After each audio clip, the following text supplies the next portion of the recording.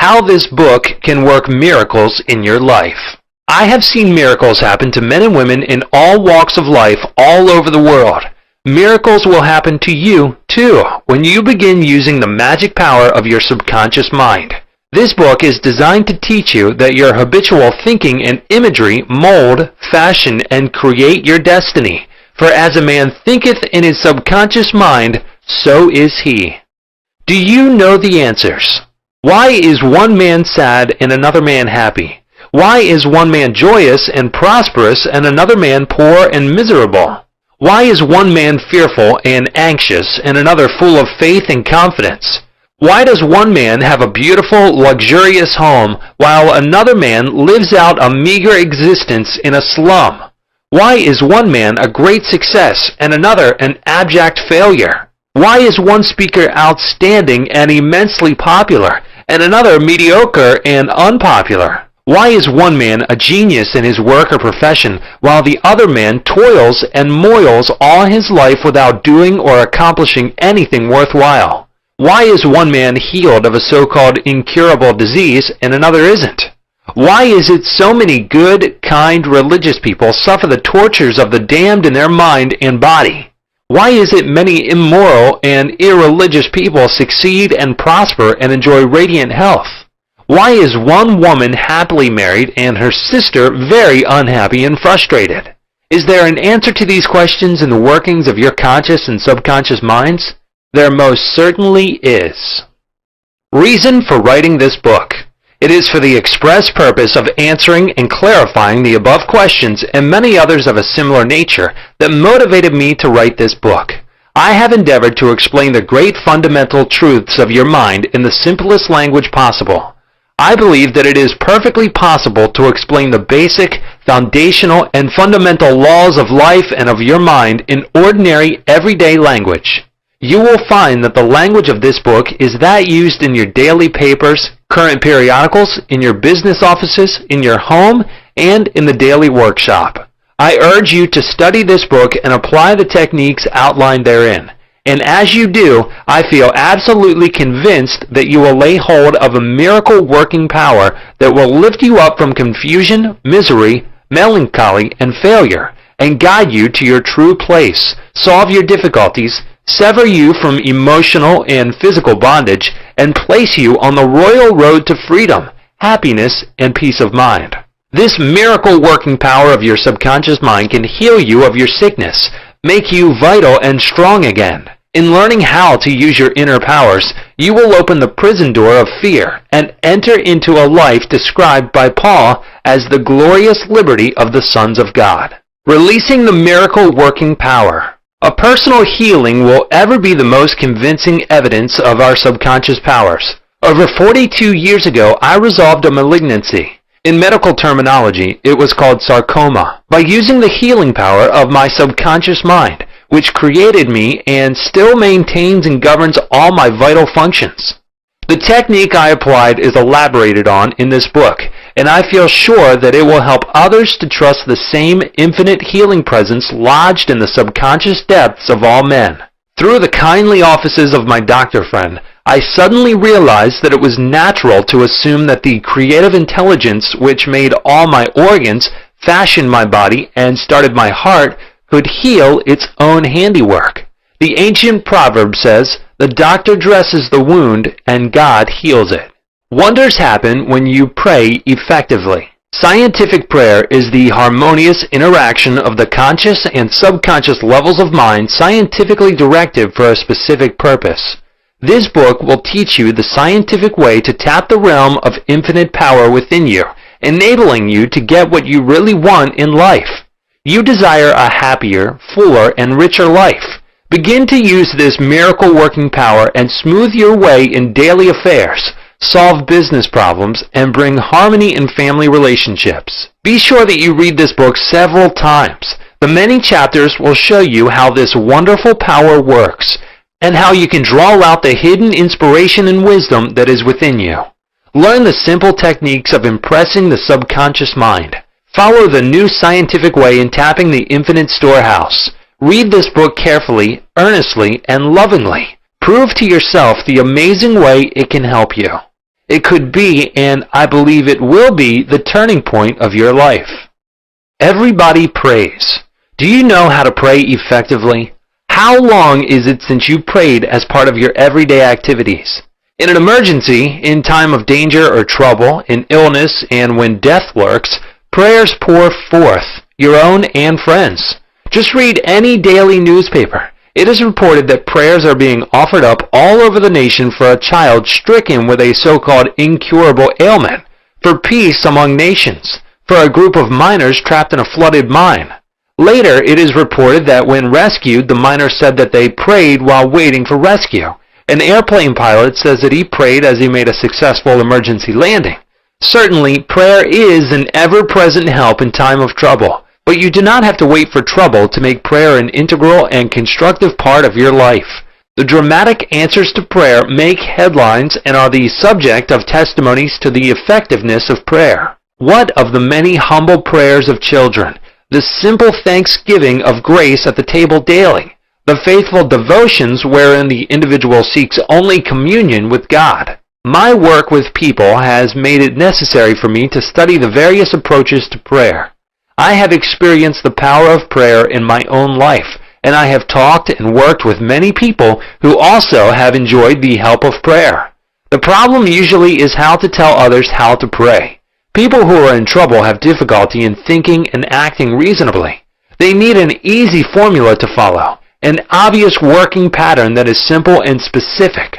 Often they must be led to approach the emergency. Unique feature of this book. The unique feature of this book is its down-to-earth practicality. Here you are presented with simple, usable techniques and formulas which you can easily apply in your workaday world. I have taught these simple processes to men and women all over the world, and recently over 1,000 men and women of all religious affiliations attended a special class in Los Angeles where I presented the highlights of what is offered in the pages of this book.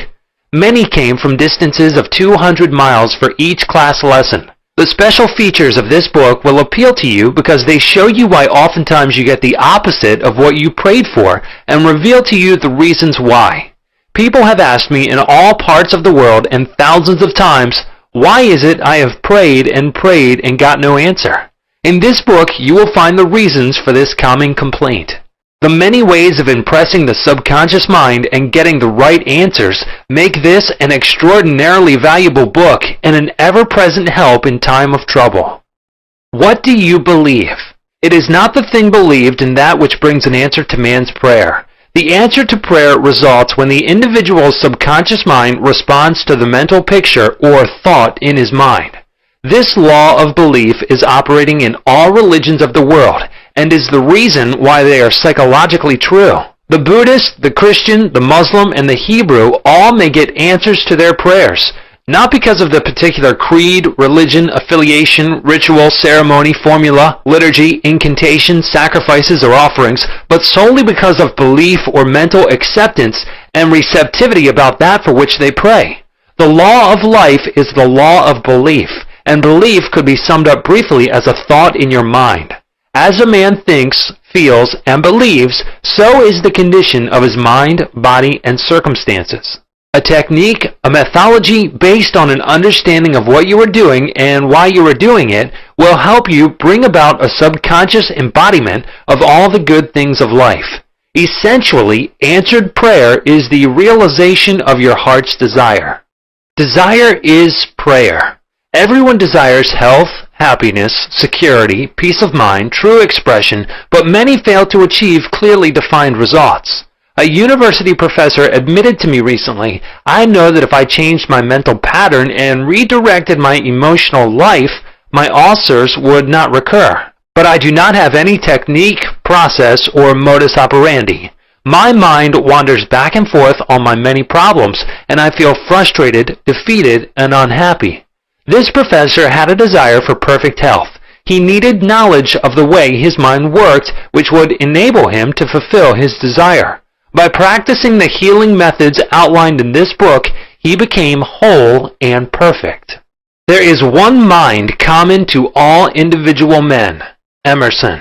The miracle working powers of your subconscious mind existed before you and I were born, before any church or world existed.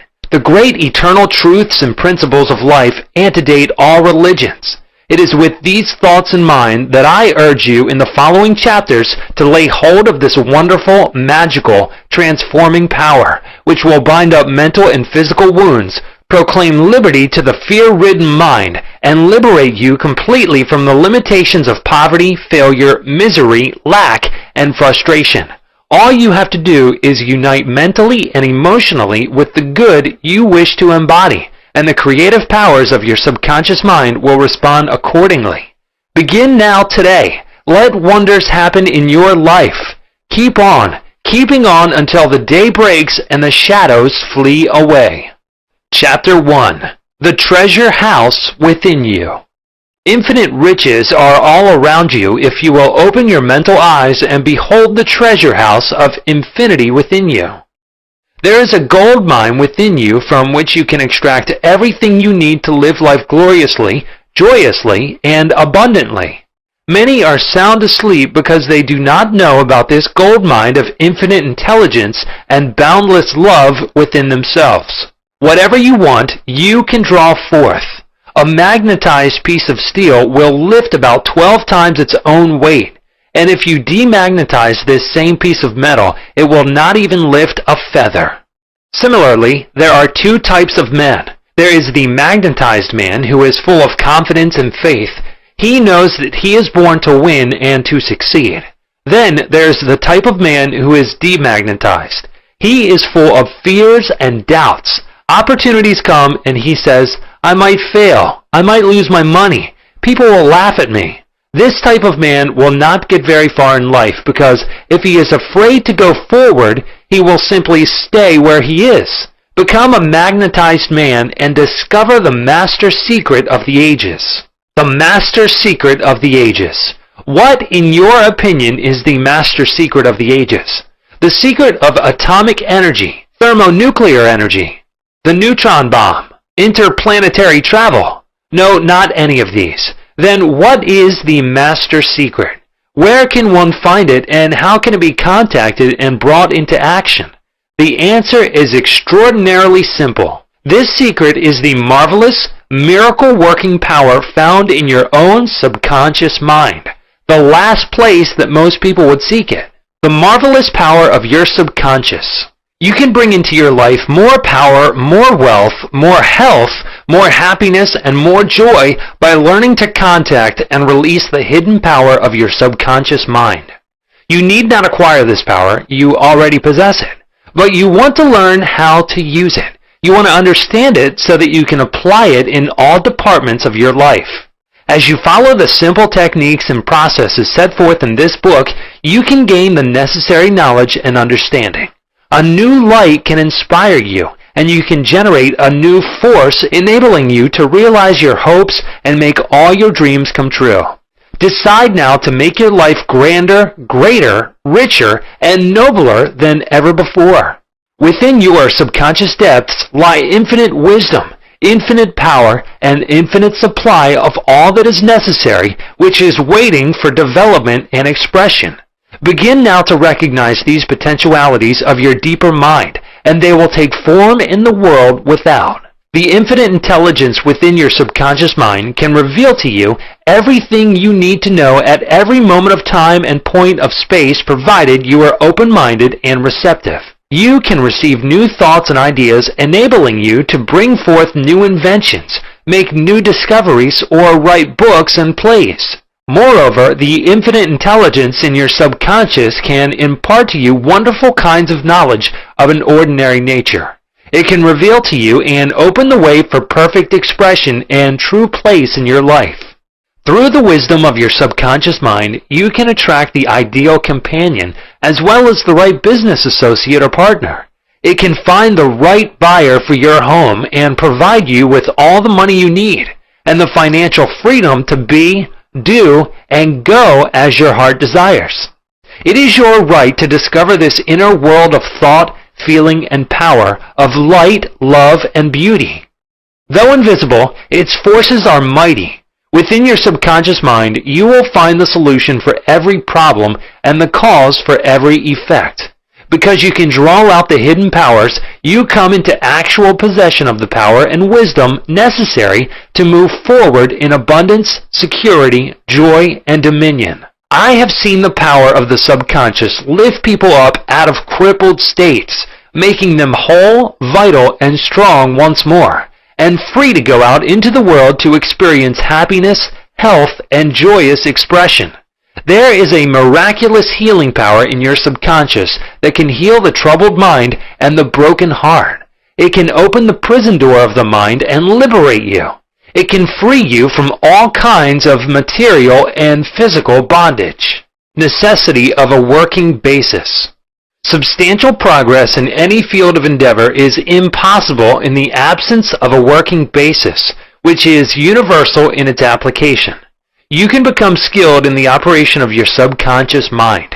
You can practice its powers with a certainty of results in exact proportion to your knowledge of its principles and to your application of them for definite specific purposes and goals you wish to achieve. Being a former chemist, I would like to point out that if you combine hydrogen and oxygen in the proportions of 2 atoms of the former to 1 of the latter, water would be the result.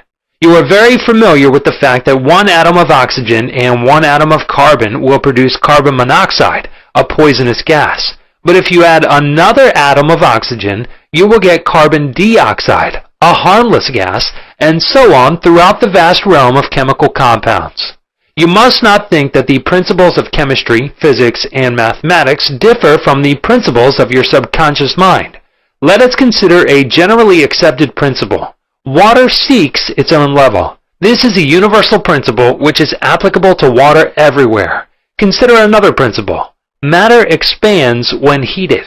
This is true anywhere at any time and under all circumstances. You can heat a piece of steel and it will expand regardless whether the steel is found in China, England, or India. It is a universal truth that matter expands when heated. It is also a universal truth that whatever you impress on your subconscious mind is expressed on the screen of space as condition, experience, and event. Your prayer is answered because your subconscious mind is principle, and by principle I mean the way a thing works. For example, the principle of electricity is that it works from a higher to a lower potential.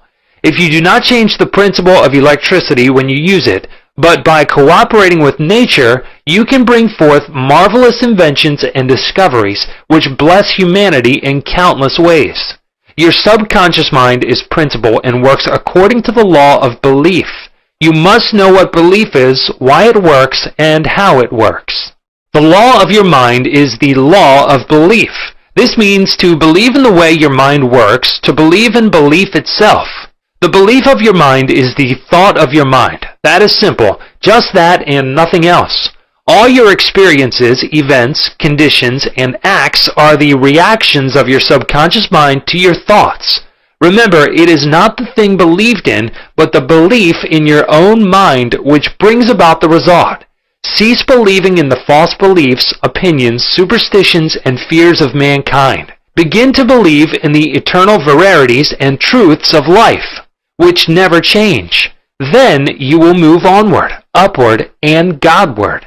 Whoever reads this book and applies the principles of the subconscious mind herein set forth will be able to pray scientifically and effectively for himself and for others. Your prayer is answered according to the universal law of action and reaction. Thought is incipient action. The reaction is the response from your subconscious mind which corresponds with the nature of your thought. Busy your mind with the concepts of harmony, health, peace, and goodwill, and wonders will happen in your life. The duality of mind. You have only one mind, but your mind possesses 2 distinctive characteristics. The line of demarcation between the two is well known to all thinking men and women today. The 2 functions of your mind are essentially unlike.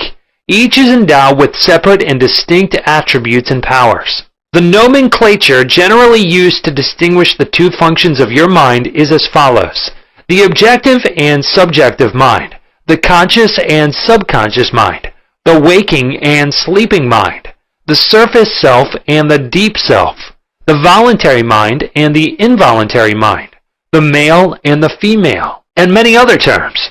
You will find the terms conscious and subconscious used to represent the dual nature of your mind throughout this book. The conscious and subconscious minds. An excellent way to get acquainted with the two functions of your mind is to look upon your own mind as a garden. You are a gardener and you are planting seeds, thoughts in your subconscious mind all day long, based on your habitual thinking. As you sow in your subconscious mind, so shall you reap in your body and environment.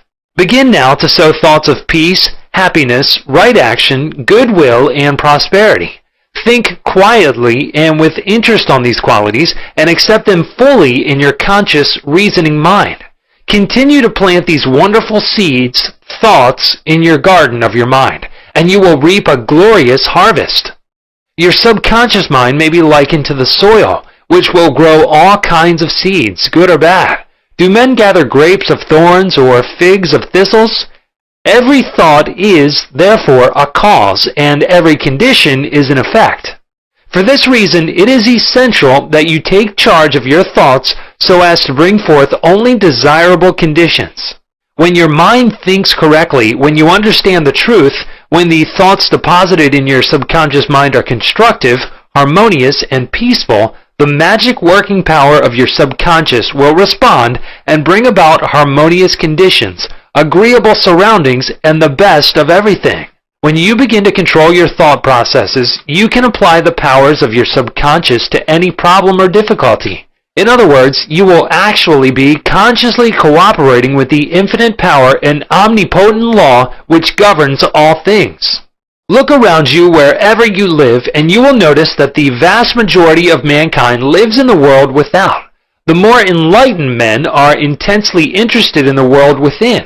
Remember, it is the world within, namely your thoughts, feelings, and imagery, that makes your world without. It is, therefore, the only creative power, and everything which you find in your world of expression has been created by you in the inner world of your mind, consciously or unconsciously. Knowledge of the interaction of your conscious and subconscious minds will enable you to transform your whole life. In order to change external conditions, you must change the cause. Most men try to change conditions and circumstances by working with conditions and circumstances.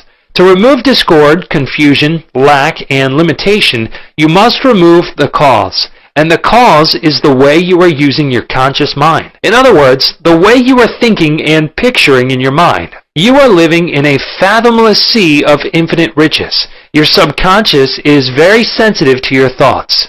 Your thoughts form the mold or matrix through which the infinite intelligence, wisdom, vital forces, and energies of your subconscious flow. The practical application of the laws of your mind as illustrated in each chapter of this book will cause you to experience abundance for poverty, wisdom for superstition and ignorance, peace for pain, joy for sadness, light for darkness, harmony for discord, faith and confidence for fear, success for failure, and freedom from the law of averages.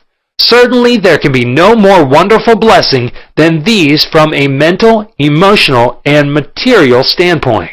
Most of the great scientists, artists, poets, singers, writers, and inventors have a deep understanding of the workings of the conscious and subconscious minds. One time Caruso, the great operatic tenor, was struck with stage fright. He said his throat was paralyzed due to spasms caused by intense fear, which constricted the muscles of his throat. Perspiration poured copiously down his face. He was ashamed, because in a few minutes he had to go out on the stage, yet he was shaking with fear and trepidation. He said, "They will laugh at me. I can't sing." Then he shouted in the presence of those behind the stage, "The little me wants to strangle the big me within." He said to the little me, "Get out of here. The big me wants to sing through me." By the big me, he meant the limitless power and wisdom of his subconscious mind, and he began to shout, "Get out! Get out! The big me is going to sing." His subconscious mind responded, releasing the vital forces within him. When the call came, he walked out on the stage and sang gloriously and majestically, enthralling the audience. It is obvious to you now that Caruso must have understood the two levels of the mind, the conscious or rational and the subconscious or irrational level. Your subconscious mind is reactive and responds to the nature of your thoughts. When your conscious mind, the little me, is full of fear, worry, and anxiety, the negative emotions engendered in your subconscious mind, the big me, are released and flood the conscious mind with a sense of panic, foreboding, and despair. When this happens, you can, like Caruso, speak affirmatively and with a deep sense of authority to the irrational emotions generated in your deeper mind as follows. Be still. Be quiet. I am in control. You must obey me. You are subject to my command. You cannot intrude where you do not belong. It is fascinating and intensely interesting to observe how you can speak authoritatively and with conviction to the irrational movement of your deeper self, bringing silence, harmony, and peace to your mind. The subconscious is subject to the conscious mind, and that is why it is called subconscious or subjective. Outstanding differences and modes of operation. You will perceive the main differences by the following illustrations. The conscious mind is like the navigator or a captain at the bridge of a ship. He directs the ship and signals orders to men in the engine room, who in turn control all the boilers, instruments, gauges, etc. The men in the engine room do not know where they are going. They follow orders. They would go on the rocks if the man on the bridge issued faulty or wrong instructions based on his findings with the compass, sextant, or other instruments. The men in the engine room obey him because he is in charge and issues orders, which are automatically obeyed. Members of the crew do not talk back to the captain. They simply carry out orders. The captain is the master of his ship, and his decrees are carried out. Likewise, your conscious mind is the captain and the master of your ship, which represents your body, environment, and all your affairs. Your subconscious mind takes the orders you give it based upon what your conscious mind believes and accepts as true. When you repeatedly say to people, I can't afford it, then your subconscious mind takes you at your word and sees to it that you will not be in a position to purchase what you want. As long as you persist in saying, I can't afford that car, that trip to Europe, that home, that fur coat or ermine wrap, you can rest assured that your subconscious mind will follow your orders, and you will go through life experiencing the lack of all these things. Last Christmas Eve, a beautiful young university student looked at an attractive and rather expensive traveling bag in a store window. She was going home to Buffalo, New York for the holidays. She was about to say, I can't afford that bag, when she recalled something she had heard at one of my lectures, which was, never finish a negative statement. Reverse it immediately, and wonders will happen in your life. She said, that bag is mine. It is for sale. I accept it mentally, and my subconscious sees to it that I receive it. At 8 o'clock Christmas Eve, her fiancé presented her with a bag exactly the same as the one she had looked at and mentally identified herself with at 10 o'clock the same morning. She had filled her mind with the thought of expectancy and released the whole thing to her deeper mind, which has the know-how of accomplishment. This young girl, a student of the University of Southern California, said to me, I didn't have the money to buy that bag, but now I know where to find money and all the things I need, and that is in the treasure house of eternity within me. Another simple illustration is this. When you say, I do not like mushrooms, and the occasion subsequently comes that you are served mushrooms in sauces or salads, you will get indigestion because your subconscious mind says to you, the boss, your conscious mind, does not like mushrooms. This is an amusing example of the outstanding differences and modes of operation of your conscious and subconscious minds. A woman may say, I wake up at 3 o'clock if I drink coffee at night. Whenever she drinks coffee, her subconscious mind nudges her as if to say, the boss wants you to stay awake tonight. Your subconscious mind works 24 hours a day and makes provisions for your benefit, pouring all the fruit of your habitual thinking into your lap. How her subconscious mind responded. A woman wrote me a few months ago as follows. I am 75 years old, a widow with a grown family. I was living alone and on a pension. I heard your lectures on the powers of the subconscious mind, wherein you said that ideas could be conveyed to the subconscious mind by repetition, faith, and expectancy. I began to repeat frequently with feeling, I am wanted. I am happily married to a kind, loving, and spiritual-minded man. I am secure. I kept on doing this many times a day for about 2 weeks, and one day at the corner drugstore, I was introduced to a retired pharmacist. I found him to be kind, understanding, and very religious. He was a perfect answer to my prayer. Within a week, he proposed to me, and now we are on our honeymoon in Europe. I know that the intelligence within my subconscious mind brought both of us together in divine order. This woman discovered that the treasure house was within her. Her prayer was felt as true in her heart, and her affirmation sank down by osmosis into her subconscious mind, which is the creative medium. The moment she succeeded in bringing about a subjective embodiment, her subconscious mind brought about the answer through the law of attraction. Her deeper mind, full of wisdom and intelligence, brought both of them together in divine order. Be sure that you think on whatsoever things are true, whatsoever things are honest, whatsoever things are just, whatsoever things are pure, whatsoever things are lovely, whatsoever things are of good report, if there be any virtue, and if there be any praise, think on these things. Chapter 2. How your own mind works. You have a mind, and you should learn how to use it. There are two levels of your mind, the conscious or rational level, and the subconscious or irrational level. You think with your conscious mind, and whatever you habitually think sinks down into your subconscious mind, which creates according to the nature of your thoughts. Your subconscious mind is the seat of your emotions, and is the creative mind. If you think good, good will follow. If you think evil, evil will follow. This is the way your mind works. The main point to remember is once the subconscious mind accepts an idea, it begins to execute it. It is an interesting and subtle truth that the law of the subconscious mind works for good and bad ideas alike. This law, when applied in a negative way, is the cause of failure, frustration, and unhappiness. However, when your habitual thinking is harmonious and constructive, you experience perfect health, success, and prosperity. Peace of mind and a healthy body are inevitable when you begin to think and feel in the right way. Whatever you claim mentally and feel as true, your subconscious mind will accept and bring forth into your experience. The only thing necessary for you to do is to get your subconscious mind to accept your idea, and the law of your own subconscious mind will bring forth the health, peace, or the position you desire. You give the command or decree, and your subconscious will faithfully reproduce the idea impressed upon it. The law of your mind is this. You will get a reaction or a response from your subconscious mind according to the nature of the thought or idea you hold in your conscious mind. Psychologists and psychiatrists point out that when thoughts are conveyed to your subconscious mind, impressions are made in the brain cells. As soon as your subconscious accepts any idea, it proceeds to put it into effect immediately.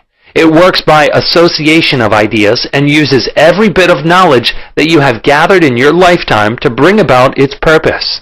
It draws on the infinite power, energy, and wisdom within you. It lines up all the laws of nature to get its way.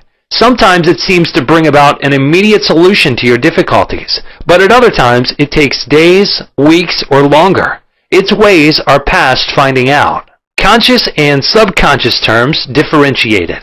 You must remember that these are not two minds. They are merely two spheres of activity within one mind. Your conscious mind is the reasoning mind. It is that phase of mind which chooses. For example, you choose your books, your home, and your partner in life. You make all your decisions with your conscious mind. On the other hand, without any conscious choice on your part, your heart is kept functioning automatically, and the process of digestion, circulation, and breathing are carried on by your subconscious mind through processes independent of your conscious control. Your subconscious mind accepts what is impressed upon it, or what you consciously believe. It does not reason things out like your conscious mind, and it does not argue with you controversially. Your subconscious mind is like the soil, which accepts any kind of seed, good or bad. Your thoughts are active and might be likened unto seeds. Negative, destructive thoughts continue to work negatively in your subconscious mind, and in due time will come forth into outer experience which corresponds with them. Remember, your subconscious mind does not engage in proving whether your thoughts are good or bad, true or false, but it responds according to the nature of your thoughts or suggestions. For example, if you consciously assume something is true, even though it may be false, your subconscious mind will accept it as true and proceed to bring about results, which must necessarily follow, because you consciously assumed it to be true. Experiments by psychologists. Innumerable experiments by psychologists and others on persons in the hypnotic state have shown that the subconscious mind is incapable of making selections and comparisons which are necessary for a reasoning process. They have shown repeatedly that your subconscious mind will accept any suggestions, however false. Having once accepted any suggestion, it responds according to the nature of the suggestion given. To illustrate the amenability of your subconscious mind to suggestion, if a practiced hypnotist suggests to one of his subjects that he is Napoleon Bonaparte, or even a cat or a dog, he will act out the part with imitable accuracy. His personality becomes changed for the time being. He believes himself to be whatever the operator tells him he is. A skilled hypnotist may suggest to one of his students in the hypnotic state that his back itches, to another that his nose is bleeding, to another that he is a marble statue, to another that he is freezing and the temperature is below zero. Each one will follow out the line of his particular suggestion, totally obvious to all his surroundings, which do not pertain to his idea. These simple illustrations portray clearly the difference between your conscious reasoning mind and your subconscious mind, which is impersonal, non-selective, and accepts as true whatever your conscious mind believes to be true. Hence, the importance of selecting thoughts, ideas, and premises which bless, heal, inspire, and fill your soul with joy. The terms objective and subjective mind clarified. Your conscious mind is sometimes referred to as your objective mind because it deals with outward objects. The objective mind takes cognizance of the objective world. Its media of observation are your 5 physical senses. Your objective mind is your guide and director in your contact with your environment. You gain knowledge through your 5 senses. Your objective mind learns through observation, experience, and education. As previously pointed out, the greatest function of the objective mind is that of reasoning. Suppose you are one of the thousands of tourists who come to Los Angeles annually. You would come to the conclusion that it is a beautiful city based upon your observation of the parks, pretty gardens, majestic buildings, and lovely homes. This is the working of your objective mind. Your subconscious mind is oftentimes referred to as your subjective mind. Your subjective mind takes cognizance of its environment by means independent of the 5 senses. Your subjective mind perceives by intuition. It is the seat of your emotion and the storehouse of memory. Your subjective mind performs its highest functions when your objective senses are in abeyance. In a word, it is that intelligence which makes itself manifest when the objective mind is suspended or in a sleepy, drowsy state. Your subjective mind sees without the use of the natural organs of vision. It has the capacity of clairvoyance and clairaudience. Your subjective mind can leave your body, travel to distant lands, and bring back information oftentimes of the most exact and truthful character. Through your subjective mind, you can read the thoughts of others, read the contents of sealed envelopes, and close safes. Your subjective mind has the ability to apprehend the thoughts of others without the use of the ordinary objective means of communication. It is of the greatest importance that we understand the interaction of the objective and subjective mind in order to learn the true art of prayer. The subconscious cannot reason like your conscious mind. Your conscious mind cannot argue controversially. Hence, if you give it wrong suggestions, it will accept them as true and will proceed to bring them to pass as conditions, experiences, and events. All things that have happened to you are based on thoughts impressed on your subconscious mind through belief. If you have conveyed erroneous concepts to your subconscious mind, the sure method of overcoming them is by the repetition of constructive, harmonious thoughts frequently repeated which your subconscious mind accepts, thus forming new and healthy habits of thought and life, for your subconscious mind is the seat of habit. The habitual thinking of your conscious mind establishes deep grooves in your subconscious mind. This is very favorable for you if your habitual thoughts are harmonious, peaceful, and constructive. If you have indulged in fear, worry, and other destructive forms of thinking, the remedy is to recognize the omnipotence of your subconscious mind and to decree freedom, happiness, and perfect health. Your subconscious mind, being creative and one with your divine source, will proceed to create the freedom and happiness which you have earnestly decreed. The tremendous power of suggestion. You must realize by now that your conscious mind is the watchman at the gate, and its chief function is to protect your subconscious mind from false impressions. You are now aware of one of the basic laws of mind. Your subconscious mind is amenable to suggestion. As you know, your subconscious mind does not make comparisons or contrasts, neither does it reason and think things out for itself. This latter function belongs to your conscious mind. It simply reacts to the impressions given to it by your conscious mind. It does not show a preference for one course of action over another. The following is a classic example of the tremendous power of suggestion. Suppose you approach a timid-looking passenger on board ship and say to him something like this: "You look very ill. How pale you are. I feel certain you are going to be seasick. Let me help you to your cabin." This passenger turns pale. Your suggestion of seasickness associates itself with his own fears and forebodings. He accepts your aid down to the berth, and there your negative suggestion, which was accepted by him, is realized. Different reactions to the same suggestion. It is true that different people will react in different ways to the same suggestion because of their subconscious conditioning or belief. For example, if you go to a sailor on the ship and say to him sympathetically, "My dear fellow, you are looking very ill. Aren't you feeling sick? You look to me as if you were going to be seasick." According to his temperament, he either laughs at your joke or expresses a mild irritation. Your suggestion fell on deaf ears in this instance because your suggestion of seasickness was associated in his mind with his own immunity from it. Therefore, it called up not fear or worry, but self-confidence. The dictionary says that a suggestion is the act or instance of putting something into one's mind, the mental process by which the thought or idea suggested is entertained, accepted, or put into effect. You must remember that a suggestion cannot impress something on the subconscious mind against the will of the conscious mind. In other words, your conscious mind has the power to reject the suggestion given. In the case of the sailor, he had no fear of seasickness.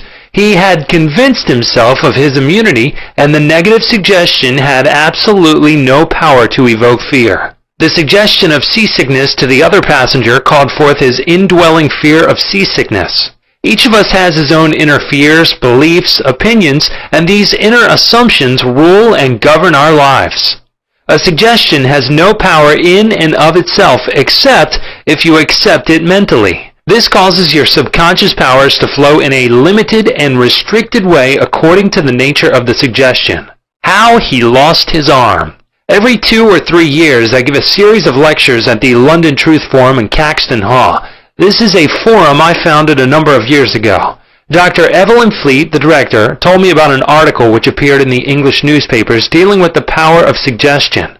This is the suggestion a man gave to his subconscious mind over a period of about 2 years. I would give my right arm to see my daughter cured. It appeared that his daughter had a crippling form of arthritis together with a so-called incurable form of skin disease. Medical treatment had failed to alleviate the condition, and the father had an intense longing for his daughter's healing and expressed his desire in the words just quoted. Dr. Evelyn Fleet said that the newspaper article pointed out that one day the family was out riding when their car collided with another. The father's right arm was torn off at the shoulder, and immediately the daughter's arthritis and skin condition vanished. You must make certain to give your subconscious only suggestions which heal, bless, elevate, and inspire you in all your ways. Remember that your subconscious mind cannot take a joke. It takes you at your word. How autosuggestion banishes fear. Illustrations of autosuggestion. Autosuggestion means suggesting something definite and specific to oneself. Herbert Parkin, in his excellent manual of autosuggestion, records the following incident. It has its amusing side so that one remembers it. A New York visitor in Chicago looks at his watch, which is set an hour ahead of Chicago time, and tells a Chicago friend that it is 12 o'clock. The Chicago friend, not considering the difference in time between Chicago and New York, tells the New Yorker that he is hungry and that he must go to lunch. Autosuggestion may be used to banish various fears and other negative conditions. A young singer was invited to give an audition. She had been looking forward to the interview, but on 3 previous occasions she had failed miserably due to fear of failure. This young lady had a very good voice, but she had been saying to herself, when the time comes for me to sing, maybe they won't like me. I will try, but I'm full of fear and anxiety. Her subconscious mind accepted these negative autosuggestions as a request and proceeded to manifest them and bring them into her experience. The cause was an involuntary autosuggestion. Example, silent fear thoughts emotionalized and subjectified. She overcame it by the following technique. 3 times a day, she isolated herself in a room. She sat down comfortably in an armchair, relaxed her body, and closed her eyes. She stilled her mind and body as best she could. Physical inertia favors mental passivity and renders the mind more receptive to suggestion. She counteracted the fear suggestion by saying to herself, I sing beautifully. I am poised, serene, confident, and calm. She repeated this statement slowly, quietly, and with feeling from 5 to 10 times at each sitting. She had 3 such sittings every day and 1 immediately prior to sleep. At the end of a week, she was completely poised and confident. When the invitation to audition came, she gave a remarkable, wonderful audition. How she restored her memory. A woman aged 75 was in the habit of saying to herself, I am losing my memory. She reversed the procedure and practiced inducing autosuggestion several times a day as follows. My memory from today on is improving in every department. I shall always remember whatever I need to know at every moment of time and point of space. The impressions received will be clearer and more definite. I shall retain them automatically and with ease. Whatever I wish to recall will immediately present itself in the correct form in my mind. I am improving rapidly every day, and very soon my memory will be better than it has ever been before. At the end of 3 weeks, her memory was back to normal, and she was delighted. How he overcame a nasty temper. Many men who complained of irritability and bad temper proved to be very susceptible to autosuggestion and obtained marvelous results by using the following statements 3 or 4 times a day, morning, noon, and at night prior to sleep for about a month. Henceforth, I shall grow more good-humored. Joy, happiness, and cheerfulness are now becoming my normal states of mind. Every day I am becoming more and more lovable and understanding. I am now becoming the center of cheer and goodwill to all those about me, infecting them with good humor. This happy, joyous, and cheerful mood is now becoming my normal, natural state of mind. I am grateful. The constructive and destructive power of suggestion. Some illustrations and comments on hereto suggestion. Heterosuggestion means suggestions from another person. In all ages, the power of suggestion has played a part in the life and thought of man in every period of time and in each country of the earth. In many parts of the world, it is the controlling power in religion. Suggestion may be used to discipline and control ourselves, but it can also be used to take control and command over others who do not know the laws of mind. In its constructive form, it is wonderful and magnificent. In its negative aspects, it is one of the most destructive of all the response patterns of the mind, resulting in patterns of misery, failure, suffering, sickness, and disaster. Have you accepted any of these? From infancy on, the majority of us have been given many negative suggestions. Not knowing how to thwart them, we unconsciously accepted them. Here are some of the negative suggestions. You can't. You'll never amount to anything. You mustn't. You'll fail. You haven't got a chance. You're all wrong. It's no use. It's not what you know, but who you know. The world is going to the dogs. What's the use? Nobody cares. It's no use trying so hard. You're too old now. Things are getting worse and worse. Life is an endless grind. Love is for the birds. You just can't win. Pretty soon, you'll be bankrupt. Watch out, you'll get the virus. You can't trust the soul, etc. Unless, as an adult, you use constructive autosuggestion, which is a reconditioning therapy, the impressions made on you in the past can cause behavior patterns that cause failure in your personal and social life. Autosuggestion is a means releasing you from the mass of negative verbal conditioning that might otherwise distort your life pattern. making the development of good habits difficult. You can counteract negative suggestions. Pick up the paper any day and you can read dozens of items that could sow the seeds of fertility, fear, worry, anxiety, and impending doom. If accepted by you, these thoughts of fear could cause you to lose the will for life. Knowing that you can reject all these negative suggestions by giving your subconscious mind constructive auto-suggestions, you counteract all these destructive ideas. Check regularly on the negative suggestions that people make to you. You do not have to be influenced by destructive heterosuggestion. All of us have suffered from it in our childhood and in our teens. If you look back, you can easily recall how parents, friends, relatives, teachers, and associates contributed in a campaign of negative suggestions. Study the things said to you, and you will discover much of it was in the form of propaganda. The purpose of much of what was said was to control you or instill fear into you. This heterosuggestion process goes on in every home, office, factory, and club. You will find that many of these suggestions are for the purpose of making you think, feel, and act as others want you to, and in ways that are to their advantage. How suggestion killed a man. Here's an illustration of heterosuggestion.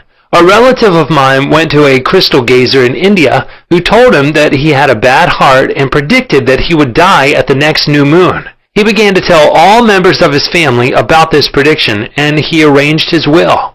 This powerful suggestion entered into his subconscious mind because he accepted it completely. My relative also told me that this crystal gazer was believed to have some strange occult powers, and he could do harm or good to a person. He died as predicted, not knowing that he was the cause of his own death. I suppose many of us have heard similar stupid, ridiculous, superstitious stories. Let us look at what happened in the light of our knowledge of the way the subconscious mind works. Whatever the conscious, reasoning mind of man believes, the subconscious mind will accept and act upon. My relative was happy, healthy, vigorous, and robust when he went to see the fortune teller. She gave him a very negative suggestion, which he accepted. He became terrified and constantly dwelt upon the fact that he was going to die at the next new moon. He proceeded to tell everyone about it, and he prepared for the end. The activity took place in his own mind, and his own thought was the cause. He brought about his own so-called death, or rather destruction of the physical body, by his fear and expectation of the end. The woman who predicted his death had no more power than the stones and sticks in the field. Her suggestion had no power to create or bring about the end she suggested. If he had known the laws of his mind, he would have completely rejected the negative suggestion and refused to give her words any attention, knowing in his heart that he was governed and controlled by his own thought and feeling. Like tin arrows aimed at the battleship, her prophecy could have been completely neutralized and dissipated without hurting him. The suggestions of others in themselves have absolutely no power whatever over you except the power that you give them through your own thoughts. You have to give your mental consent. You have to entertain the thought. Then it becomes your thought, and you do the thinking. Remember, you have the capacity to choose. Choose life. Choose love. Choose health. The power of an assumed major premise. Your mind works like a syllogism. This means that whatever major premise your conscious mind assumes to be true determines the conclusion your subconscious mind comes to in regard to any particular question or problem in your mind. If your premise is true, the conclusion must be true, as in the following example. Every virtue is laudable. Kindness is a virtue. Therefore, kindness is laudable. Another example is as follows. All formed things change and pass away. The pyramids of Egypt are formed things. Therefore, someday the pyramids will pass away. The first statement is referred to as the major premise, and the right conclusion must necessarily follow the right premise. A college professor who attended some of my Science of Mind lectures in May of 1962 at Town Hall, New York, said to me, "Everything in my life is topsy-turvy, and I have lost health, wealth, and friends. Everything I touch turns out wrong." I explained to him that he should establish a major premise in his thinking, that the infinite intelligence of his subconscious mind was guiding, directing, and prospering him spiritually, mentally, and materially. Then his subconscious mind would automatically direct him wisely in his investments, decisions, and also heal his body and restore his mind to peace and tranquility. This professor formulated an overall picture of the way he wanted his life to be, and this was his major premise. Infinite intelligence leads and guides me in all my ways. Perfect health is mine, and the law of harmony operates in my mind and body. Beauty, love, peace, and abundance are mine. The principle of right action and divine order govern my entire life. I know my major premise is based on the eternal truths of life, and I know, feel, and believe that my subconscious mind responds according to the nature of my conscious mind thinking. He wrote me as follows. I repeated the above statements slowly, quietly, and lovingly several times a day, knowing that they were sinking deep down into my subconscious mind and that results must follow. I am deeply grateful for the interview you gave me, and I would like to add that all my departments of my life are changing for the better. It works. The subconscious does not argue controversially. Your subconscious mind is all-wise and knows the answers to all questions. It does not argue with you or talk back to you. It does not say, you must not impress me with that. For example, when you say, I can't do this, I am too old now, I can't meet this obligation, I was born on the wrong side of the tracks, I don't know the right politician, you are impregnating your subconscious with these negative thoughts, and it responds accordingly. You are actually blocking your own good, thereby bringing lack, limitation, and frustration into your life. When you set up obstacles, impediments, and delays in your conscious mind, you are denying the wisdom and intelligence resident in your subconscious mind. You are actually saying, in effect, that your subconscious mind cannot solve your problem. This leads to mental and emotional congestion, followed by sickness and neurotic tendencies. To realize your desire and overcome your frustration, affirm boldly several times a day, the infinite intelligence which gave me this desire leads, guides, and reveals to me the perfect plan for the unfolding of my desire. I know the deeper wisdom of my subconscious is now responding, and what I feel and claim within is expressed in the without. There is a balance, equilibrium, and equanimity. If you say, there is no way out, I am lost, there is no way out of this dilemma, I am stymied and blocked, you will get no answer or response from your subconscious mind. If you want the subconscious to work for you, give it the right request and attain its cooperation. It is always working for you. It is controlling your heartbeat this minute and also your breathing. It heals a cut on your finger, and its tendency is lifeward, forever seeking to take care of you and preserve you. Your subconscious has a mind of its own, but it accepts your patterns of thought and imagery. When you are seeking an answer to a problem, your subconscious will respond, but it expects you to come to a decision and to a true judgment in your conscious mind. You must acknowledge the answer is in your subconscious mind. However, if you say, I don't think there is any way out, I am all mixed up and confused, why don't I get an answer? You are neutralizing your prayer. Like the soldier marking time, you do not get anywhere. Still the wheels of your mind. Relax, let go, and quietly affirm, my subconscious knows the answer. It is responding to me now. I give thanks because I know the infinite intelligence of my subconscious knows all things and is revealing the perfect answer to me now. My real conviction is now setting free the majesty and glory of my subconscious mind. I rejoice that it is so. Chapter 3. The Miracle Working Power of Your Subconscious.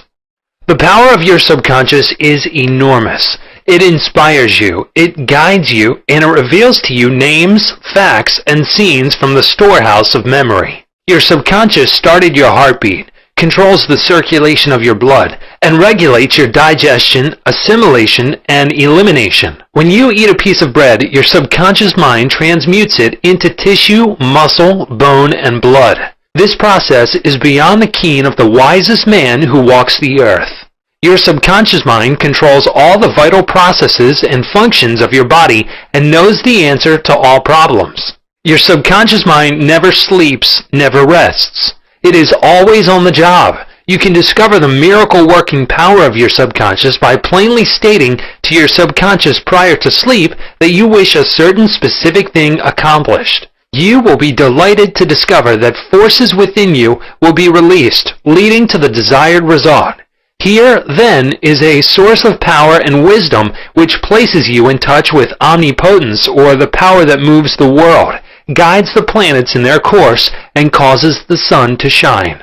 Your subconscious mind is the source of your ideals, aspirations, and altruistic urges. It was through the subconscious mind that Shakespeare perceived great truths hidden from the average man of his day. Undoubtedly, it was the response of his subconscious mind that caused the Greek sculptor Phidias to portray beauty, order, symmetry, and proportion in marble and bronze. It enabled the Italian artist Raphael to paint Madonnas, and Ludwig van Beethoven to compose symphonies. In 1955, I lectured at the Yoga Forest University, Rishikesh, India, and there I chatted with a visiting surgeon from Bombay. He told me about Dr. James S. Dale, a Scotch surgeon who worked in Bengal before ether or other modern methods of anesthesia were discovered. Between 1843 and 1846, Dr. S. Dale performed about 400 major operations of all kinds, such as amputations, removal of tumors and cancerous growths, as well as operations on the eye, ear, and throat. All operations were conducted under mental anesthesia only. This Indian doctor at Rishikesh informed me that the post-operative mortality rate of patients operated on by Dr. S. Dale was extremely low, probably 2 or 3%. Patients felt no pain, and there were no deaths during the operations. Dr. S. Dale suggested to the subconscious minds of all his patients who were in a hypnotic state that no infection or septic condition would develop. You must remember that this was before Louis Pasteur, Joseph Lister, and others who pointed out the bacterial origin of disease and causes of infection due to unsterilized instruments and virulent organisms. This Indian surgeon said that the reason for the low mortality rate and the general absence of infection, which was reduced to a minimum, was undoubtedly due to the suggestions of Dr. Isdale to the subconscious minds of his patients. They responded according to the nature of his suggestion. It is simply wonderful when you conceive how a surgeon over 120 years ago discovered the miraculous wonder-working powers of the subconscious mind. Doesn't it cause you to be seized with a sort of mystic awe when you stop and think of the transcendental powers of your subconscious mind?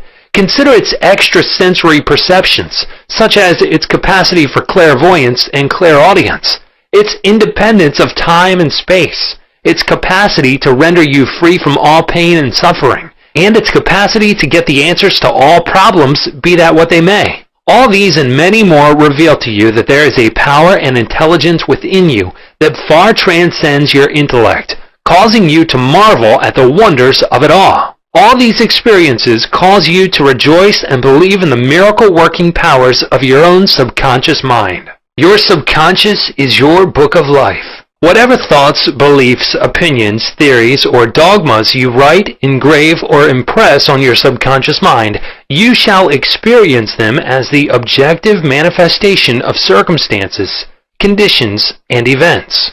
What you write on the inside, you will experience on the outside. You have two sides to your life, objective and subjective, visible and invisible, thought and its manifestation. Your brain receives your thought, which is the organ of your conscious reasoning mind. When your conscious or objective mind accepts the thought completely, it is sent to the solar plex, called the brain of your mind, where it becomes flesh and is made manifest in your experience. As previously outlined, your subconscious cannot argue. It acts only from what you write on it. It accepts your verdict or the conclusions of your conscious mind as final. This is why you are always writing on the book of life, because your thoughts become your experiences. The American essayist Ralph Waldo Emerson said, "Man is what he thinks all day long." What is impressed in the subconscious is expressed. William James, the father of American psychology, said that the power to move the world is in your subconscious mind. Your subconscious mind is one with infinite intelligence and boundless wisdom. It is fed by hidden springs and is called the law of life.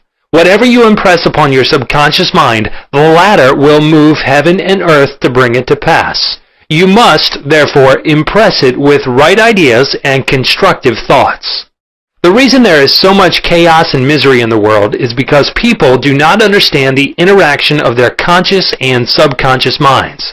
When these two principles work in accord, in concord, in peace, and synchronously together, you will have health, happiness, peace, and joy. There is no sickness or discord when the conscious and subconscious work together harmoniously and peacefully. The tomb of Hermes was opened with great expectancy and a sense of wonder because people believed that the greatest secret of the ages was contained therein. The secret was as within, so without, as above, so below. In other words, whatever is impressed in your subconscious mind is expressed on the screen of space. This same truth was proclaimed by Moses, Isaiah, and all the illumined seers of the ages. Whatever you feel as true subjectively is expressed as conditions, experiences, and events. Motion and emotion must balance. As in heaven, your own mind, so on earth, in your body and environment. This is the great law of life. You will find throughout all nature the law of action and reaction, of rest and motion. These two must balance. Then there will be harmony and equilibrium. You are here to let the life principle flow through you rhythmically and harmoniously. The intake and the outgo must be equal. The impression and the expression must be equal. All your frustration is due to unfilled desire. If you think negatively, destructively, and viciously, these thoughts generate destructive emotions which must be expressed and find an outlet. These emotions, being of a negative nature, are frequently expressed as ulcers, heart trouble, tensions, and anxieties. What is your idea or feeling about yourself now? Every part of your being expresses that idea. Your vitality, body, financial status, friends, and social status represent a perfect reflection of the idea you have of yourself. This is the real meaning of what is impressed in your subconscious mind, and which is expressed in all phases of your life. We injure ourselves by the negative ideas which we entertain. How often have you wounded yourself by getting angry, fearful, jealous, or vengeful? These are the poisons that enter your subconscious mind. You were not born with these negative attitudes. Feed your subconscious mind life-giving thoughts and you will wipe out all the negative patterns lodged therein. As you continue to do this, all the past will be wiped out and remembered no more. The subconscious heals a malignancy of the skin. A person healing will ever be the most convincing evidence of the healing power of the subconscious mind. Over 40 years ago, I resolved a malignancy of skin through prayer. Medical therapy had failed to check the growth, and it was getting progressively worse. A clergyman with a deep psychological knowledge explained to me the inner meaning of the 139th Psalm, wherein it says, "In thy book all my members were written, which in continuance were fashioned, when as yet there was none of them." He explained that the term book meant my subconscious mind, which fashioned and molded all my organs from an invisible cell. He also pointed out that inasmuch as my subconscious mind made my body, it could also recreate it and heal it according to the perfect pattern within it. This clergyman showed me his watch and said, "This had a maker, and the watchmaker had to have the idea first in mind before the watch became an objective reality. And if this watch was out of order, the watchmaker could fix it." My friend reminded me that the subconscious intelligence which created my body was like a watchmaker, and it also knew exactly how to heal, restore, and direct all the vital functions and processes of my body, but that I had to give it the perfect idea of health. This would act as cause, and the effect would be a healing. I prayed in a very simple way as follows. My body and all its organs were created by the infinite intelligence in my subconscious mind. It knows how to heal me. Its wisdom fashioned all my organs, tissues, muscles, and bones. This infinite healing presence within me is now transforming every atom of my being, making me whole and perfect now. I give thanks for my healing I know is taking place now. Wonderful are the works of the creative intelligence within me. I prayed aloud for about 5 minutes, 2 or 3 times a day, repeating the above simple prayer. In about 3 months, my skin was whole and perfect. As you can see, all I did was give life-giving patterns of wholeness, beauty, and perfection to my subconscious mind. thereby obliterating the negative images and patterns of thought lodged in my subconscious mind, which were the cause of all my trouble. Nothing appears on your body except when the mental equivalent is first in your mind, and as you change your mind by drenching it with incandescent affirmatives, you change your body. This is the basis of all healing.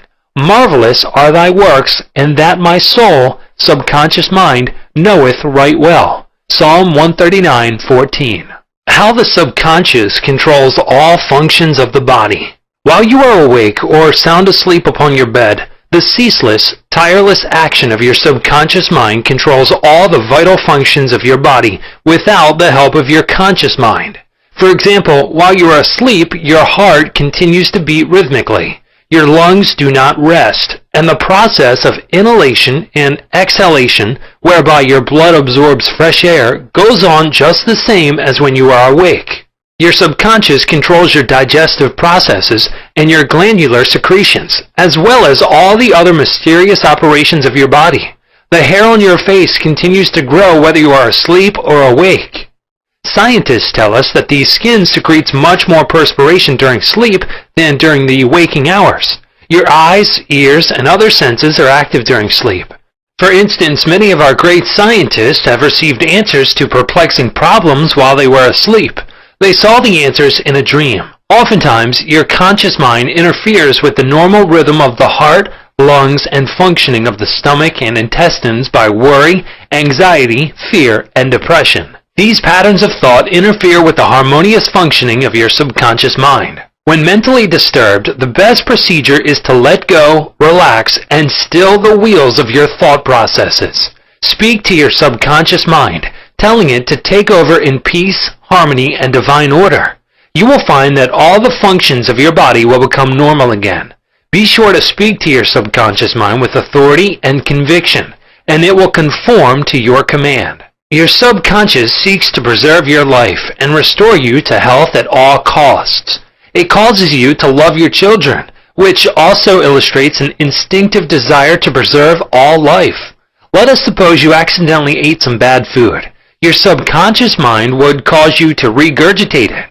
If you inadvertently took some poison, your subconscious powers would proceed to neutralize it. If you completely entrusted yourself to its wonder-working power, you would be entirely restored to health. How to get the subconscious to work for you. The first thing to realize is that your subconscious mind is always working. It is active night and day, whether you act upon it or not. Your subconscious is the builder of your body, but you cannot consciously perceive or hear that inner silent process. Your business is with your conscious mind and not your subconscious mind. Just keep your conscious mind busy with the expectation of the best, and make sure the thoughts you habitually think are based on whatever things are lovely, true, just, and of good report. Begin now to take care of your conscious mind, knowing in your heart and soul that your subconscious mind is always expressing, reproducing, and manifesting according to your habitual thinking. Remember, just as water takes the shape of the pipe it flows through, the life principle in you flows through you according to the nature of your thoughts. Claim that the healing presence in your subconscious is flowing through you as harmony, health, peace, joy, and abundance. Think of it as a living intelligence, a lovely companion on the way. Firmly believe it is continually flowing through you, vivifying, inspiring, and prospering you. It will respond exactly this way. It is done unto you as you believe. Healing principle of the subconscious restores atrophied optic nerves. There is the well-known, duly authenticated case of Madame Behera of France, recorded in the archives of the Medical Department of Lourdes, France. She was blind. The optic nerves were atrophied and useless. She visited Lourdes and had what she termed a miraculous healing. Ruth Cranston, a Protestant young lady who investigated and wrote about healings at Lourdes in McCall's magazine, November 1955, writes about Madame Behera as follows. At Lourdes, she regained her sight incredibly, with the optic nerves still lifeless and useless, as several doctors could testify after repeated examinations. A month later, upon re-examination, it was found that the seeing mechanism had been restored to normal. But at first, so far as medical examination could tell, she was seeing with dead eyes. I have visited Lourdes several times where I, too, witnessed some healings. And of course, as we shall explain in the next chapter, there is no doubt that healings take place at many shrines throughout the world, Christian and non-Christian. The waters of the shrine did not heal Madame Behera, to whom we just referred, but by her own subconscious mind which responded to her belief. The healing principle within her subconscious mind responded to the nature of her thought. Belief is a thought in the subconscious mind. It means to accept something as true.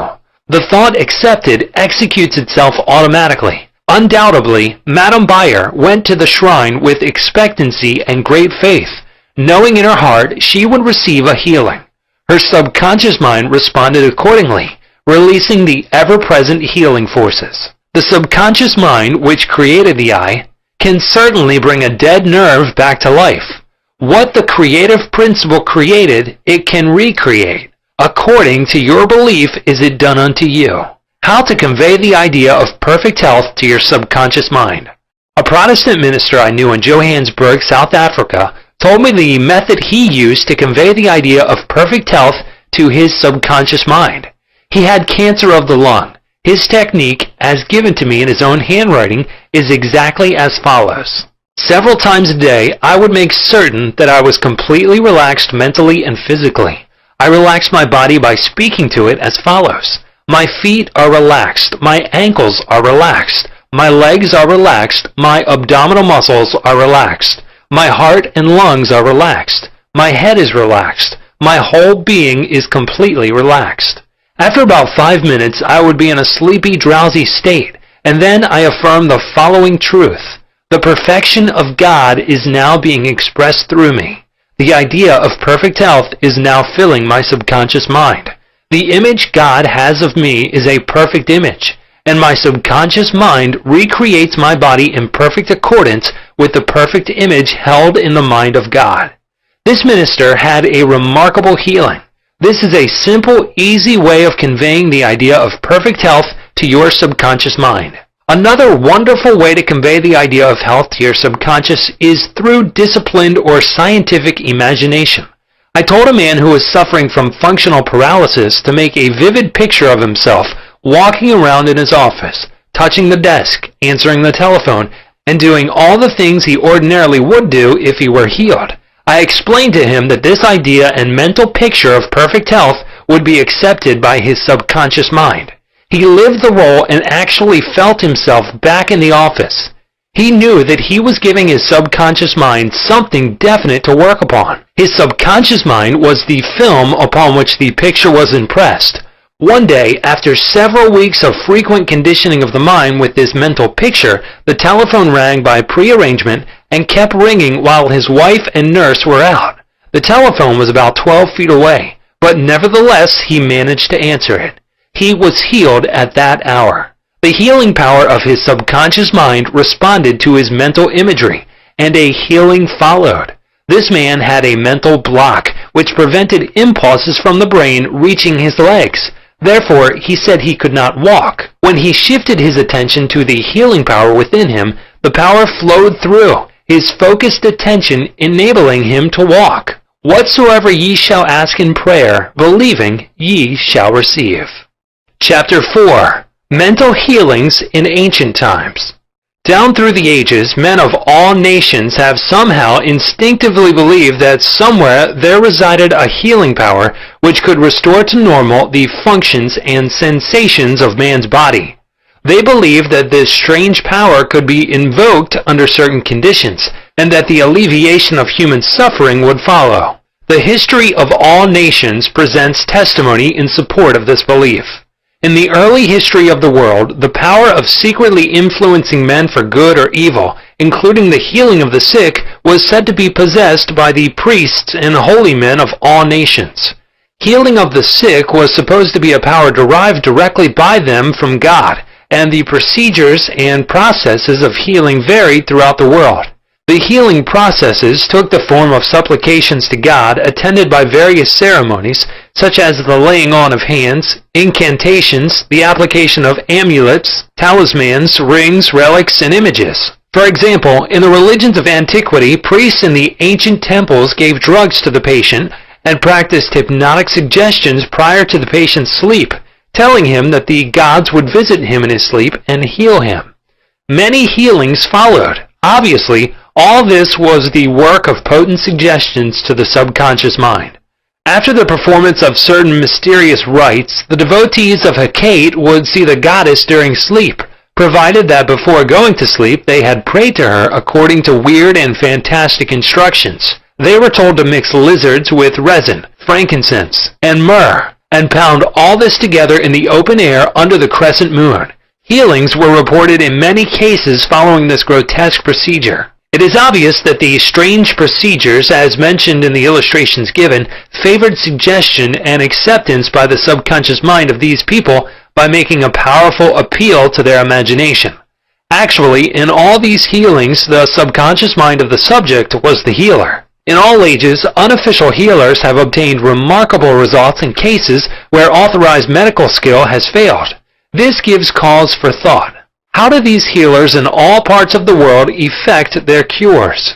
The answer to all these healings is due to the blind belief of the sick person, which released the healing power resident in his subconscious mind. Many of the remedies and methods employed were rather strange and fantastic, which fired the imagination of the patients, causing an aroused emotional state. This state of mind facilitated the suggestion of health and was accepted both by the conscious and subconscious mind of the sick. This will be elaborated on further in the next chapter. Biblical accounts of the use of the subconscious powers. What things soever ye desire, when ye pray, believe that ye receive them, and ye shall have them. Note the difference in tenses. The inspired writer tells us to believe and accept as true the fact that our desire has already been accomplished and fulfilled, that it is already completed, and that its realization will follow as a thing in the future. The success of this technique depends on the confident conviction that the thought, the idea, the picture is already a fact in mind. In order for anything to have substance in the realm of mind, it must be thought of as actually existing there. Here, in a few cryptic words, is a concise and specific direction for making use of the creative power of thought by impressing upon the subconscious the particular thing which you desire. Your thought, idea, plan, or purpose is as real on its own plane as your hand or your heart. In following the biblical technique, you completely eliminate from your mind all consideration of conditions, circumstances, or anything which might imply adverse contingencies. You are planting a seed, a concept, in the mind which, if you leave it undisturbed, will infallibly germinate into external fruition. The prime condition is faith. Over and over again you read in the Bible, according to your faith is it done unto you. If you plant certain types of seeds in the ground, you have faith they will grow after their kind. This is the way of seeds, and trusting the laws of growth and agriculture, you know that these seeds will come forth after their kind. Faith, as mentioned in the Bible, is a way of thinking, an attitude of mind, an inner certitude, knowing that the idea you fully accept in your conscious mind will be embodied in your subconscious mind and made manifest. Faith is, in a sense, accepting as true what your reason and senses deny. For example, a shutting out of the little, rational, analytical, conscious mind and embracing an attitude of complete reliance on the inner power of your subconscious mind. Miracles at various shrines throughout the world. It is an established fact that cures have taken place at various shrines throughout the world, such as in Japan, India, Europe, and America. I have visited several of the famous shrines in Japan. At the world-famous shrine called Daibutsu is a gigantic divinity of bronze where Buddha is seated with folding hands, and the head is inclined in an attitude of profound contemplative ecstasy.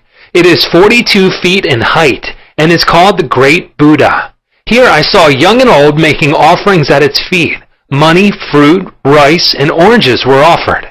Candles were lit, incense was burned, and prayers of petition recited. The guide explained the chant of a young girl as she murmured a prayer, bowed low, and placed 2 oranges as an offering. She also lit a candle. He said she had lost her voice and it was restored at the shrine. She was thanking Buddha for restoring her voice. She had the simple faith that Buddha would give her back her singing voice if she followed a certain ritual, fasted, and made certain offerings. All this helped to kindle faith and expectancy, resulting in a conditioning of her mind to the point of belief. Her subconscious mind responded to her belief. To illustrate further the power of imagination and blind belief, I will relate the case of a relative of mine who had tuberculosis. His lungs were badly diseased. His son decided to heal his father. He came home to Perth, Western Australia, where his father lived, and said to him that he had met a monk who had returned from one of the healing shrines in Europe.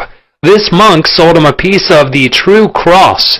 He said that he gave the monk the equivalent of $500 for it. This young man had actually picked up a splinter of wood from the sidewalk, went to the jeweler's, and had it set in a ring so that it looked real.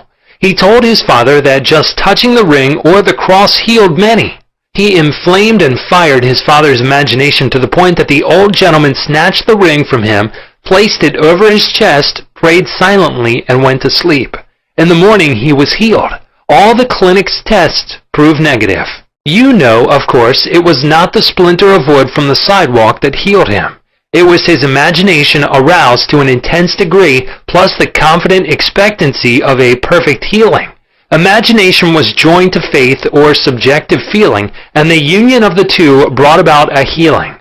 The father never learned of the trick that had played upon him. If he had, he probably would have had a relapse. He remained completely cured and passed away 15 years later at the age of 89. One universal healing principle. It is a well-known fact that all of the various schools of healing effect cures of the most wonderful character. The most obvious conclusion, which strikes your mind, is that there must be some underlying principle which is common to them all, namely the subconscious mind, and the one process of healing is faith. It will now be in order to recall to your mind once more the following fundamental truths. First, that you must possess mental functions which have been distinguished by designating one of the conscious mind and the other the subconscious mind. Secondly, your subconscious mind is constantly amenable to the power of suggestion. Furthermore, your subconscious mind has complete control of the functions, conditions, and sensations of your body. I venture to believe that all the readers of this book are familiar with the fact that symptoms of almost any disease can be induced in hypnotic subjects by suggestion. For example, a subject in the hypnotic state can develop a high temperature, flushed face, or chills according to the nature of the suggestion given. By experiment, you can suggest to the person that he is paralyzed and cannot walk. It will be so. By illustration, you can hold a cup of cold water under the nose of the hypnotic subject and tell him, "This is full of pepper, smell it." He will proceed to sneeze. What do you think caused him to sneeze? The water or the suggestion? If a man says he is allergic to Timothy grass, you can place a synthetic flower or an empty glass in front of his nose when he is in a hypnotic state and tell him it is Timothy grass. He will portray the usual allergic symptoms. This indicates that the cause of the disease is in the mind. The healing of the disease can also take place mentally. You realize that remarkable healings take place through osteopathy, chiropractic medicine, and naturopathy, as well as through all the various religious bodies throughout the world. But it is obvious that all of these healings are brought about through the subconscious mind, the only healer there is. Notice how it heals a cut on your face caused by shaving. It knows exactly how to do it. The doctor dresses the wound and says, "Nature heals it." Nature refers to natural law, the law of the subconscious mind, or self-preservation, which is the function of the subconscious mind. The instinct of self-preservation is the first law of nature.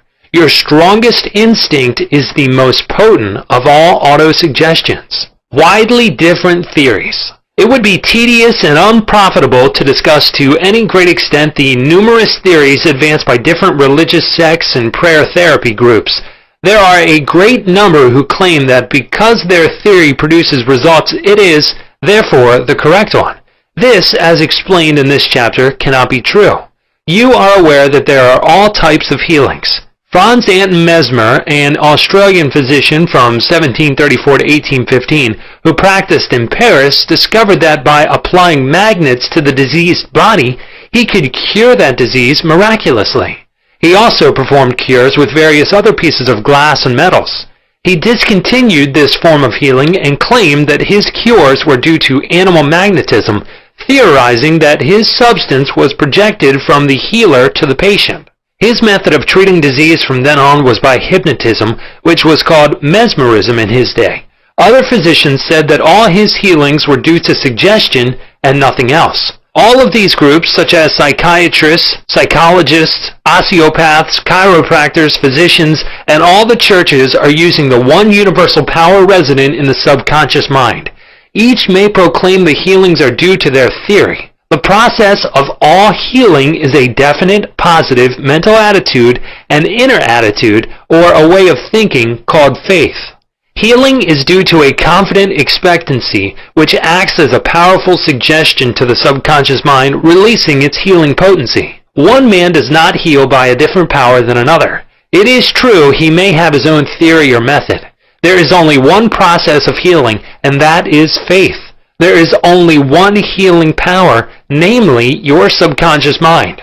Select the theory and method you prefer. You can rest assured if you have faith, you shall get results. Views of Paracelsus. Philippus Paracelsus, a famous Swiss alchemist and physician who lived from 1493 to 1541, was a great healer in his day. He stated what is now an obvious scientific fact when he uttered these words: "Whether the object of your faith be real or false, you will nevertheless obtain the same effects." Thus, if I believed in St. Peter's statue as I should have believed in St. Peter himself, I shall obtain the same effects that I should have obtained from St. Peter. But that is superstition. Faith, however, produces miracles, and whether it is true or false faith, it will always produce the same wonders. The views of Paracelsus were also entertained in the 16th century by Pietro Pomponazzi, an Italian philosopher and contemporary of Paracelsus, who said, "We can easily conceive the marvelous effects which confidence and imagination can produce, particularly when both qualities are reciprocated between the subjects and the person who influences them. The cures attributed to the influence of certain relics are the effect of their imagination and confidence. Quacks and philosophers know that if the bones of any skeleton were put in place of the saint's bones, the sick would nonetheless experience beneficial effects if they believed that they were veritable relics. Then, if you believe in the bones of saints to heal, or if you believe in the healing power of certain waters, you will get results because of the powerful suggestion given to your subconscious mind. It is the latter that does the healing." Bernheim's experiments. Hippolyte Bernheim, professor of medicine at Nancy, France from 1910 to 1919, was the expounder of the fact that the suggestion of the physician to the patient was exerted through the subconscious mind. Bernheim, in his Suggestive Therapeutics, page 197, tells a story of a man with paralysis of the tongue which had yielded to no form of treatment. His doctor told the patient that he had a new instrument with which he promised to heal him. He introduced a pocket thermometer into the patient's mouth. The patient imagined it to be the instrument which was to save him. In a few moments he cried out joyfully that he could once more move his tongue freely. "Among our cases," continues Bernheim, "facts of the same sort will be found. A young girl came into my office having suffered from complete loss of speech for nearly 4 weeks. After making sure of the diagnosis, I told my students that loss of speech sometimes yielded instantly to electricity, which might act simply by its suggestive influence. I sent for the induction apparatus. I applied my hand over the larynx and moved a little and said, 'Now you can speak aloud.' In an instant I made her saw A, then B, then Maria. She continued to speak distinctively. The loss of voice had disappeared." Here, Bernheim is showing the power of faith and expectancy on the part of the patient, which acts as a powerful suggestion to the subconscious mind. Producing a blister by suggestion. Bernheim states that he produced a blister on the back of a patient's neck by applying a postage stamp and suggesting to the patient that it was a fly plaster. This has been confirmed by the experiments and experiences of many doctors in many parts of the world, which leave no doubt that structural change are a possible result of oral suggestion to patients. The cause of bloody stigmata. In Hudson's Law of Psychic Phenomena, page 153, he states, hemorrhages and bloody stigmata are induced in certain subjects by means of suggestion. Dr. Mbaru put a subject into the somnambulistic condition and gave him the following suggestion. At 4 o'clock this afternoon, after the hypnosis, you will come into my office, sit down in the armchair, cross your arms upon your breast, and your nose will begin to bleed. At the hour appointed, the young man did as directed. Several drops of blood came from the left nostril. On another occasion, the same investigator traced the patient's name on both his forearms with the dull point of an instrument. Then, when the patient was in the somnambulistic condition, he said, at 4 o'clock this afternoon, you will go to sleep and your arms will bleed along the lines which I have traced, and your name will appear written on your arms in letters of blood. He was watched at 4 o'clock and seen to fall asleep. On the left arm the letters stood out in bright relief, and in several places there were drops of blood. The letters were still visible 3 months afterward, although they had gradually grown faint. These facts demonstrate at once the correctness of the two fundamental propositions previously stated, namely the constant amenability of the subconscious mind to the power of suggestion and the perfect control which the subconscious mind exercises over the functions, sensations, and conditions of the body. All the foregoing phenomena dramatize vividly abnormal conditions induced by suggestion, and are conclusive proof that as a man thinketh in his heart, subconscious mind, so is he. Chapter 5. Mental Healings in Modern Times. Everyone is definitely concerned with the healing of bodily conditions and human affairs. What is it that heals? Where is this healing power? These are questions asked by everyone.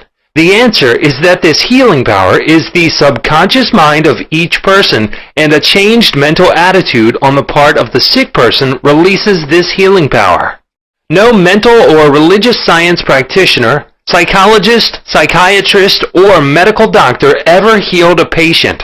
There is an old saying, the doctor dresses the wound, but God heals it. The psychologist or psychiatrist proceeds to remove the mental blocks in the patient so that the healing principle may be released, restoring the patient to health. Likewise, the surgeon removes the physical block, enabling the healing currents to function normally. No physician, surgeon, or mental science practitioner claims he healed the patient. The one healing power is called by many names: nature, life, God, creative intelligence, and subconscious power. As previously outlined, there are many different methods used to remove the mental, emotional, and physical blocks which inhibit the flow of the healing life principle animating all of us. The healing principle resident in your subconscious mind can and will, if properly directed by you or some other person, heal your mind and body of all disease. This healing principle is operative in all men regardless of creed, color, or race. You do not have to belong to some particular church in order to use and participate in this healing process. Your subconscious will heal the burn or cut on your hand, even though you profess to be an atheist or agnostic.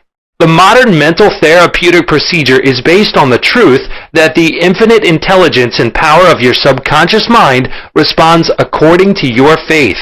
The mental science practitioner or minister follows the injunction of the Bible. For example, he goes into his closet and shuts the door, which means he stills his mind, relaxes, lets go, and thinks of the infinite healing presence within him.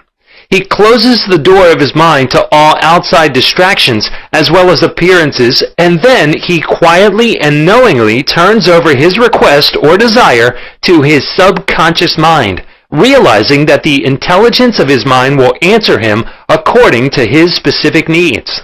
The most wonderful thing to know is this: imagine the end desired and feel its reality. Then the infinite life principle will respond to your conscious choice and your conscious request. This is the meaning of believe you have received and you shall receive. This is what the modern mental scientist does when he practices prayer therapy. One process of healing. There is only one universal healing principle operating through everything. The cat, the dog, the tree, the grass, the wind, the earth. For everything is alive. This life principle operates through the animal, vegetable, or mineral kingdoms as instinct and the law of growth. Man is consciously aware of this life principle, and he can consciously direct it to bless himself in countless ways. There are many different approaches, techniques, and methods in using the universal power, but there is only one process of healing, which is faith. For according to your faith is it done unto you. The law of belief. All religions of the world represent forms of belief, and these beliefs are explained in many ways. The law of life is belief. What do you believe about yourself, life, and the universe? It is done unto you as you believe. Belief is a thought in your mind which causes the power of your subconscious to be distributed into all phases of your life according to your thinking habits. You must realize the Bible is not talking about your belief in some ritual, ceremony, form, institution, man, or formula. It is talking about belief itself. The belief of your mind is simply the thought of your mind. If thou canst believe, all things are possible to him that believeth. It is foolish to believe in something to hurt or harm you. Remember, it is not the thing believed in that hurts or harms you, but the belief or thought in your mind, which creates the result. All your experiences, all your actions, and all the events and circumstances of your life are but the reflections and reactions to your own thought. Prayer therapy is the combined function of the conscious and subconscious mind scientifically directed. Prayer therapy is the synchronized, harmonious, and intelligent function of the conscious and subconscious levels of mind specifically directed for a definite purpose. In scientific prayer or prayer therapy, you must know what you are doing and why you are doing it. You trust the law of healing. Prayer therapy is sometimes referred to as mental treatment, and another term is scientific prayer. In prayer therapy, you consciously choose a certain idea, mental picture, or plan which you desire to experience. You realize your capacity to convey this idea or mental image to your subconscious by feeling the reality of the state assumed. As you remain faithful in your mental attitude, your prayer will be answered. Prayer therapy is a definite mental action for a definite specific purpose. Let us suppose that you decide to heal a certain difficulty by prayer therapy. You are aware that your problem or sickness, whatever it may be, must be caused by negative thoughts charged with fear and lodged in your subconscious mind, and that if you can succeed in cleansing your mind of these thoughts, you will get a healing. You therefore turn to the healing power within your own subconscious mind and remind yourself of its infinite power and intelligence and its capacity to heal all conditions. As you dwell on these truths, your fear will begin to dissolve, and your recollection of these truths also corrects the erroneous beliefs. You give thanks for the healing that you know will come, and then you keep your mind off the difficulty until you feel guided, after an interval, to pray again. While you are praying, you absolutely refuse to give any power to the negative conditions or to admit for a second that the healing will not come. This attitude of mind brings about the harmonious union of the conscious and subconscious mind, which releases the healing power. Faith healing. What it means and how blind faith works. What is popularly termed faith healing is not the faith mentioned in the Bible, which means knowledge of the interaction of the conscious and subconscious mind. A faith healer is one who heals without any real scientific understanding of the powers and forces involved. He may claim that he has a special gift of healing, and the sick person's blind belief in him or his powers may bring results. The voodoo doctor in South Africa and other parts of the world may heal by incantations or touching the so-called bones of saints, or anything else may heal a person, which causes the patients to honestly believe in the method or process. Any method which causes you to move from fear and worry to faith and expectancy will heal. There are many persons, each of whom claims that because his personal theory produces results, it is, therefore, the correct one. This, as already explained in this chapter, cannot be true. To illustrate how blind faith works, you will recall our discussion of the Swiss physician, Franz Anton Mesmer. In 1776, he claimed many cures when he stroked diseased bodies with artificial magnets. Later on, he threw away his magnets and evolved the theory of animal magnetism. This he held to be a fluid, which pervades the universe, but is most active in the human organism. He claimed that this magnetic fluid which was going forth from him to his patients healed them. People flocked to him, and many wonderful cures were effected. Mesmer moved to Paris, and while there, the government appointed a commission composed of physicians and members of the Academy of Science, of which Benjamin Franklin was a member, to investigate his cures. The report admitted the leading facts claimed by Mesmer, but held that there was no evidence to prove the correctness of his magnetic fluid theory, and said the effects were due to the imagination of the patients. Soon after this, Mesmer was driven into exile and died in 1815. Shortly afterwards, Dr. Braid of Manchester undertook to show that magnetic fluid had nothing to do with the production of the healings of Dr. Mesmer. Dr. Braid discovered that patients could be thrown into hypnotic sleep by suggestion, during which many of the well-known phenomena ascribed to magnetism by Mesmer could be produced. You can readily see that all these cures were undoubtedly brought about by the active imagination of the patients, together with a powerful suggestion of health to their subconscious minds. All this could be termed blind faith, as there was no understanding in those days as to how the cures were brought about. Subjective faith and what it means. You will recall the proposition, which needs not be repeated at length, that the subjective or subconscious mind of an individual is as amenable to the control of his own conscious or objective mind as it is by the suggestions of another. It follows that whatever may be your objective belief, if you will assume to have faith actively or passively, your subconscious mind will be controlled by the suggestion, and your desire will be fulfilled. The faith required in mental healings is a purely subjective faith, and it is attainable upon the cessation of active opposition on the part of the objective or conscious mind. In the healing of the body, it is, of course, desirable to secure the concurrent faith of both the conscious and subconscious mind. However, it is not always essential if you will enter into a state of passivity or receptivity by relaxing the mind and the body and getting into a sleepy state. In this drowsy state, your passivity becomes receptive to subjective impression.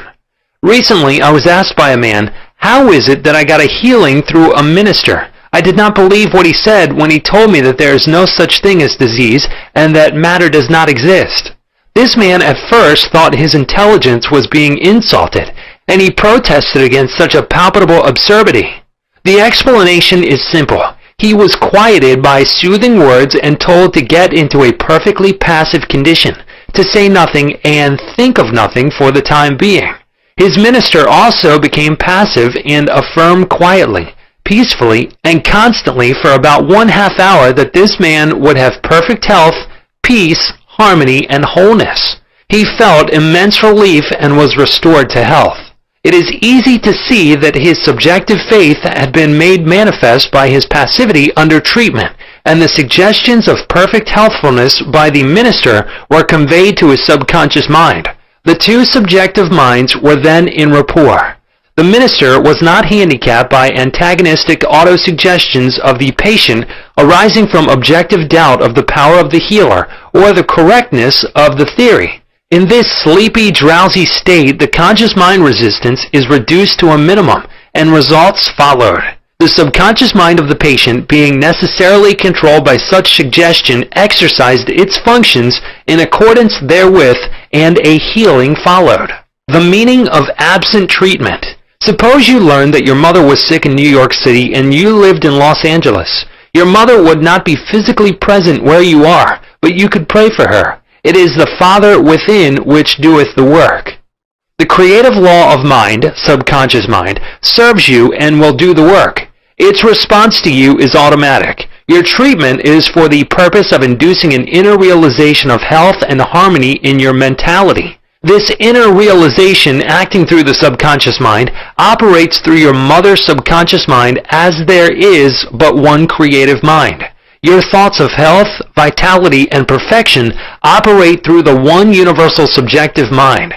and set a law in motion on the subjective side of life, which manifests through her body as a healing.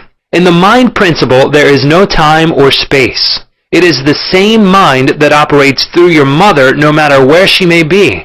In reality, there is no absent treatment as opposed to present treatment, for the universal mind is omnipresent. You do not try to send out thoughts or hold a thought. Your treatment is a conscious movement of thought, and as you become conscious of the qualities of health, well-being, and relaxation, these qualities will be resurrected in the experience of your mother, and results will follow. The following is a perfect example of what is called absent treatment. Recently, a listener of our radio program in Los Angeles prayed as follows for her mother in New York, who had a coronary thrombosis. The healing presence is right where my mother is. Her bodily condition is but a reflection of her thought life, like shadows cast on the screen. I know that in order to change the images on the screen, I must change the projection reel. My mind is the projection reel. And now I project in my own mind the image of wholeness, harmony, and perfect health for my mother. This infinite healing presence which created my mother's body and all her organs is now saturating every atom of her being, and a river of peace flows through every cell of her body. The doctors are divinely guided and directed, and whoever touches my mother is guided to do the right thing. I know that disease has no ultimate reality. If it had, no one could be healed. I now align myself with the infinite principle of love and life, and I know and agree that harmony, health, and peace are now being expressed in my mother's body. She prayed in the above manner several times daily, and her mother had a most remarkable recovery after a few days, much to the amazement of her specialist. He complimented her on her great faith in the power of God. The conclusion arrived at in the daughter's mind set the creative law of mind in motion on the subjective side of life, which manifested itself through her mother's body as perfect health and harmony. What the daughter felt as true about her mother was simultaneously resurrected in the experience of her mother, releasing the kinetic action of the subconscious mind. A psychologist friend of mine told me that one of his lungs was infected. X-rays and analysis showed the presence of tuberculosis. At night, before going to sleep, he would quietly affirm, "Every cell, nerve, tissue, and muscle of my lungs are now being made whole, pure, and perfect. My whole body is being restored to health and harmony." These are not his exact words, but they represent the essence of what he affirmed. A complete healing followed in about a month's time. Subsequent X-rays showed a perfect healing. I wanted to know his method, so I asked him why he repeated the words prior to sleep. Here is his reply. The kinetic action of the subconscious mind continues throughout your sleep time period. Hence, give the subconscious mind something good to work on as you drop off into slumber. This was a very wise answer. In thinking of harmony and perfect health, he never mentioned his trouble by name. I strongly suggest that you cease talking about your ailments or giving them a name. The only sap from which they draw life is your attention and fear of them. Like the above-mentioned psychologist, become a mental surgeon. Then your troubles will be cut off like dead branches are pruned from a tree. If you are constantly naming your aches and symptoms, you inhibit the kinetic action, which means the release of the healing power and energy of your subconscious mind. Furthermore, by the law of your own mind, these imaginings tend to take shape as the thing I greatly feared. Fill your mind with the great truths of life and walk forward in the light of love. Chapter 6. Practical Techniques in Mental Healings. An engineer has a technique and a process for building a bridge or an engine. Like the engineer, your mind also has a technique for governing, controlling, and directing your life.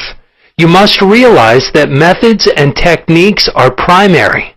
In building the Golden Gate Bridge, the chief engineer understood mathematical principles, stresses, and strains.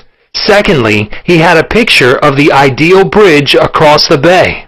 The third step was his application of the tried and proven methods by which the principles were implemented until the bridge took form and we drive on it.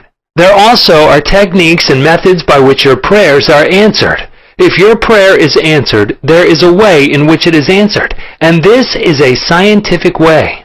Nothing happens by chance. This is a world of law and order. In this chapter, you will find practical techniques for the unfolding and nurture of your spiritual life. Your prayers must not remain up in the air like a balloon. They must go somewhere and accomplish something in your life.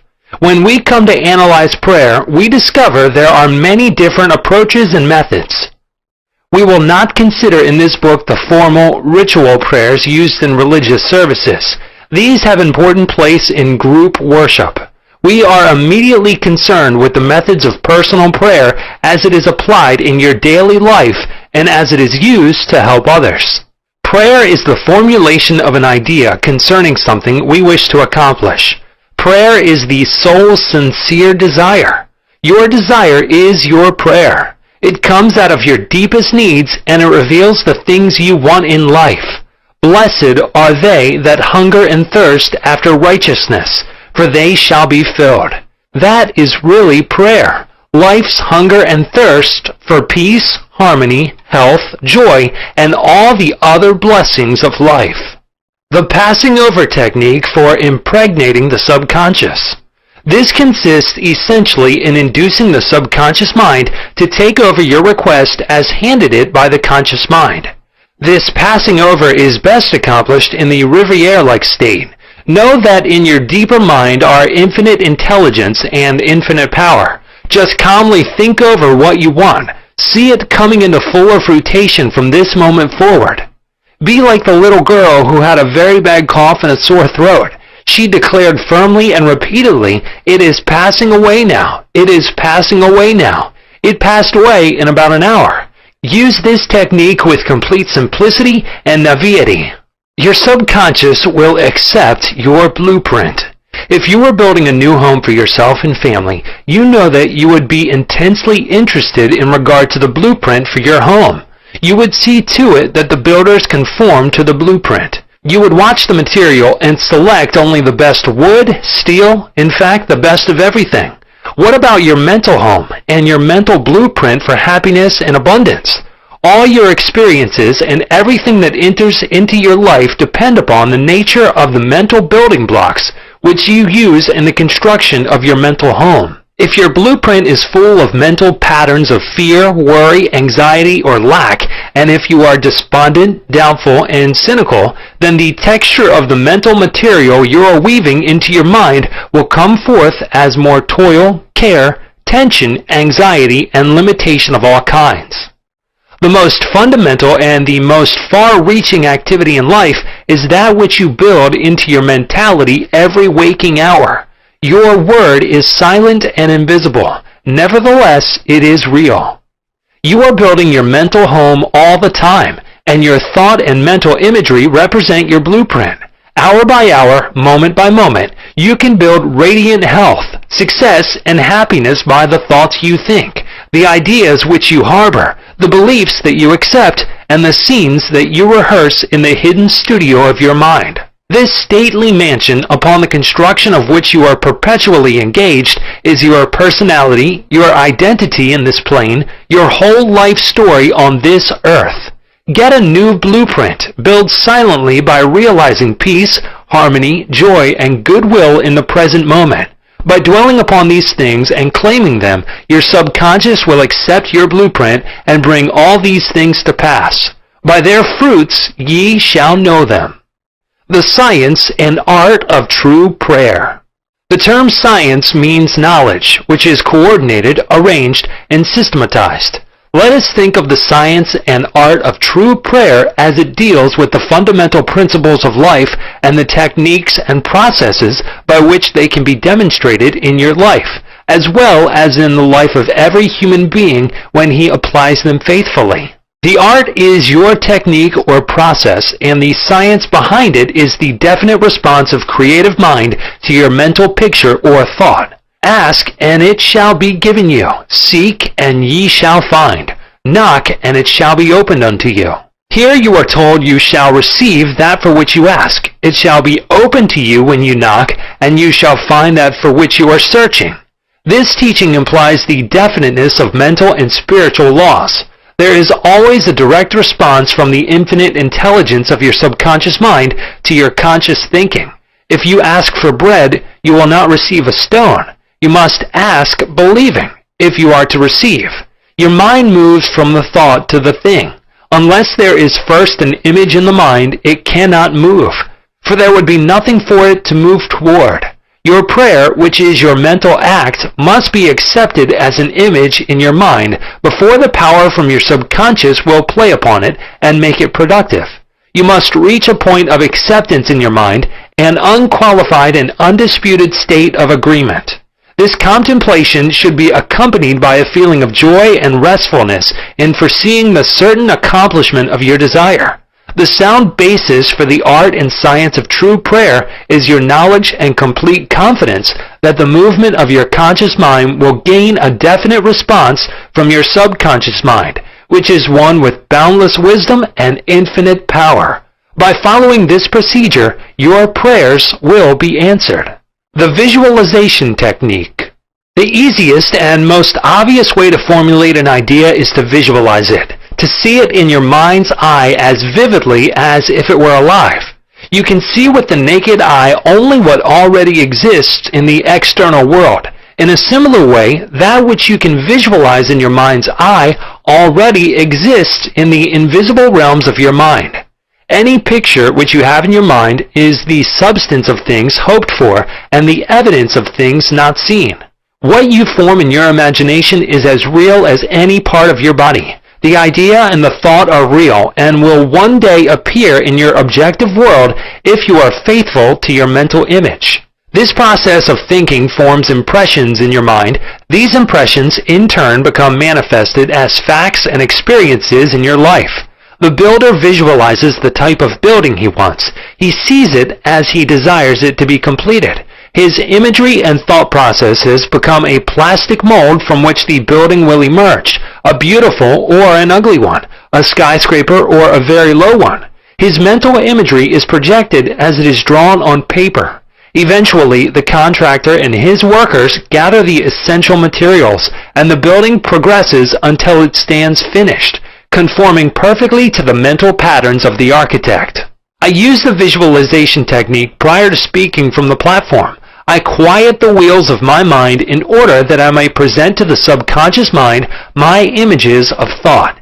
Then I picture the entire auditorium and the seats filled with men and women, and each one of them illumined and inspired by the infinite healing presence within each one. I see them as radiant, happy, and free. Having first built up the idea in my imagination, I quietly sustain it there as a mental picture which I imagine I hear men and women saying, "I am healed. I feel wonderful. I've had an instantaneous healing. I'm transformed."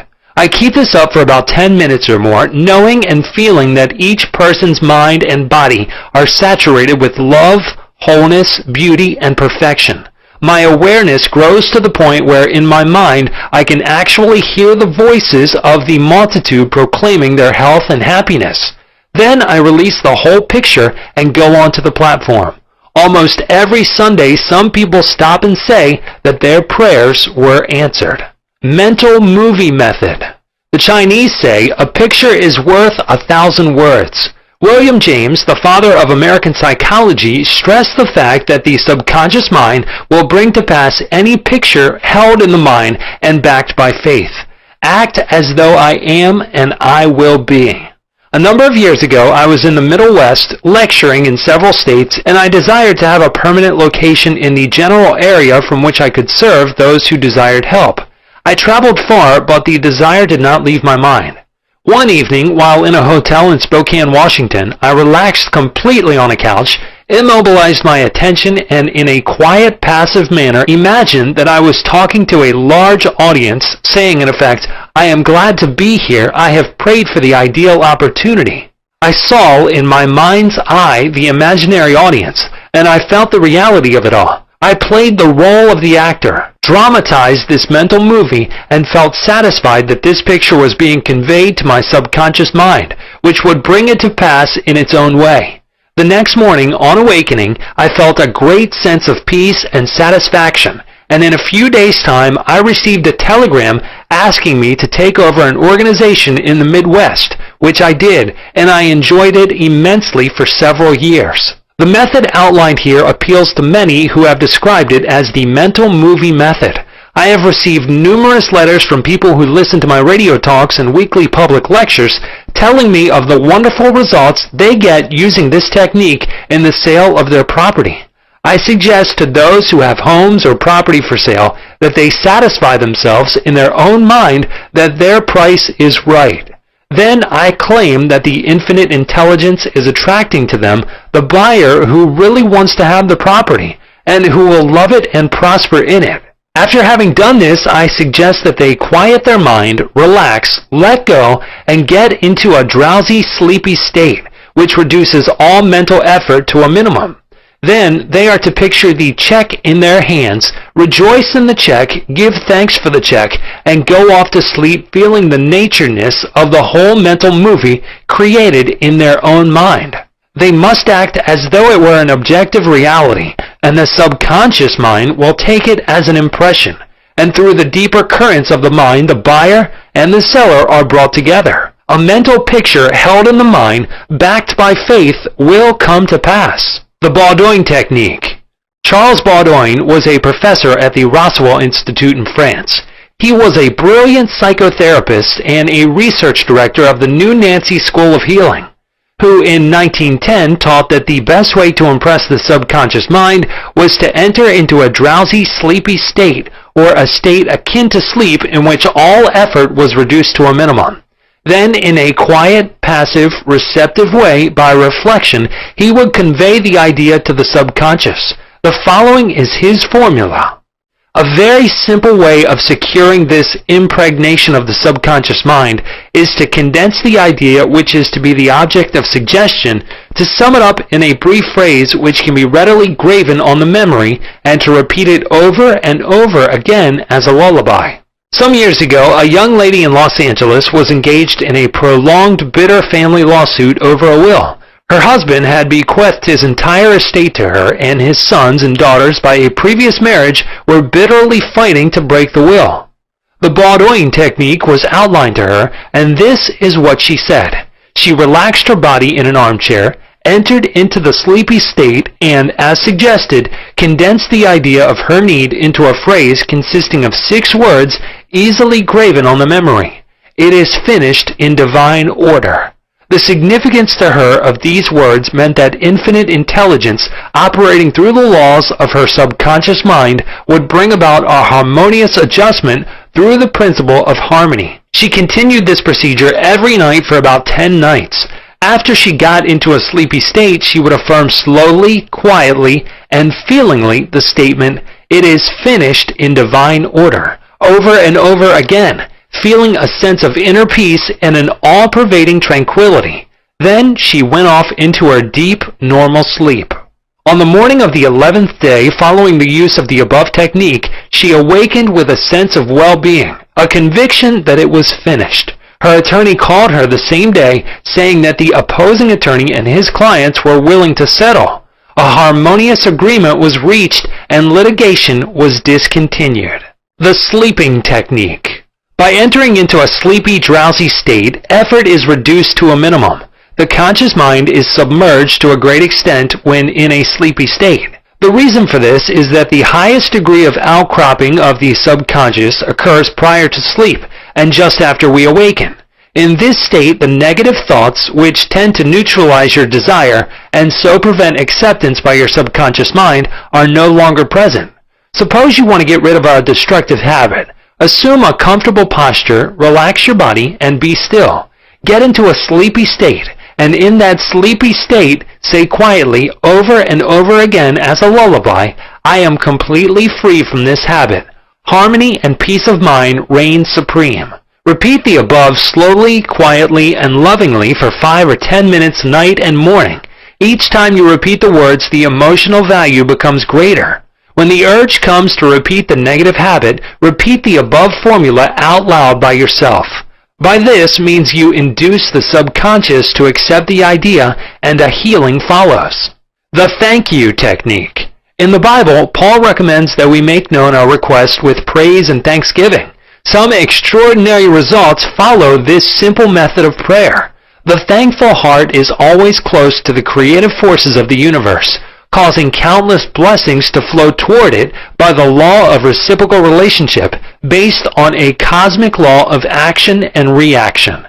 For instance, a father promises his son a car for graduation. The boy has not yet received the car, but he is very thankful and happy, and is as joyous as though he had actually received the car.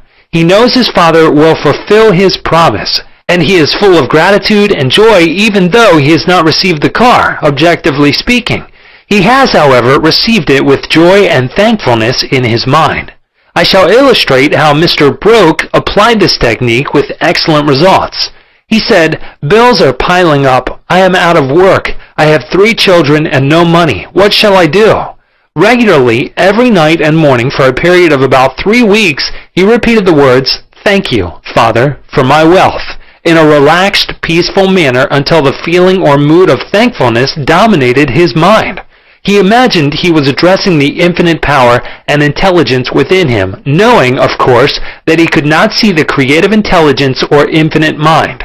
He was seeing with the inner eye of spiritual perception, realizing that his thought image of wealth was the first cause relative to the money, position, and food he needed.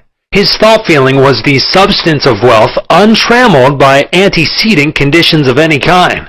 By repeating "Thank you, Father," over and over again, his mind and heart were lifted up to the point of acceptance, and when fear, thoughts of lack, poverty, and distress came into his mind, he would say, "Thank you, Father," as often as necessary. He knew that as he kept up the thankful attitude, he would recondition his mind to the idea of wealth, which is what happened. The sequel to his prayer is very interesting. After praying in the above-mentioned manner, he met a former employer of his on the street whom had not seen him for 20 years. The man offered him a very lucrative position and advanced him $500 on a temporary loan. Today, Mr. Broke is vice president of the company for which he works. His recent remark to me was, "I shall never forget the wonders of 'Thank you, Father.' It has worked wonders for me." The affirmative method. The effectiveness of an affirmation is determined largely by your understanding of the truth and the meaning back of the words. In praying, use not vain repetition. Therefore, the power of your affirmation lies in the intelligent application of definite and specific positives. For example, a boy adds 3 and 3 and puts down 7 on the blackboard. The teacher affirms with mathematical certainty that 3 and 3 are 6. Therefore, the boy changes his figures accordingly. The teacher's statement did not make 3 and 3 equal 6 because the latter was already a mathematical truth. The mathematical truth caused the boy to rearrange the figures on the blackboard. It is abnormal to be sick. It is normal to be healthy. Health is the truth of your being. When you affirm health, harmony, and peace for yourself or another, and when you realize these are universal principles of your own being, you will rearrange the negative patterns of your subconscious mind based on your faith and understanding of that which you affirm. The result of the affirmative process of prayer depends on your conforming to the principles of life, regardless of appearances.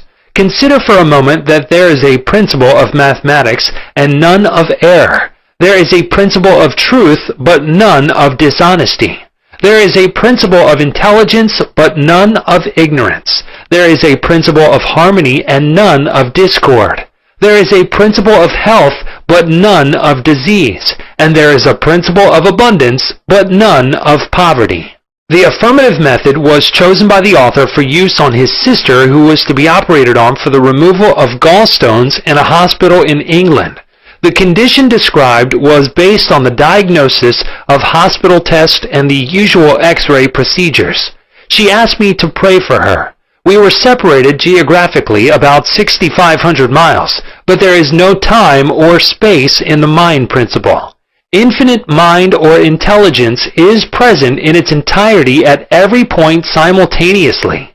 I withdrew all thought from the contemplation of symptoms and from the corporeal personality altogether. I affirmed as follows. This prayer is for my sister Catherine. She is relaxed and at peace, poised, balanced, serene, and calm. The healing intelligence of her subconscious mind, which created her body, is now transforming every cell, nerve, tissue, muscle, and bone of her being according to the perfect pattern of all organs lodged in her subconscious mind. Silently, quietly, all distorted thought patterns in her subconscious mind are removed and dissolved, and the vitality, wholeness, and beauty of the life principle are made manifest in every atom of her being. She is now open and receptive to the healing currents which are flowing through her like a river, restoring her to perfect health, harmony, and peace. All distortions and ugly images are now washed away by the infinite ocean of love and peace flowing through her, and it is so. I affirm the above several times a day, and at the end of 2 weeks my sister had an examination, which showed a remarkable healing, and the X-ray proved negative.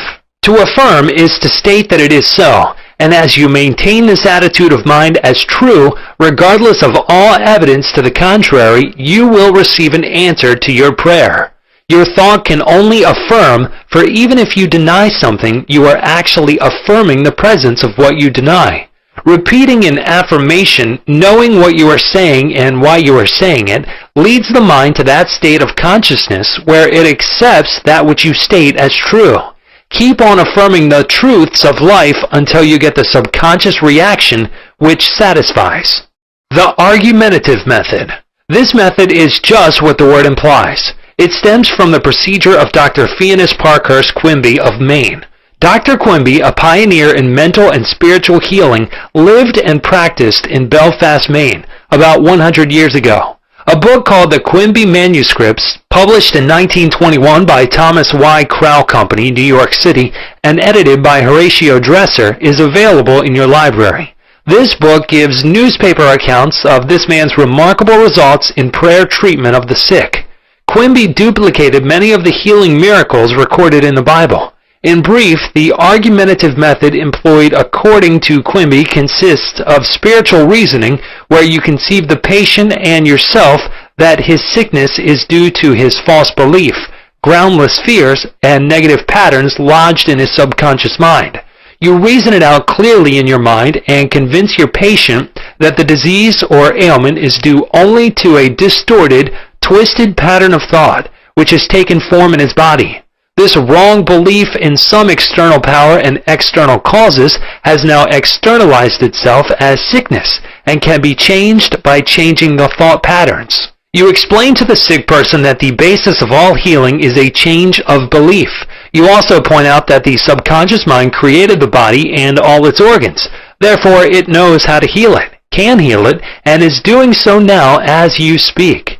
You argue in the courtroom of your mind that the disease is a shadow of the mind based on disease-soaked, morbid thought imagery. You continue to build up all the evidence you can muster on behalf of the healing power within, which created all the organs in the first place, and which has a perfect pattern of every cell, nerve, and tissue within it. Then you render a verdict in the courthouse of your mind in favor of yourself or your patient. You liberate the sick one by faith and spiritual understanding. Your mental and spiritual evidence is overwhelming. There being but one mind, what you feel as true will be resurrected in the experience of the patient. This procedure is essentially the argumentative method used by Dr. Quimby of Maine from 1849 to 1869. The absolute method is like modern sound wave therapy. Many people throughout the world practice this form of prayer treatment with wonderful results. The person using the absolute method mentions the name of the patient, such as John Jones, then quietly and silently thinks of God and his qualities and attributes, such as God is all bliss, boundless love, infinite intelligence, all-powerful, boundless wisdom, absolute harmony, indescribable beauty, and perfection.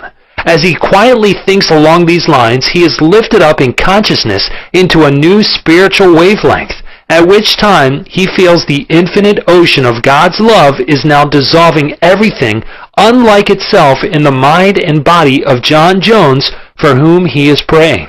He feels all the power and love of God are now focused on John Jones, and whatever is bothering or vexing him is now completely neutralized in the presence of the infinite ocean of life and love. The absolute method of prayer might be likened to the sound wave or sonic therapy recently shown me by a distinguished physician in Los Angeles. He has an ultrasound wave machine which oscillates at a tremendous speed and sends sound waves to any area of the body to which it is directed. These sound waves can be controlled, and he told me of achieving remarkable results in dissolving arthritic calcareous deposits, as well as the healing and removal of other disturbing conditions.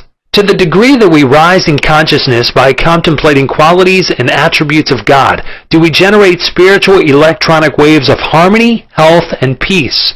Many remarkable healings follow this technique of prayer. A cripple walks. Dr. Phineas Parkhurst Quimby, of whom we spoke previously in this chapter, used the absolute method in the latter years of his healing career.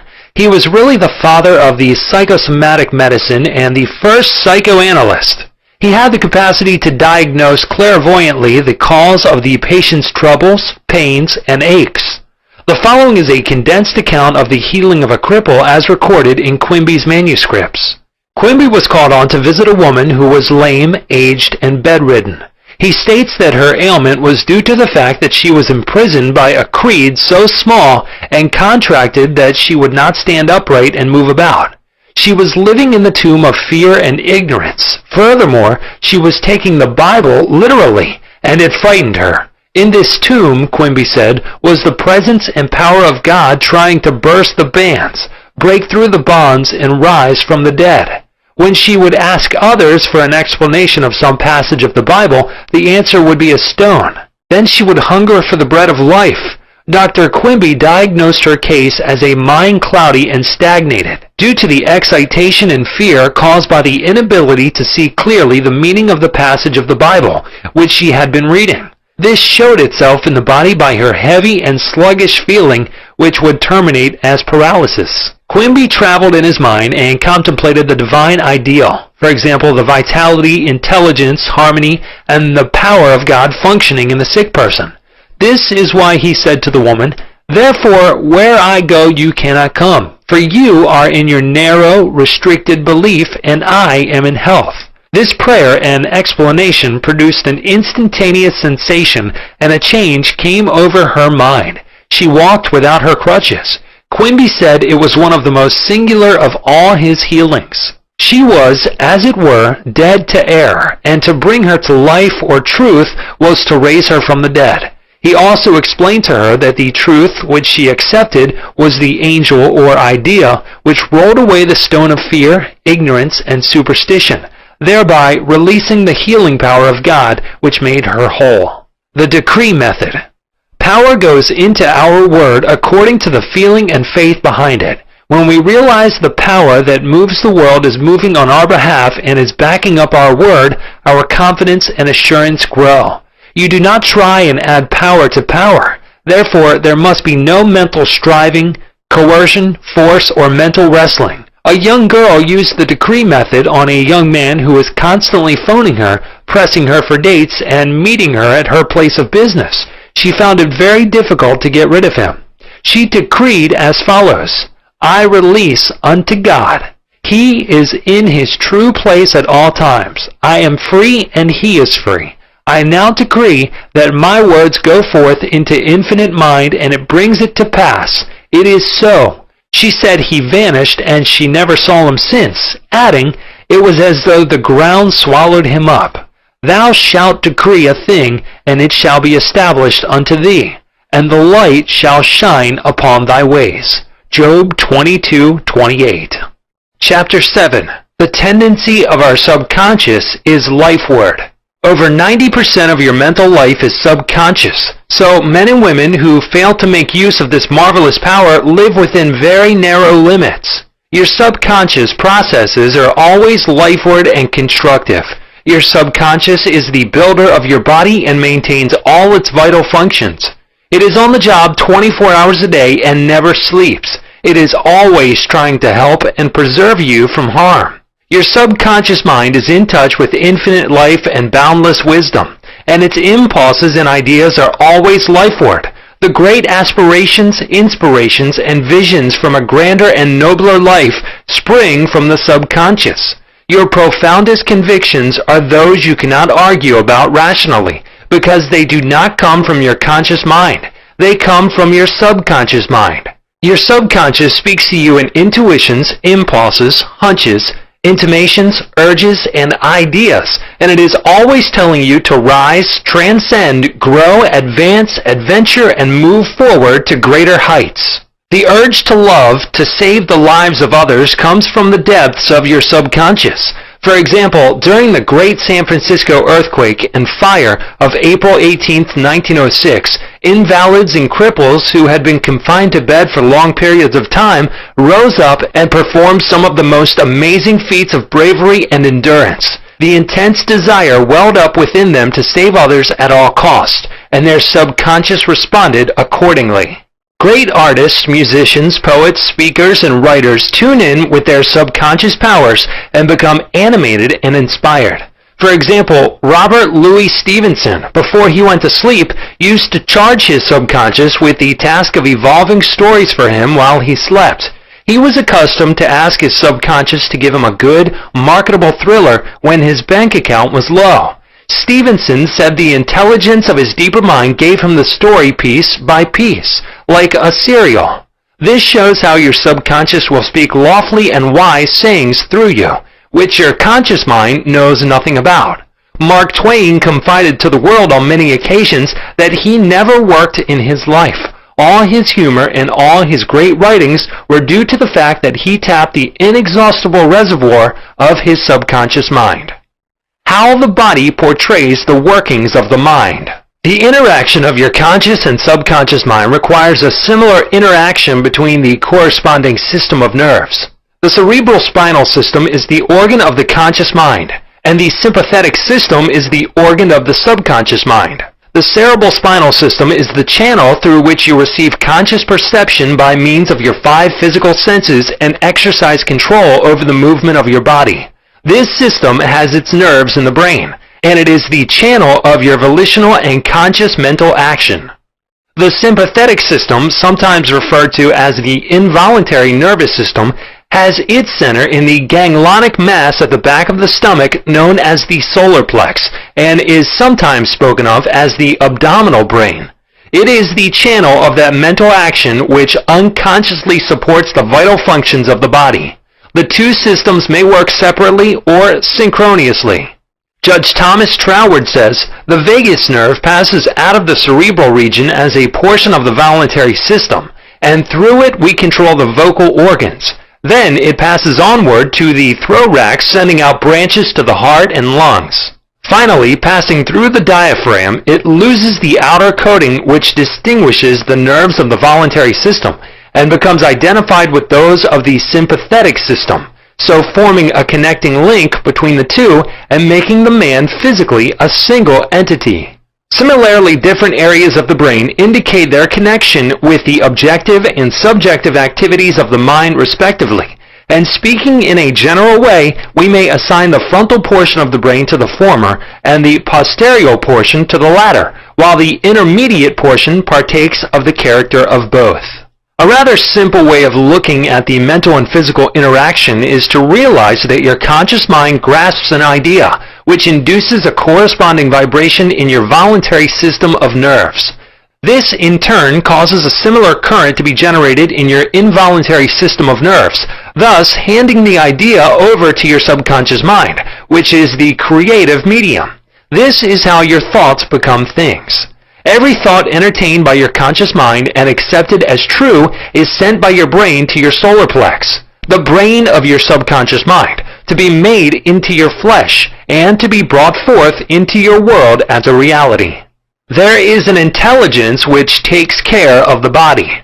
When you study the cellular system and the structure of the organs, such as the eyes, ears, heart, liver, bladder, etc., you learn they consist of groups of cells which form a group intelligence whereby they function together and are able to take orders and carry them out in deductive function at the suggestion of the mastermind, conscious mind. A careful study of the single-celled organism shows you what goes on in your complex body. Though the monocellular organism has no organs, it still gives evidence of mind action and reaction performing the basic functions of movement, alimentation, assimilation, and elimination.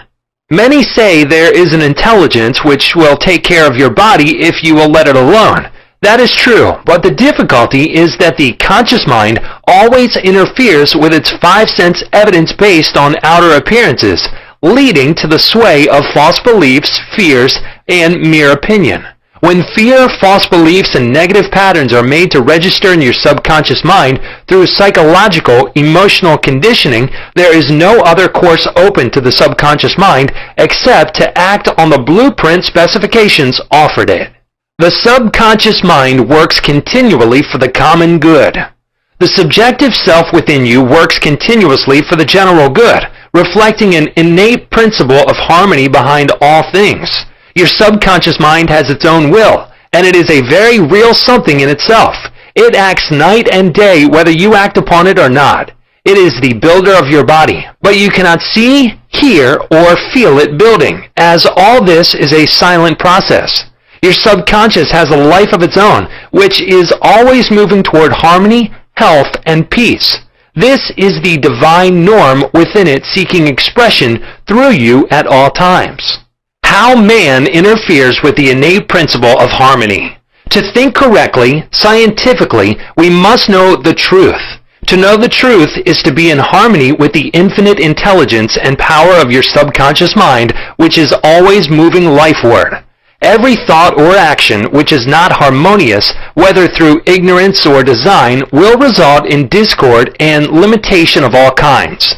Scientists inform us that you build a new body every 11 months, so you are really only 11 months old from a physical standpoint. If you build defects back into your body by thoughts of fear, anger, jealousy, and ill will, you have no one to blame but yourself. You are the sum total of your own thoughts. You can keep from entertaining negative thought and imagery. The way to get rid of darkness is with light. The way to overcome cold is with heat. The way to overcome the negative thought is to substitute the good thought. Affirm the good and the bad will vanish. Why it's normal to be healthy, vital, and strong. It's abnormal to be sick. The average child born into the world is perfectly healthy with all its organs functioning perfectly. This is the normal state, and we should remain healthy, vital, and strong. The instinct of self-preservation is the strongest instinct of our nature, and it constitutes a most potent, ever-present, and constantly operative truth inherent in your nature. It is, therefore, obvious that all your thoughts, ideas, and beliefs must operate with greater potentiality when they are in harmony with the innate life principle in you, which is forever seeking to preserve and protect you along all lines. It follows from this that normal conditions can be restored with greater ease and certainty than abnormal conditions can be induced. It is abnormal to be sick. It simply means you are going against the stream of life and thinking negatively. The law of life is the law of growth. All nature testifies to the operation of this law by silently, constantly expressing itself in the law of growth. When there is growth and expression, there must be life. Where there is life, there must be harmony, and where there is harmony, there is perfect health. If your thought is in harmony with the creative principle of your subconscious mind, you are in tune with the innate principle of harmony. If you entertain thoughts which are not in accordance with the principle of harmony, these thoughts cling to you, harass you, worry you, and finally bring about disease, and if persisted in, possibly death. In the healing of disease, you must increase the inflow and distribution of the vital forces of your subconscious mind throughout your system.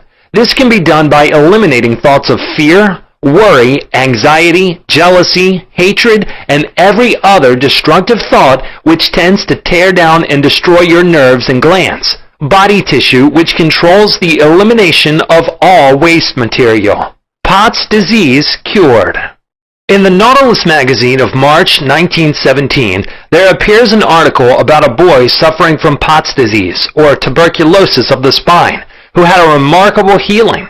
His name was Frederick Elias Andrews of Indianapolis, now minister of Unity School of Christianity, Kansas City, Missouri. His physician pronounced him incurable. He began to pray, and from a crooked, twisted cripple going about on hands and knees, he became a strong, straight, well-formed man. He created his own affirmation, mentally absorbing the qualities he needed. He affirmed over and over again many times a day, "I am whole, perfect, strong, powerful, loving, harmonious, and happy." He persevered and said that this prayer was the last utterance on his lips at night and the first in the morning. He prayed for others also by sending out thoughts of love and health. This attitude of mind and way of prayer returned to him multiplied many times.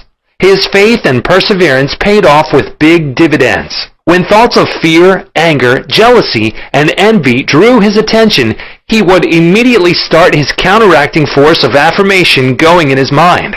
His subconscious mind responded according to the nature of his habitual thinking. How faith in your subconscious powers makes you whole. A young man who came to my lectures on the healing power of the subconscious mind had severe eye trouble, which his doctor said necessitated an operation. He said to himself, "My subconscious made my eyes, and it can heal me." Each night as he went to sleep, he entered into a drowsy, meditative state, the condition akin to sleep. His attention was immobilized and focused on the eye doctor. He imagined the doctor was in front of him, and he plainly heard, or imagined he heard, the doctor saying to him, "A miracle has happened." He heard this over and over again every night for perhaps 5 minutes or so before going to sleep. At the end of 3 weeks, he again went to the ophthalmologist who had previously examined his eyes, and the physician said to this man, "This is a miracle. What happened?" This man impressed his subconscious mind using the doctor as the instrument or a means of convincing it or conveying the idea. Through repetition, faith, and expectancy, he impregnated his subconscious mind. His subconscious mind made his eye. Within it was the perfect pattern, and immediately it proceeded to heal the eye. This is another example of how faith in the healing power of your subconscious can make you whole. Chapter 8. How to get the results you want. The principal reasons for failure are lack of confidence and too much effort. Many people block answers to their prayers by failing to fully comprehend the workings of their subconscious mind. When you know how your mind functions, you gain a measure of confidence. You must remember, whenever your subconscious mind accepts an idea, it immediately begins to execute it. It uses all its mighty resources to that end and mobilizes all the mental and spiritual laws of your deeper mind. This law is true for good or bad ideas. Consequently, if you use it negatively, it brings trouble, failure, and confusion. When you use it constructively, it brings guidance, freedom, and peace of mind. The right answer is inevitable when your thoughts are positive, constructive, and loving. From this, it is perfectly obvious that the only thing you have to do in order to overcome failure is to get your subconscious to accept your idea or request by feeling its reality now, and the law of your mind will do the rest. Turn over your request with faith and confidence, and your subconscious will take over and answer for you. You will always fail to get results by trying to use mental coercion. Your subconscious mind does not respond to coercion. It responds to your faith or conscious mind acceptance. Your failure to get results may also arise from such statements as, "Things are getting worse. I will never get an answer. I see no way out. It is hopeless. I don't know what to do. I'm all mixed up." When you use such statements, you get no response or cooperation from your subconscious mind.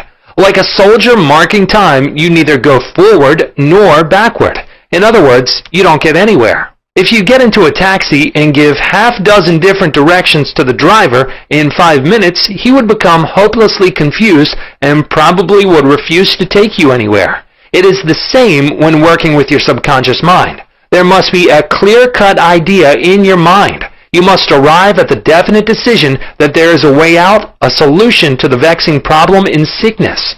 Only the infinite intelligence within your subconscious knows the answer.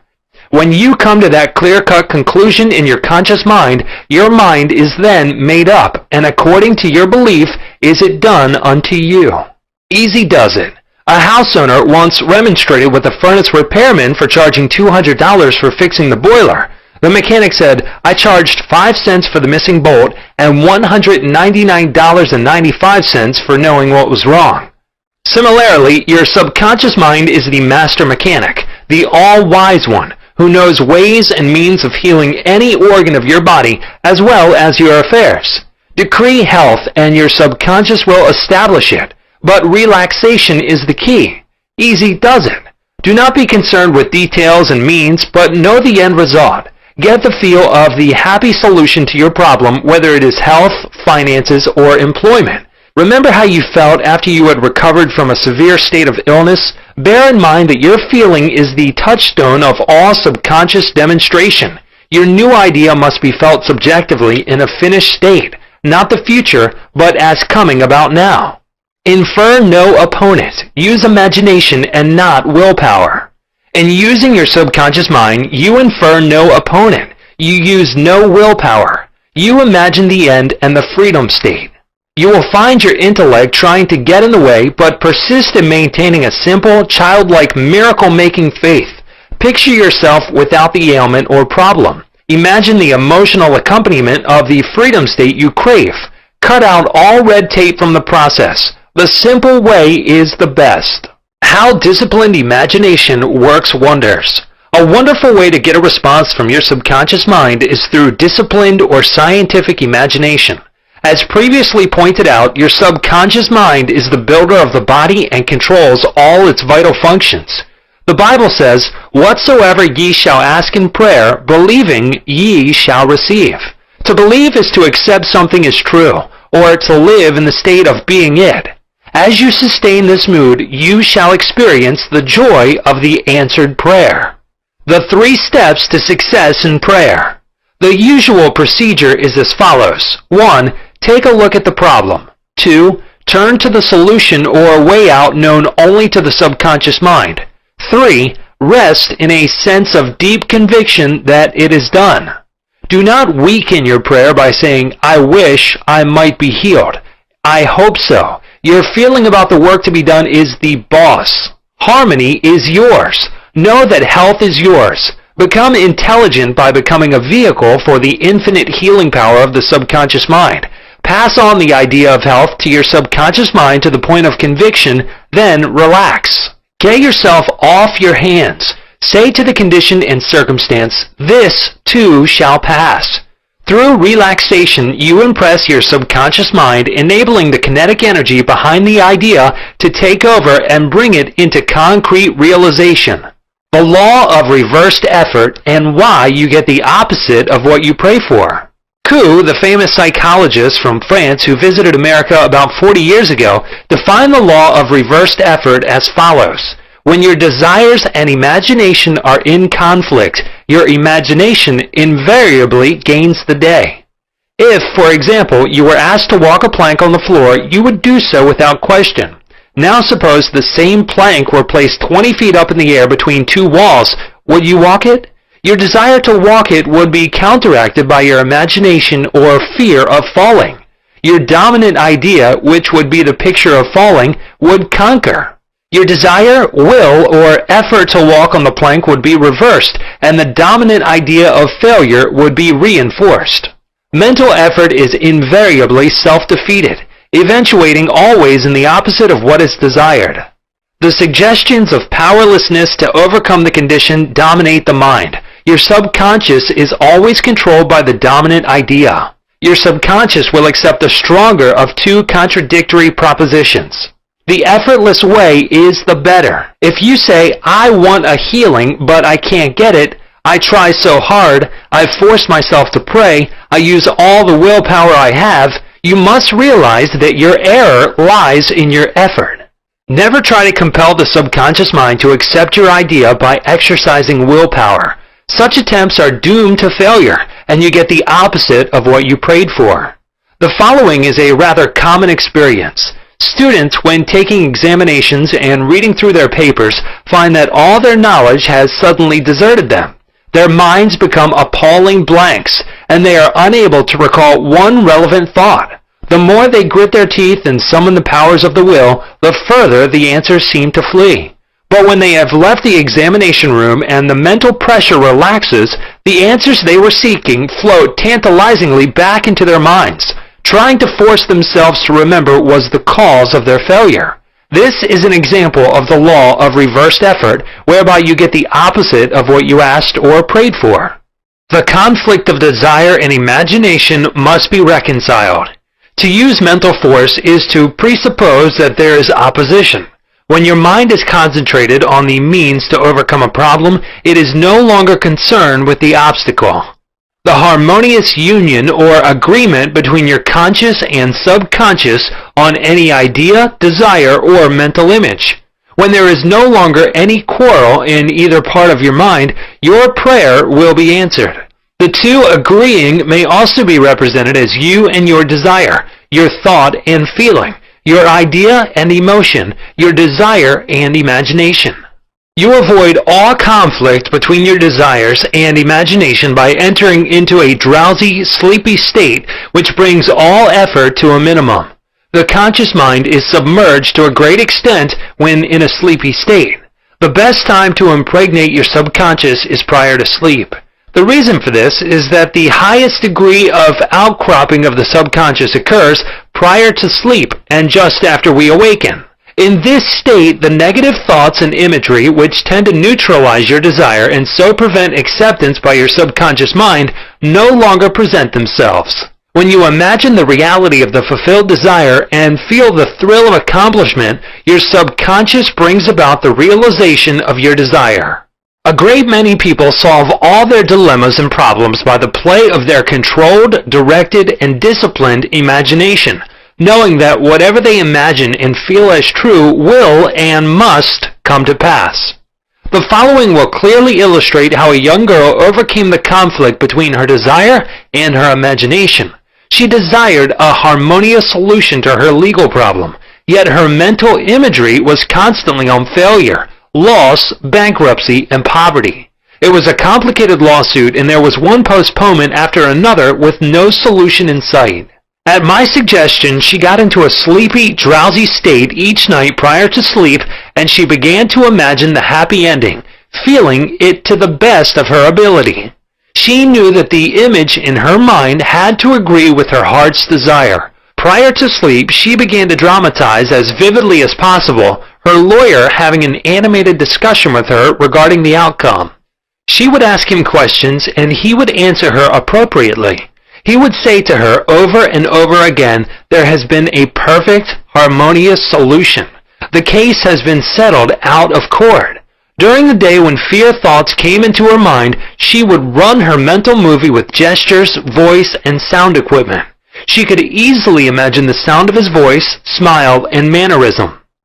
She ran this mental picture so often it became a subjective pattern, a regular train track. At the end of a few weeks, her attorney called her and confirmed objectively what she had been imagining and feeling as true subjectively. This is really what the psalmist meant when he wrote, "Let the words of my mouth, your thoughts, mental images, good, and the meditations of my heart, your feeling, nature, emotion, be acceptable in thy sight. O Lord, the law of your subconscious mind, my strength and my redeemer, the power and wisdom of your subconscious mind can redeem you from sickness, bondage, and misery." Psalm 19:14.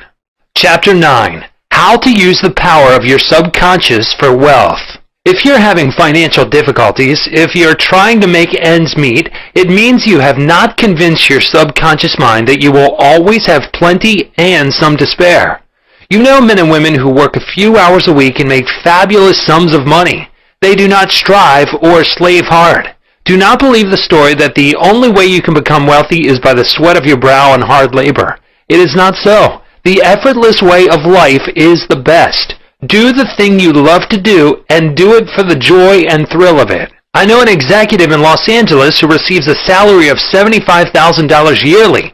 Last year, he went out on a 9-month cruise seeing the world and its beauty spots. He said to me that he had succeeded in convincing his subconscious mind that he is worth that much money. He told me that many men in his organization getting about $100 a week knew more about the business than he did and could manage it better, but they had no ambition, no creative ideas, and were not interested in the wonders of their subconscious mind. Wealth is of the mind. Wealth is simply a subconscious conviction on the part of the individual. You will not become a millionaire by saying, "I am a millionaire, I am a millionaire." You will grow into a wealth consciousness by building into your mentality the idea of wealth and abundance. Your invisible means of support. The trouble with most people is that they have no invisible means of support. When business falls away, the stock market drops, or they lose their investments, they seem helpless. The reason for such insecurity is that they do not know how to tap the subconscious mind. They are unacquainted with the inexhaustible storehouse within. A man with a poverty-type mind finds himself in poverty-stricken conditions. Another man with a mind filled with ideas of wealth is surrounded with everything he needs. It is never intended that man should lead a life of indigence. You can have wealth, everything you need, and plenty to spare. Your words have power to cleanse your mind of wrong ideas and to instill right ideas in their place. The ideal method for building a wealth consciousness. Perhaps you are saying as you read this chapter, "I need wealth and success." This is what you do. Repeat for about 5 minutes to yourself 3 or 4 times a day, wealth, success. These words have tremendous power. They represent the inner power of the subconscious mind. Anchor your mind on this substantial power within you. Then conditions and circumstances corresponding to their nature and quality will be manifested in your life. You are not saying, "I am wealthy." You are dwelling on real powers within you. There is no conflict in the mind when you say wealth. Furthermore, the feeling of wealth will well up within you as you dwell on the idea of wealth. The feeling of wealth produces wealth. Keep this in mind at all times. Your subconscious mind is like a bank, a sort of universal financial institution. It magnifies whatever you deposit or impress upon it, whether it is the idea of wealth or of poverty. Choose wealth. Why your affirmations for wealth fail. I have talked to many people during the past 35 years whose usual complaint is, "I have said for weeks and months, I am wealthy, I am prosperous, and nothing has happened." I discovered that when they said, "I am prosperous, I am wealthy," they felt within that they were lying to themselves.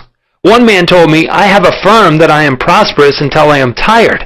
Things are now worse." I knew when I made the statement that it was obviously not true. His statements were rejected by the conscious mind, and the very opposite of what he outwardly affirmed and claimed was made manifest. Your affirmation succeeds best when it is specific and when it does not produce a mental conflict or argument. Hence, the statements made by this man made matters worse because they suggested his lack. Your subconscious accepts what you really feel to be true, not just idle words or statements. The dominant idea or belief is always accepted by the subconscious mind. How to avoid mental conflict.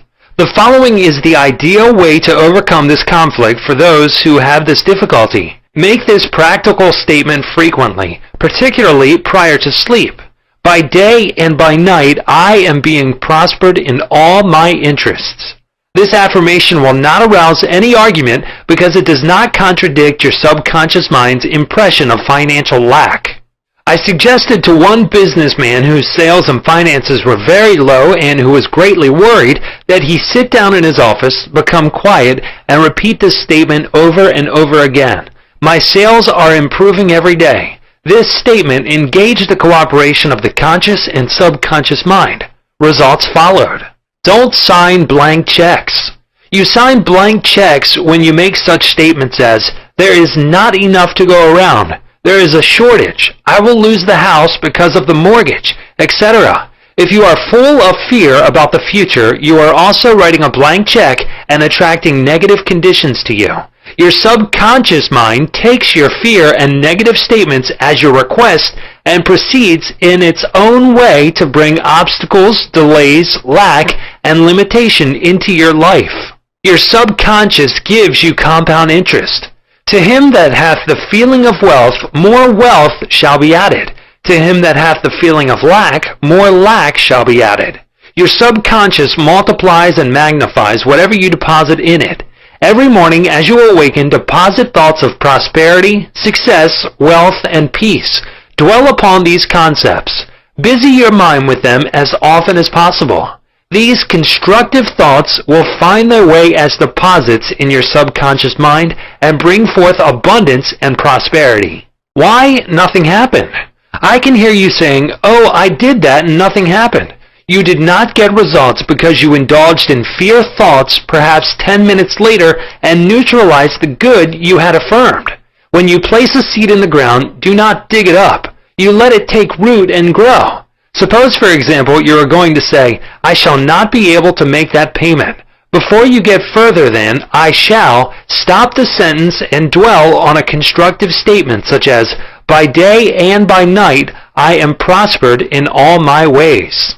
True source of wealth. Your subconscious mind is never short of ideas. There are within it an infinite number of ideas ready to flow into your conscious mind and appear as cash in your pocketbook in countless ways. This process will continue to go on in your mind regardless of whether the stock market goes up or down, or whether the pound sterling or dollar drops in value. Your wealth is never truly dependent on bonds, stocks, or money in the bank. These are really only symbols, necessary and useful, of course, but only symbols. The point I wish to emphasize is that if you convince your subconscious mind that wealth is yours and that it is always circulating in your life, you will always and inevitably have it, regardless of the form it takes. Trying to make ends meet and the real cause. There are people who claim that they are always trying to make ends meet. They seem to have a great struggle to meet their obligations. Have you listened to their conversation? In many instances, their conversation runs along this vein. They are constantly condemning those who have succeeded in life and who have raised their heads above the crowd. Perhaps they are saying, "Oh, that fellow has a racket. He is ruthless. He is a crook." This is why they lack. They are condemning the thing they desire and want. The reason they speak critically of their more prosperous associates is because they are envious and covetous of the other's prosperity. The quickest way to cause wealth to take wings and fly away is to criticize and condemn others who have more wealth than you. A common stumbling block to wealth. There is one emotion which is the cause of the lack of wealth in the lives of many. Most people learn this the hard way. It is envy. For example, if you see a competitor depositing large sums of money in the bank and you have only a meager amount to deposit, does it make you envious? The way to overcome this emotion is to say to yourself, "Isn't it wonderful? I rejoice in that man's prosperity. I wish for him greater and greater wealth." To entertain envious thoughts is devastating because it places you in a very negative position. Therefore, wealth flows from you instead of to you. If you are ever annoyed or irritated by the prosperity or great wealth of another, claim immediately that you truly wish for him greater wealth in every possible way. This will neutralize the negative thoughts in your mind and cause an ever greater measure of wealth to flow to you by the law of your own subconscious mind. Rubbing out a great mental block to wealth. If you are worried and critical about someone who you claim is making money dishonestly, cease worrying about him. You know such a person is using the law of mind negatively. The law of mind takes care of him. Be careful not to criticize him for the reasons previously indicated. Remember, the block or obstacle to wealth is in your own mind. You can now destroy that mental block. This you may do by getting on mental good terms with everyone. Sleep and grow rich. As you go to sleep at night, practice the following technique. Repeat the word wealth, quietly, easily, and feelingly. Do this over and over again, just like a lullaby. Lull yourself to sleep with the one word wealth. You should be amazed at the result. Wealth should flow to you in avalanches of abundance. This is another example of the magic power of your subconscious mind. Chapter 10. Your right to be rich. It is your right to be rich. You are here to lead the abundant life and be happy, radiant, and free. You should, therefore, have all the money you need to lead a full, happy, and prosperous life. You are here to grow, expand, and unfold spiritually, mentally, and materially. You have the inalienable right to fully develop and express yourself along all lines. You should surround yourself with beauty and luxury. Why be satisfied with just enough to go around when you can enjoy the riches of your subconscious mind? In this chapter, you can learn to make friends with money, and you should always have a surplus. Your desire to be rich is a desire for a fuller, happier, more wonderful life. It is a cosmic urge. It is not only good, but also very good. Money is a symbol. Money is a symbol of exchange. It means to you not only freedom from want, but beauty, luxury, abundance, and refinement. It is merely a symbol of the economic health of the nation. When your blood is circulating freely in your body, you are healthy. When money is circulating freely in your life, you are economically healthy. When people begin to hoard money to put it away in tin boxes and become charged with fear, there is economic illness. Money has taken many forms as a medium of exchange down through the centuries, such as salt, beads, and trinkets of various kinds. In early times, a man's wealth was determined by the number of sheep and oxen he had. Now we use currency and other negotiable instruments, as it is much more convenient to write a check than carry some sheep around with you to pay bills. How to walk the royal road to riches. Knowledge of the powers of your subconscious mind is the means to the royal road to riches of all kinds, spiritual, mental, or financial. The student of the laws of mind believes and knows definitely that regardless of economic situations, stock market fluctuation, depression, strikes, war, other conditions or circumstances, he will always be amply supplied regardless of what form money takes. The reason for this is that he has conveyed the idea of wealth to his subconscious mind, and it keeps him supplied wherever he may be. He has convinced himself in his mind that money is forever, flowing freely in his life, and that there is always a wonderful surplus. Should there be a financial collapse of government tomorrow and all the man's present holdings become valueless, as the German marks did after the First World War, he would still attract wealth and be cared for, regardless of the form the new currency took. Why you do not have more money. As you read this chapter, you are probably saying, I am worthy of a higher salary than I am receiving. I believe most people are inadequately compensated. One of the causes many people do not have more money is that they are silently or openly condemning it. They refer to money as filthy lucre, or the love of money is the root of all evil. Another reason they do not prosper is that they have a sneaky subconscious feeling there is some virtue in poverty.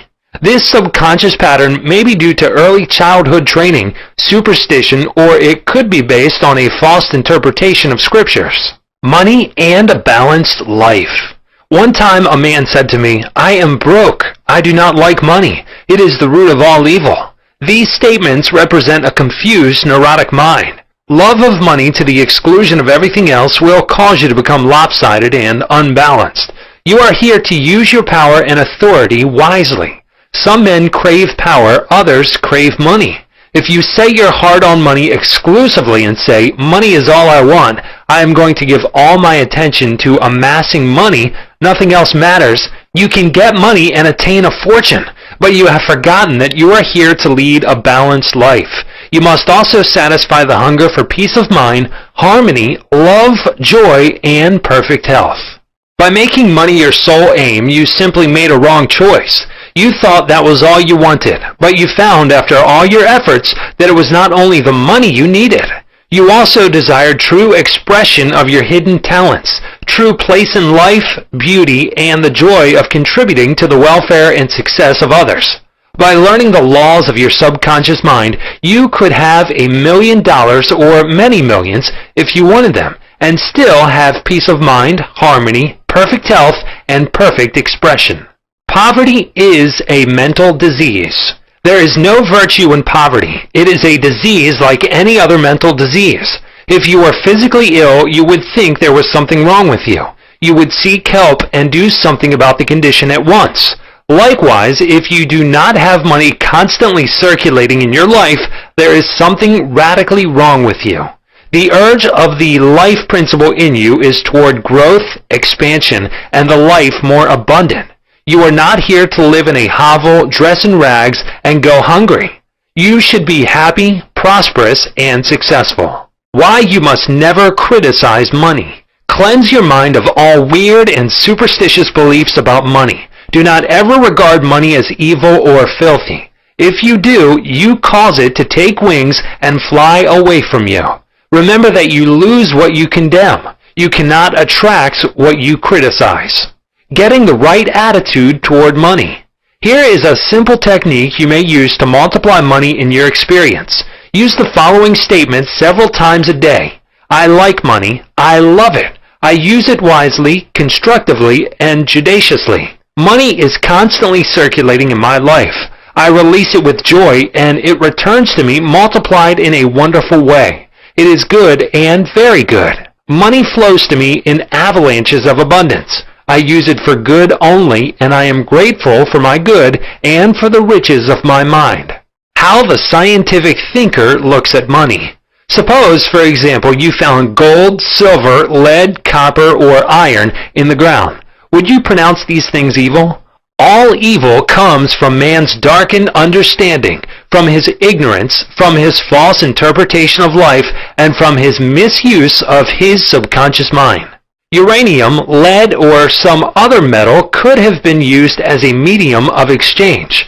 We use paper bills, checks, nickel, and silver. Surely these are not evil. Physicists and chemists know today that the only difference between one metal and another is the number and rate of motion of electrons revolving around the central nucleus. They can now change one metal into another through a bombardment of atoms in the powerful cyclotron. Gold, under certain conditions, becomes mercury. I believe that our modern scientists in the near future will be able to make gold, silver, and other metals synthetically in the chemical laboratory. The cost may be prohibitive now, but it can be done. I cannot imagine any intelligent person seeing anything evil in electrons, neutrons, protons, and isotopes. The piece of paper in your pocket is composed of atoms and molecules with their electrons and protons arranged differently. Their number and rates of motion are different. That is the only way the paper differs from the silver in your pocket. How to attract the money you need. Many years ago, I met a young boy in Australia who wanted to become a physician and surgeon, but he had no money. I explained to him how a seed deposited in the soil attracts to itself everything necessary for its unfolding, and all that he had to do was take a lesson from the seed and deposit the required idea in his subconscious mind. For expenses, this young, brilliant boy used to clean out doctors' offices, wash windows, and do odd repair jobs. He told me that every night as he went to sleep, he used to picture in his mind's eye a medical diploma on a wall with his name on it in big, bold letters. He used to clean and shine the framed diplomas in the medical building where he worked. It was not hard for him to engrave the image of a diploma in his mind and develop it there. Definite results followed as he persisted with his mental picture every night for about 4 months. The sequel of this story was very interesting. One of the doctors took a great liking to this young boy, and after training him in the art of sterilizing instruments, giving hypodermic injections and other miscellaneous first aid work, he employed him as a technical assistant in his office. The doctor later sent him to medical school at his own expense. Today, this young man is a prominent medical doctor in Montreal, Canada. He discovered the law of attraction by using his subconscious mind the right way. He operated an age-old law which says, having seen the end, you have willed the means to the realization of the end. The end in this case was to become a medical doctor. This young man was able to imagine, see, and feel the reality of being a doctor. He lived with that idea, sustained it, nourished it, and loved it until through his imagination it penetrated the layers of his subconscious mind and became a conviction, thereby attracting to him everything necessary for the fulfillment of his dream. Why some men do not get a raise in pay. If you are working in a large organization and you are silently thinking of and resenting the fact you are underpaid, that you are not appreciated and that you deserve more money and greater recognition, you are subconsciously severing your ties with that organization. You are setting a law in motion, and the superintendent or manager will say to you, "We have to let you go." Actually, you dismissed yourself. The manager was simply the instrument through which your own negative mental state was confirmed. It was an example of the law of action and reaction. The action was your thought, and the reaction was the response of your subconscious mind. Obstacles and impediments on the pathway to riches. I am sure you have heard men say, "That fellow has a racket. He is a racketeer. He is getting money dishonestly. He is a faker. I knew him when he had nothing.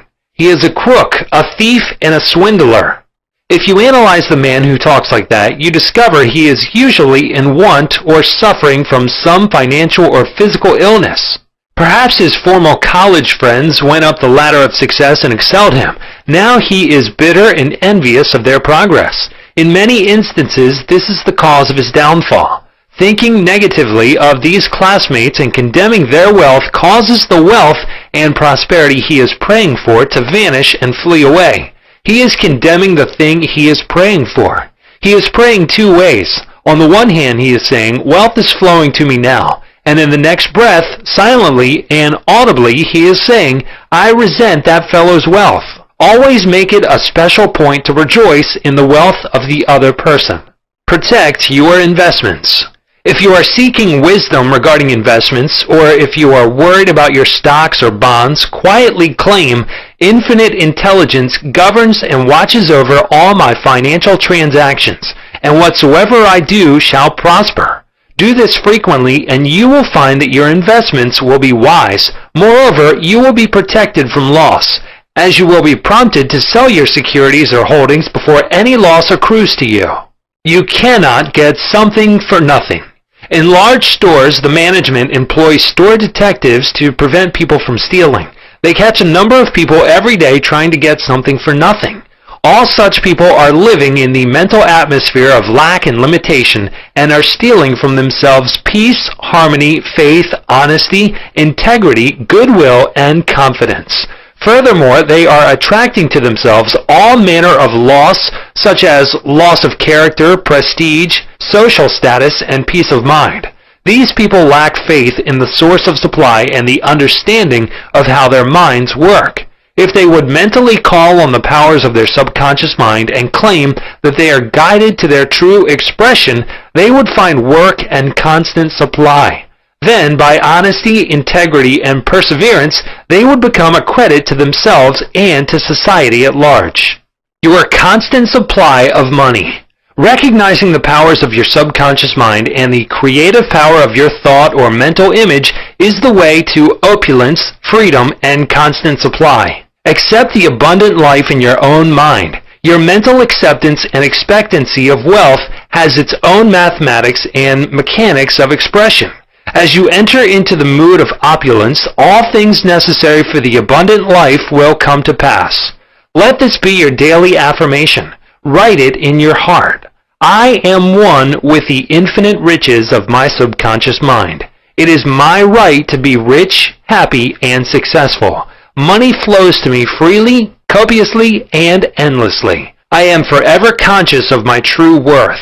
I give of my talents freely, and I am wonderfully blessed financially. It is wonderful. Chapter 11. Your subconscious mind as a partner in success. Success means successful living. A long period of peace, joy, and happiness on this plane may be termed success. The real things of life, such as peace, harmony, integrity, security, and happiness, are intangible. They come from the deep self of man. Meditating on these qualities builds these treasures of heaven in our subconscious. The 3 steps to success. Let us discuss 3 steps to success. The first step to success is to find out the thing you love to do, then do it. Success is in loving your work. Although, if a man is a psychiatrist, it is not adequate for him to get a diploma and place it on the wall. He must keep up with the times, attend conventions, and continue studying the mind and its workings. The successful psychiatrist visits clinics and reads the latest scientific articles. In other words, he is informed in the most advanced methods of alleviating human suffering.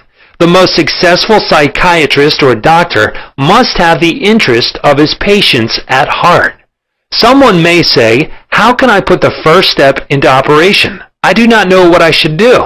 In such a case, pray for guidance as follows.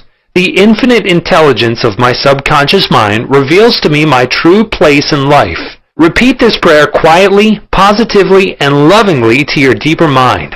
As you persist with faith and confidence, the answer will come to you as a feeling, a hunch, or a tendency in a certain direction. It will come to you clearly and in peace, and as an inner silent awareness. The second step to success is to specialize in some particular branch of work and know more about it than anyone else. For example, if a young man chooses chemistry as his profession, he should concentrate on one of the many branches in this field. He should give all of his time and attention to this chosen specialty. He should become sufficiently enthusiastic to try to know all there is available about his field. If possible, he should know more than anyone else.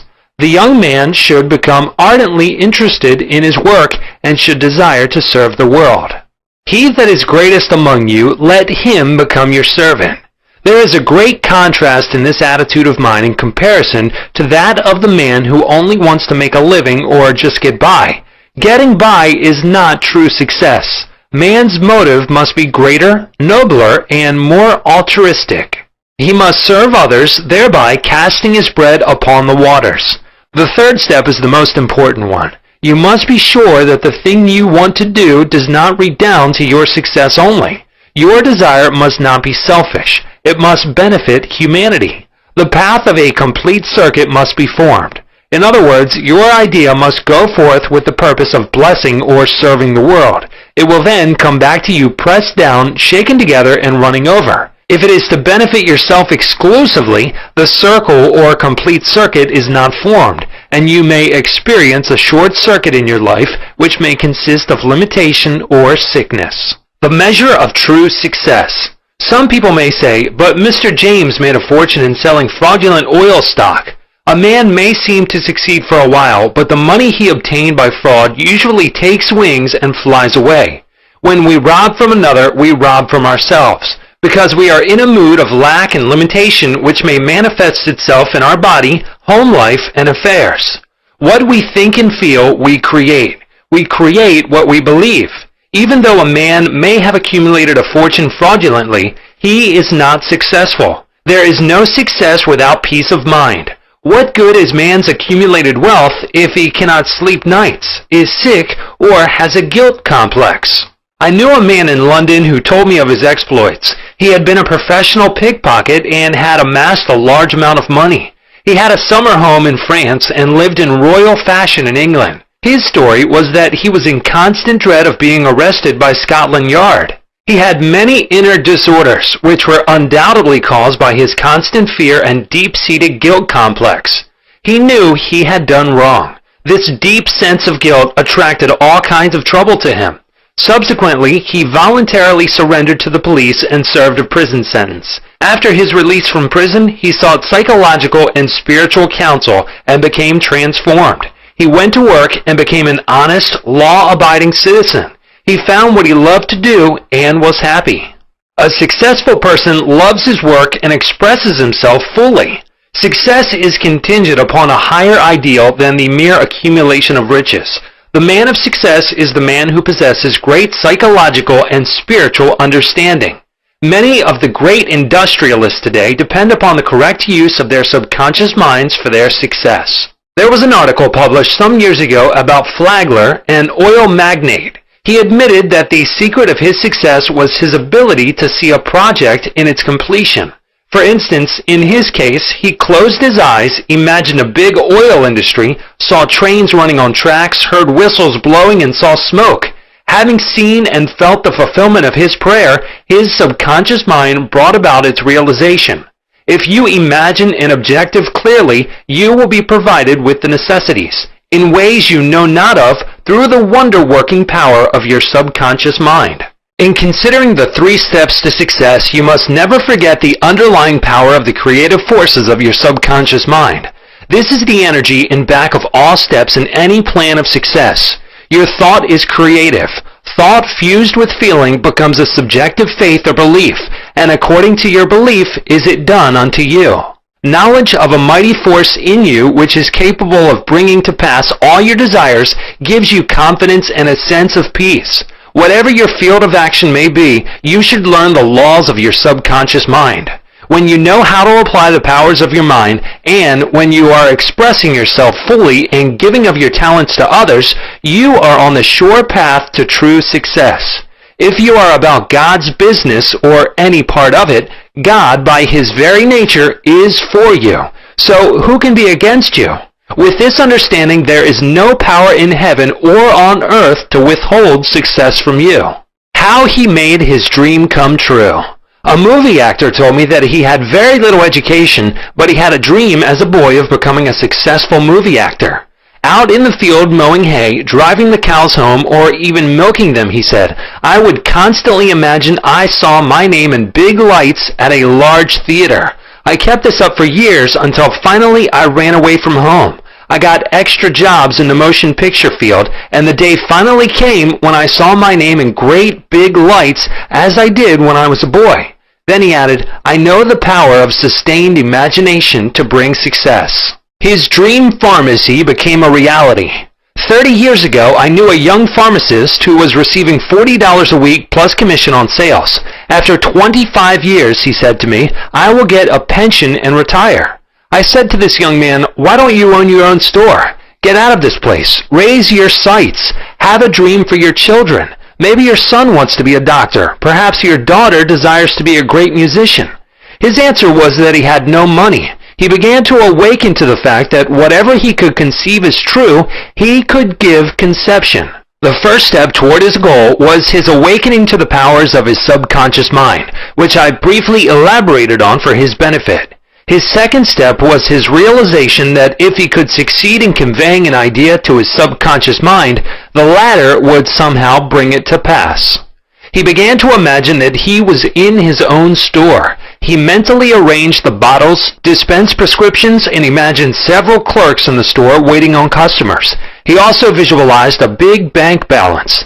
Mentally, he worked in that imaginary store. Like a good actor, he lived the role. Act as though I am, and I will be. This pharmacist put himself wholeheartedly into the act, living, moving, and acting on the assumption that he owned the store. The sequel was interesting. He was discharged from his position. He found new employment with a large chain store, became manager, and later on district manager. He saved enough money in 4 years to provide a down payment on a drug store of his own. He called it his dream pharmacy. It was, he said, exactly the store I saw in my imagination. He became a recognized success in his chosen field and was happy doing what he loved to do. Using the subconscious mind in business. Some years ago, I gave a lecture to a group of businessmen on the powers of imagination and the subconscious mind. In this lecture, I pointed out how Goethe used his imagination wisely when confronted with difficulties and predicaments. His biographers point out that he was accustomed to fill many hours quietly holding imaginary conversations. It is well known that his custom was to imagine one of his friends before him in a chair answering him in the right way. In other words, if he were concerned over any problems, he imagined his friend giving him the right or appropriate answer, accompanied with the usual gestures and tonal qualities of the voice, and he made the entire imaginary scene as real and as vivid as possible. One of the men present at this lecture was a young stockbroker. He proceeded to adopt the technique of Goethe. He began to have mental, imaginary conversations with a multi-millionaire banker friend of his who used to congratulate him on his wise and sound judgment and compliment him on his purchase of the right stocks. He used to dramatize this imaginary conversation until he had psychologically fixed it as a form of belief in his mind. This broker's inner talking and controlled imagination certainly agreed with his aim, which was to make sound investments for his clients. His main purpose in life was to make money for his clients and to see them prosper financially by his wise counsel. He is still using his subconscious mind in his business, and he is a brilliant success in his field of endeavor. Boy of 16 years turns failure into success. A young boy who was attending high school said to me, "I am getting very poor grades. My memory is failing. I do not know what is the matter." I discovered that the only thing wrong with this boy was his attitude, which was one of indifference and resentment towards some of his teachers and fellow students. I taught him how to use his subconscious mind and how to succeed in his studies. He began to affirm certain truths several times a day, particularly at night prior to sleep, and also in the morning after awakening. These are the best times to impregnate the subconscious mind. He affirmed as follows: "I realize that my subconscious mind is a storehouse of memory. It retains everything I read and hear from my teachers. I have a perfect memory, and the infinite intelligence in my subconscious mind constantly reveals to me everything I need to know at all my examinations, whether written or oral. I radiate love and goodwill to all my teachers and fellow students. I sincerely wish for them success in all good things." This young man is now enjoying a greater freedom than he has ever known. He is now receiving all A's. He constantly imagines the teachers and his mother congratulating him on his success in his studies. How to become successful in buying and selling. In buying and selling, remember that your conscious mind is the starter and your subconscious mind is the motor. You must start the motor to enable it to perform its work. Your conscious mind is the dynamo that awakens the power of your subconscious mind. The first step in conveying your clarified desire, idea, or image to the deeper mind is to relax, immobilize the attention, get still, and be quiet. This quiet, relaxed, and peaceful attitude of mind prevents extraneous matter and false ideas from interfering with your mental absorption of your ideal.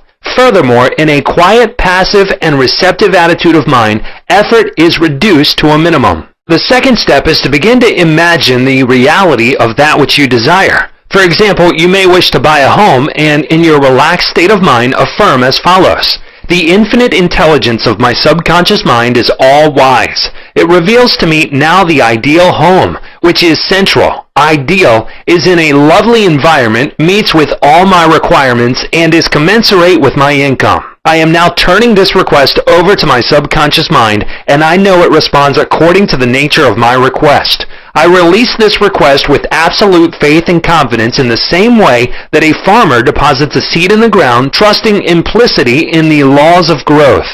The answer to your prayer may come through an advertisement in the paper, through a friend, or you may be guided directly to a particular home, which is exactly what you are seeking.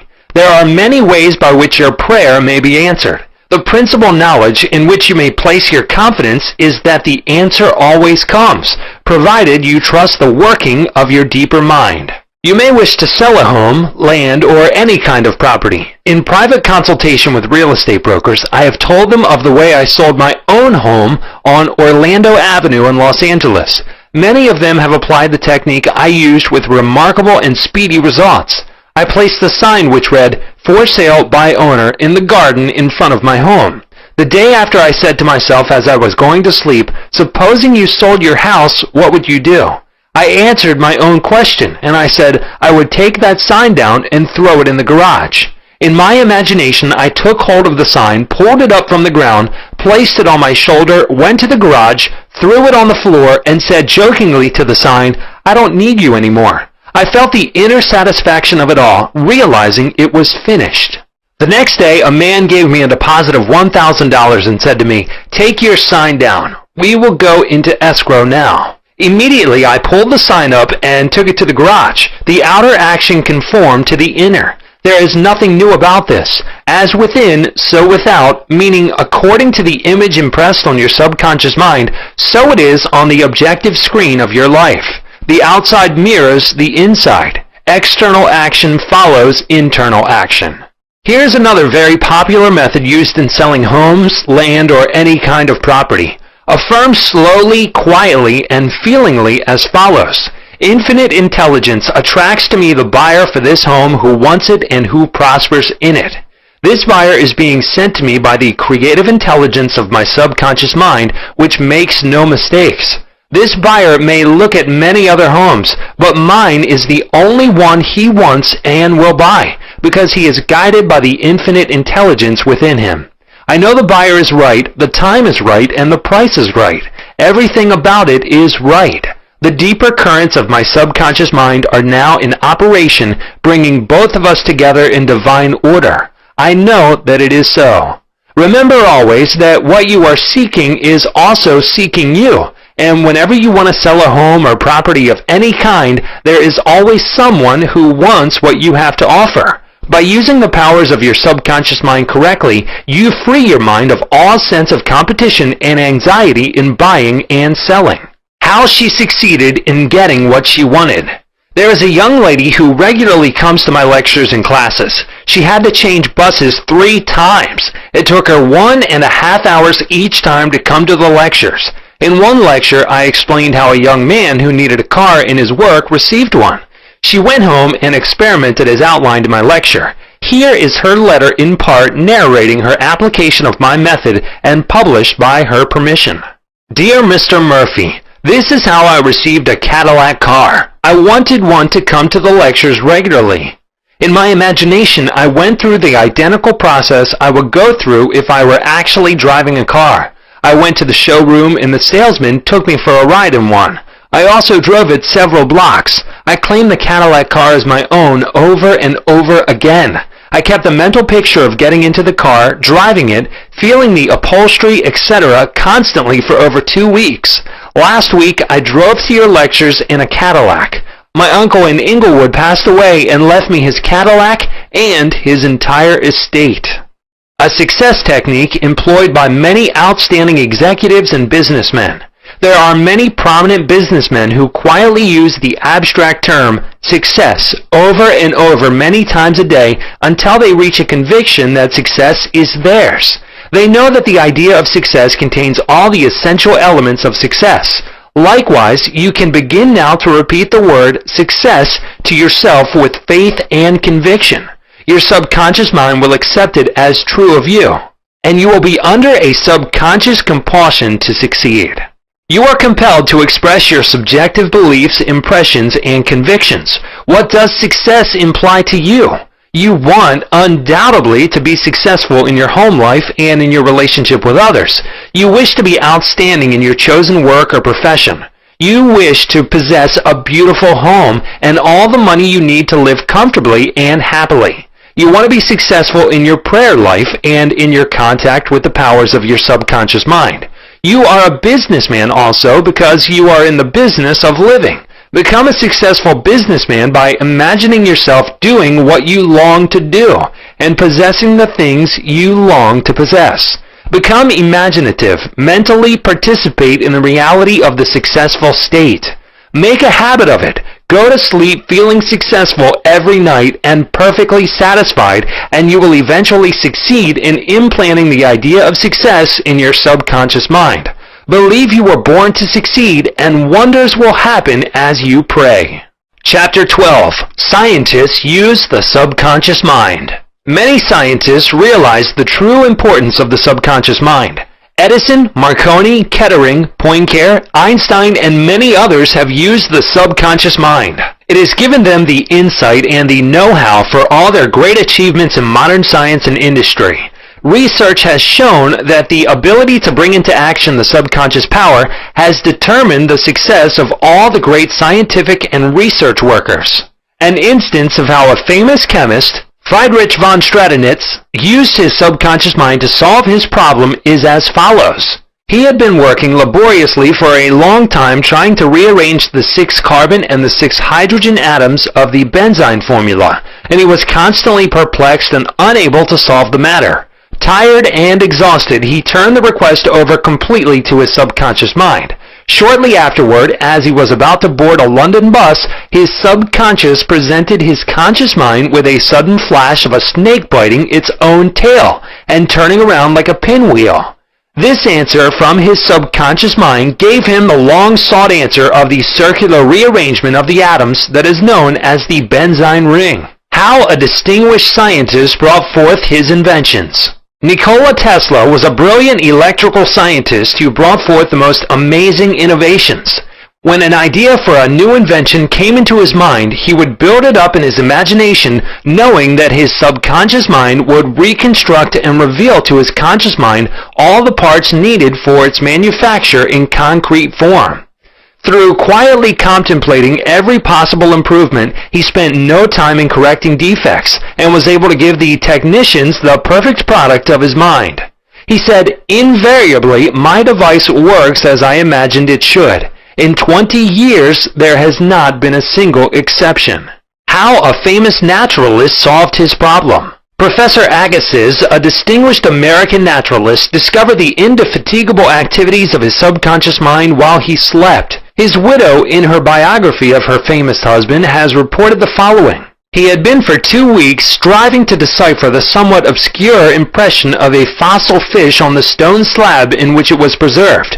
Weary and perplexed, he put his work aside at last and tried to dismiss it from his mind. Shortly after, he waked one night persuaded that while asleep he had seen his fish with all the missing features perfectly restored. But when he tried to hold and make fast the image, it escaped him. Nevertheless, he went early to the Jardin des Plantes, thinking that on looking anew at the impression, he should see something which would put him back on the track of his vision.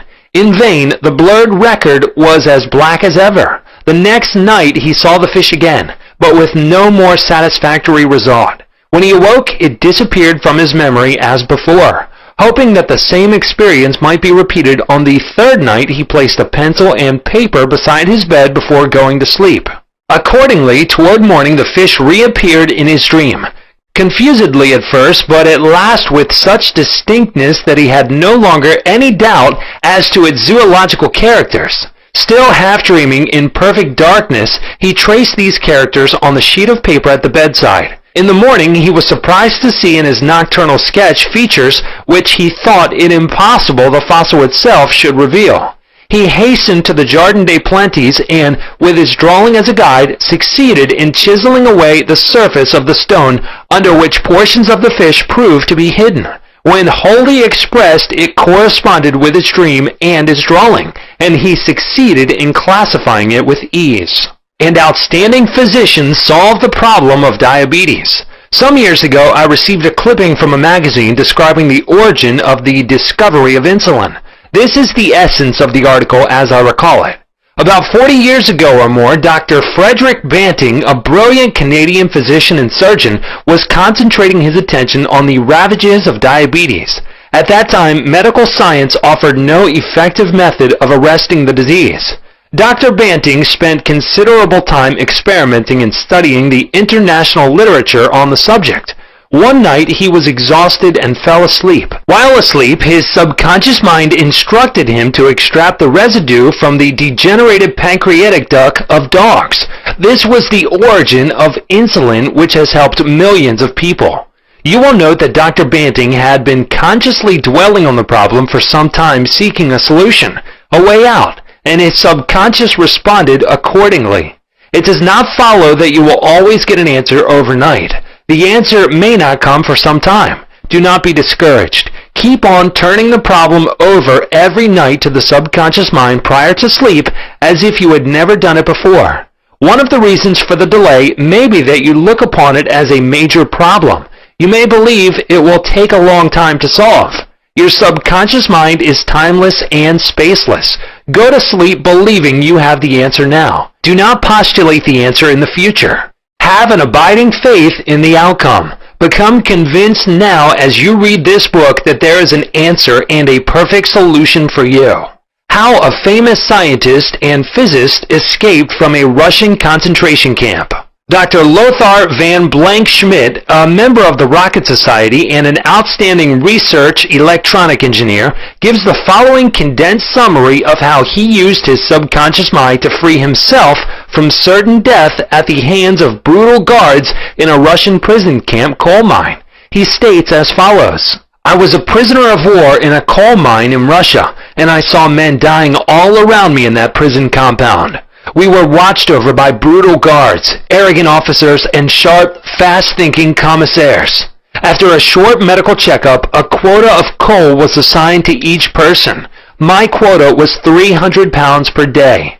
In case any man did not fill his quota, his small food ration was cut down, and in a short time he was resting in the cemetery. I started concentrating on my escape. I knew that my subconscious mind would somehow find a way. My home in Germany was destroyed, my family wiped out. All my friends and former associates were either killed in the war or were in concentration camps. I said to my subconscious mind, I want to go to Los Angeles, and you will find the way. I had seen pictures of Los Angeles, and I remembered some of the boulevards very well as some of the buildings. Every day and night I would imagine I was walking down Wilshire Boulevard with an American girl whom I met in Berlin prior to the war. She is now my wife. In my imagination, we would visit the stores, ride buses, and eat in the restaurants. Every night I made it a special point to drive my imaginary American automobile up and down the boulevards of Los Angeles. I made all this vivid and real. These pictures in my mind were as real and as natural to me as one of the trees outside the prison camp. Every morning the chief guard would count the prisoners as they were lined up. He would call out 1, 2, 3, etc. And when 17 was called out, which was my number in sequence, I stepped aside. In the meantime, the guard was called away for a minute or so, and on his return, he started by mistake on the next man as number 17. When the crew returned in the evening, the number of men was the same, and I was not missed, and the discovery would take a long time. I walked out of the camp undetected and kept walking for 24 hours, resting in a deserted town the next day. I was able to live by fishing and killing some wildlife. I found coal trains going to Poland and traveled on them by night, until finally I reached Poland. With the help of friends, I made my way to Lucerne, Switzerland. One evening at the Palace Hotel, Lucerne, I had a talk with a man and his wife from the United States of America. This man asked me if I would care to be a guest at his home in Santa Monica, California. I accepted, and when I arrived in Los Angeles, I found that their chauffeur drove me along Wilshire Boulevard and many other boulevards, which I had imagined so vividly in the long months in the Russian coal mines.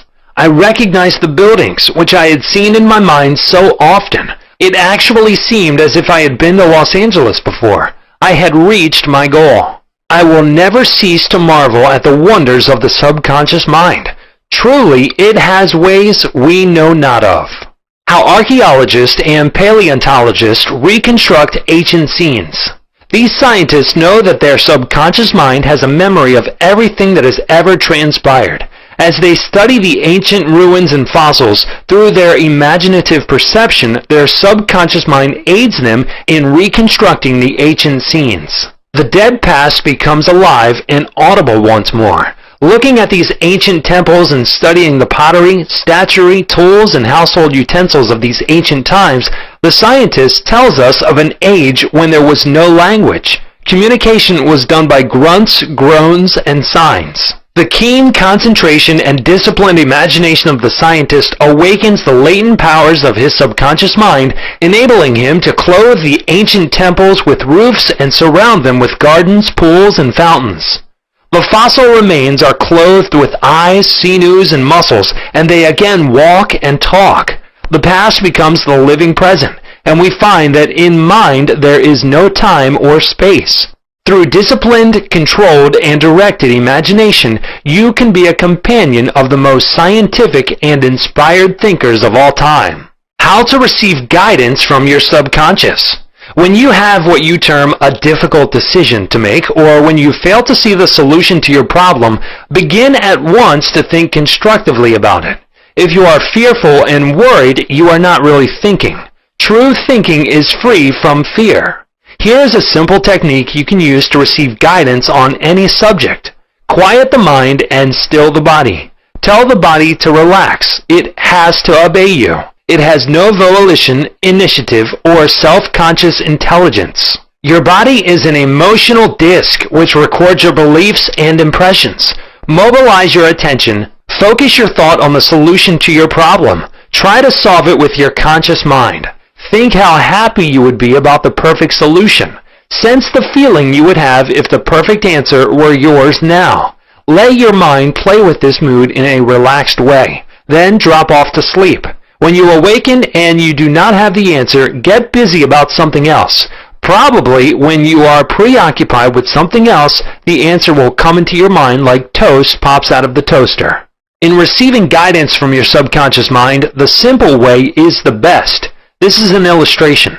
I once lost a valuable ring which was an heirloom. I looked everywhere for it and could not locate it.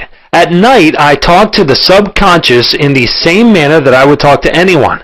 I said to it prior to dropping off to sleep, "You know all things. You know where that ring is, and you now reveal to me where it is." In the morning, I awoke suddenly with the words ringing in my ear, "Ask Robert." I thought it very strange that I should ask Robert, a young boy about 9 years of age. However, I followed the inner voice of intuition.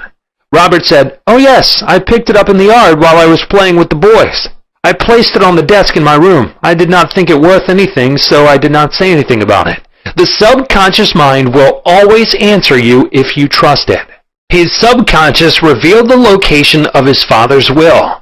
A young man who attends my lectures had this experience. His father died and apparently left no will. However, this man's sister told him that their father had confided to her that a will had been executed which was fair to all. Every attempt to locate the will failed. Prior to sleep, he talked to his deeper mind as follows. I now turn this request over to the subconscious mind. It knows just where that will is and reveals it to me. Then he condensed his request down to one word, answer, repeating it over and over again as a lullaby. He lulled himself to sleep with the word answer. The next morning, this young man had an overpowering hunch to go to a certain bank in Los Angeles where he found a safe deposit vault registered in the name of his father, the contents of which solved all his problems. Your thought as you go to sleep arouses the powerful latency which is within you.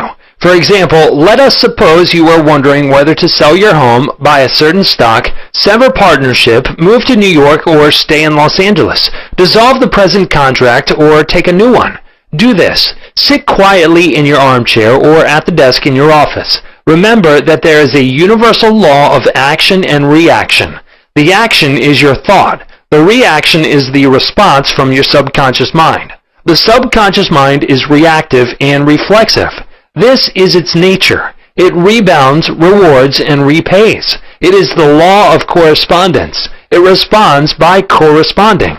As you contemplate right action, you will automatically experience a reaction or response in yourself which represents the guidance or answer of your subconscious mind.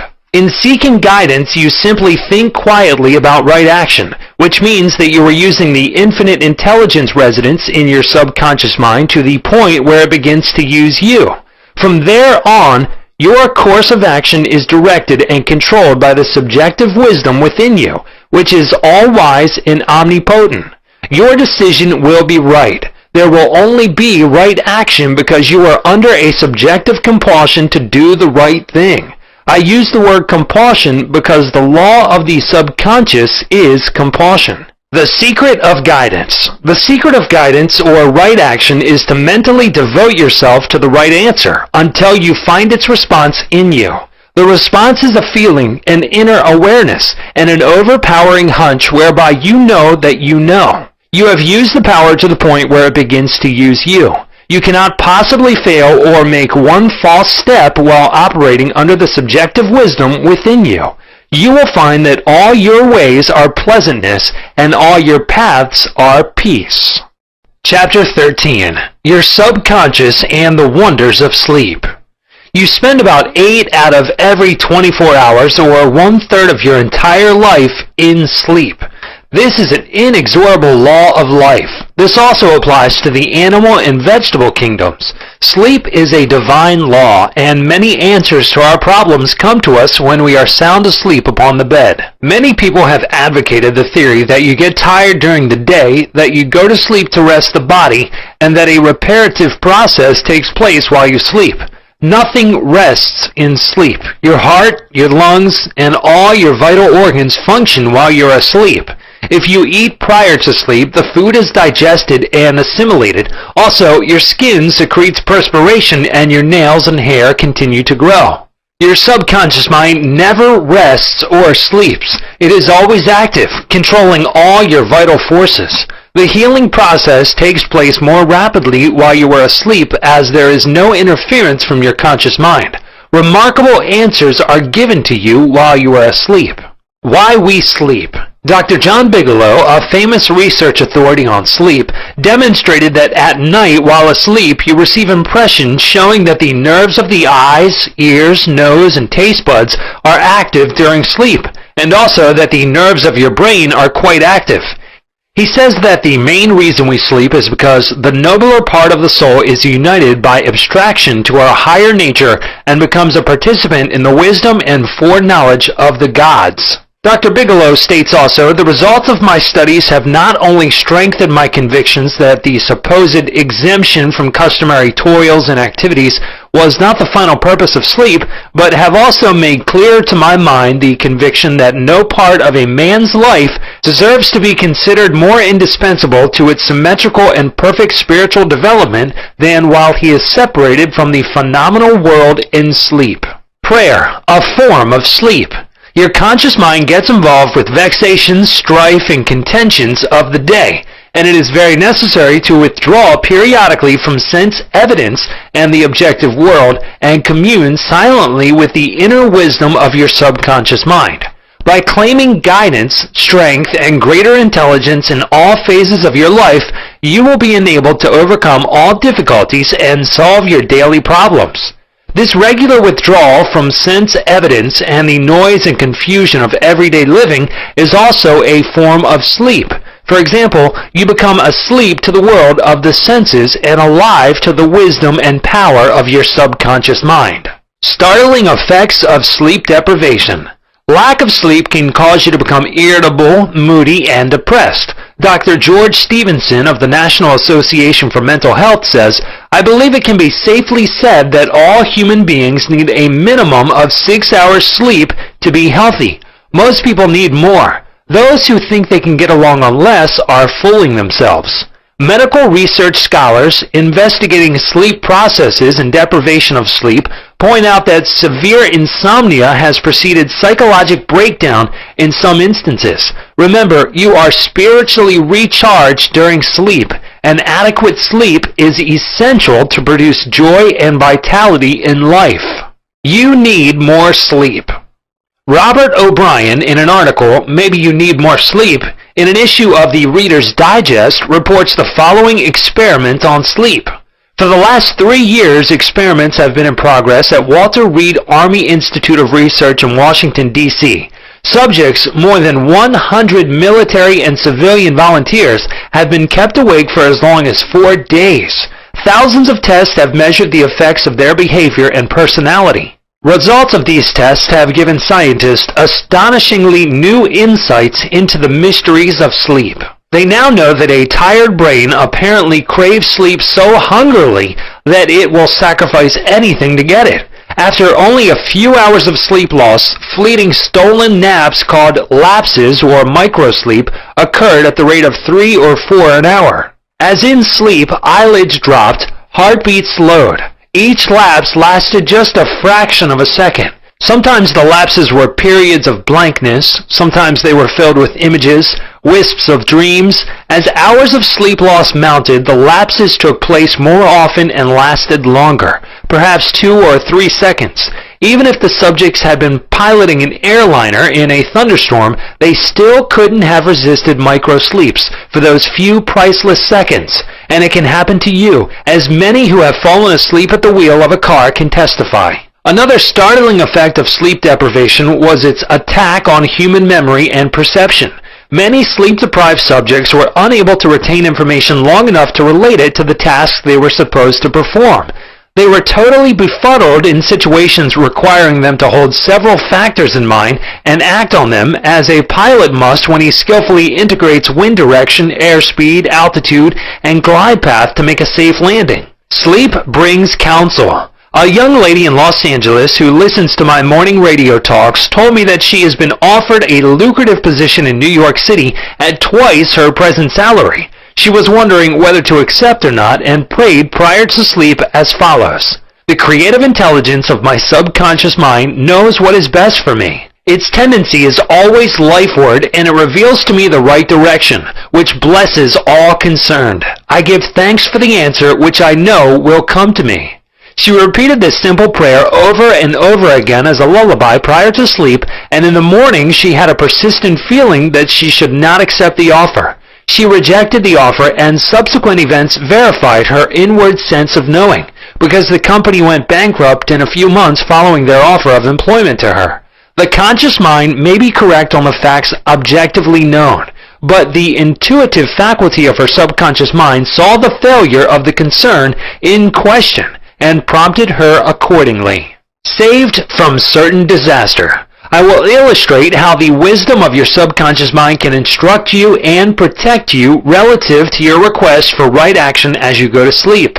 Many years ago, before the Second World War, I was offered a very lucrative assignment in the Orient, and I prayed for guidance and the right decision as follows. Infinite intelligence within me knows all things, and the right decision is revealed to me in divine order. I will recognize the answer when it comes. I repeated this simple prayer over and over again as a lullaby prior to sleep, and in a dream came the vivid realization of things to come 3 years hence. An old friend appeared in the dream and said, "Read these headlines. Do not go." The headlines of the newspaper which appeared in the dream related to war and attack on Pearl Harbor.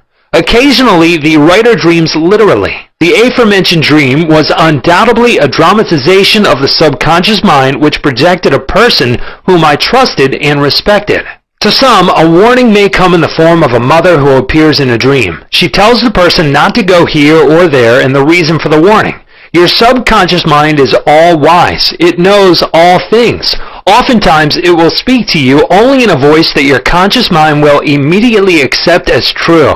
Sometimes your subconscious will warn you in a voice which sounds like that of your mother or some loved one, which may cause you to stop on the street, and you find if you had gone another foot, a falling object from a window might have struck you on the head. My subconscious mind is one with the universe subconscious, and it knew the Japanese were planning a war, and it also knew when the war would start.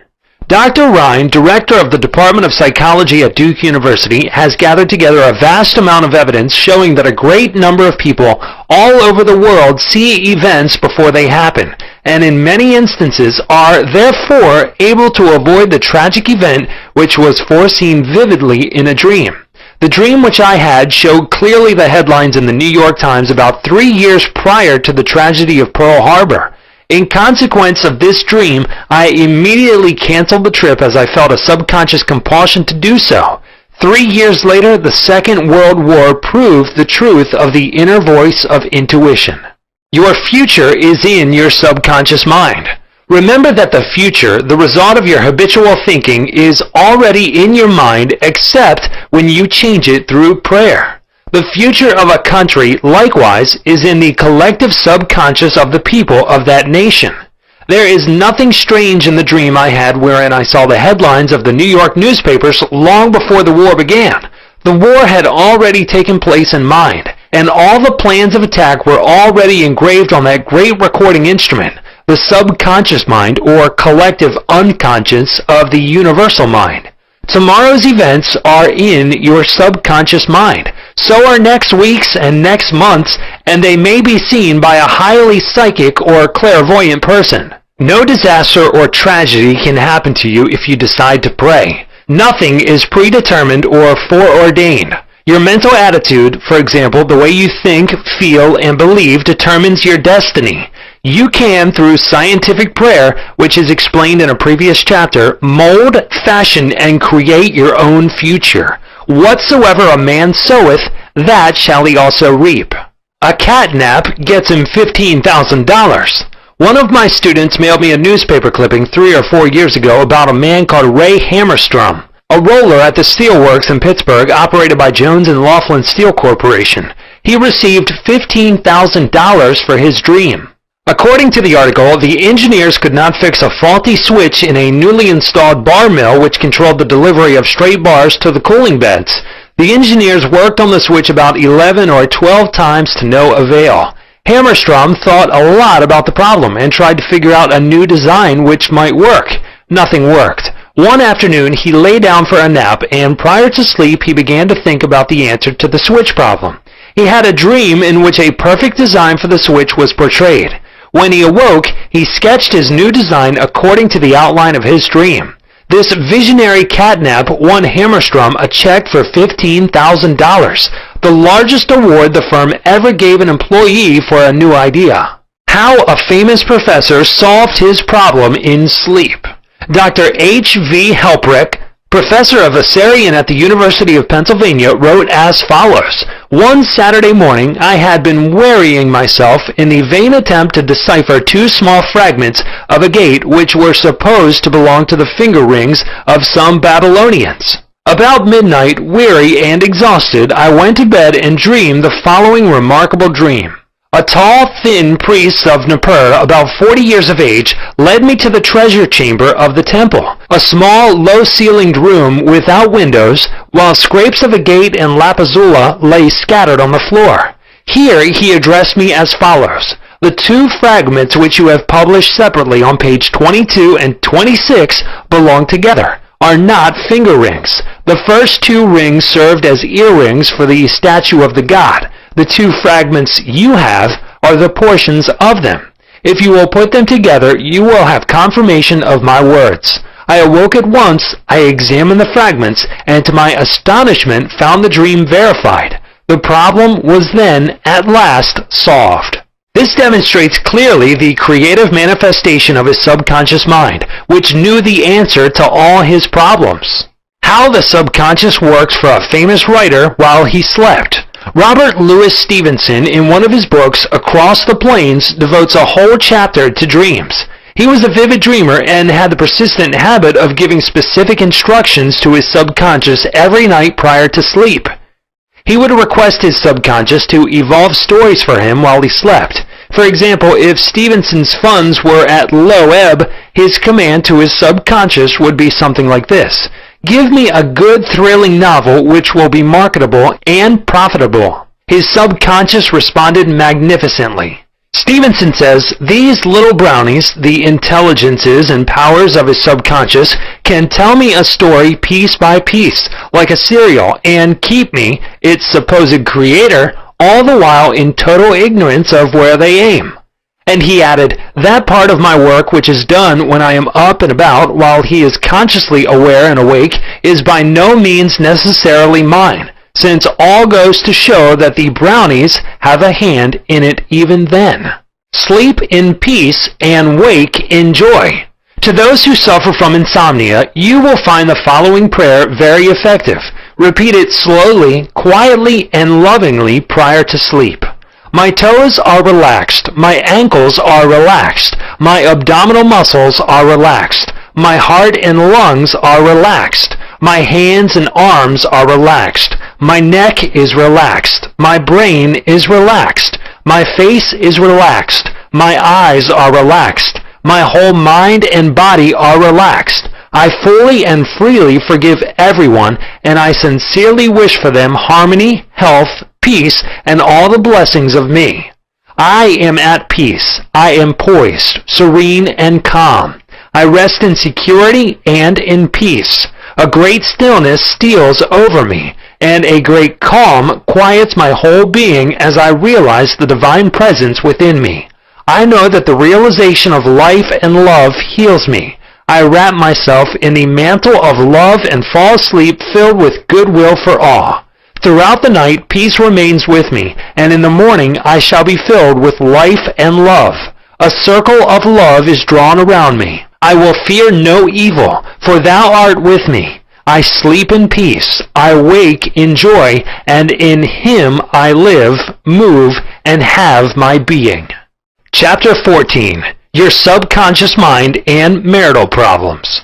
Ignorance of the functions and powers of the mind is the cause of all marital trouble. Each using the law of mind correctly can solve friction between husband and wife.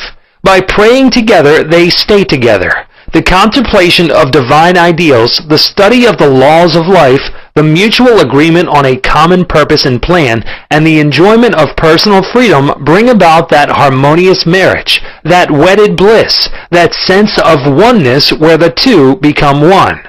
The best time to prevent divorce is before marriage. It is not wrong to try to get out of a very bad situation. But why get into the bad situation in the first place? Would it not be better to give attention to the real cause of marital problems? In other words, to really get at the root of the matter involved. As with all other problems of men and women, the problems of divorce, separation, annulment, and endless litigation are directly traceable to lack of knowledge of the working and interrelationship of the conscious and subconscious mind. The meaning of marriage. Marriage, to be real, must first be on a spiritual basis. It must be of the heart, and the heart is the chalice of love. Honesty, sincerity, kindness, and integrity are also forms of love. Each partner should be perfectly honest and sincere with the other. It is not a true marriage when a man marries a woman for her money, social position, or to lift his ego, because this indicates a lack of sincerity, honesty, and true love. Such a marriage is a farce, a sham, and a masquerade. When a woman says, "I am tired of working, I want to get married because I want security," her premise is false. She is not using the laws of mind correctly. Her security depends upon her knowledge of the interaction of the conscious and subconscious mind and its application. For example, a woman will never lack for wealth or health if she applies the techniques outlined in the respective chapters of this book. Her wealth can come to her independent of her husband, father, or anyone else. A woman is not dependent on her husband for health, peace, joy, inspiration, guidance, love, wealth, security, happiness, or anything in the world. Her security and peace of mind come from her knowledge of the inner powers within her and from the constant use of the laws of her own mind in a constructive fashion. How to attract the ideal husband. You are now acquainted with the way your subconscious mind works. You know that whatever you impress upon it will be experienced in your world. Begin now to impress your subconscious mind with the qualities and characteristics you desire in a man. The following is an excellent technique. Sit down at night in your armchair, close your eyes, let go, relax the body, become very quiet, passive, and receptive.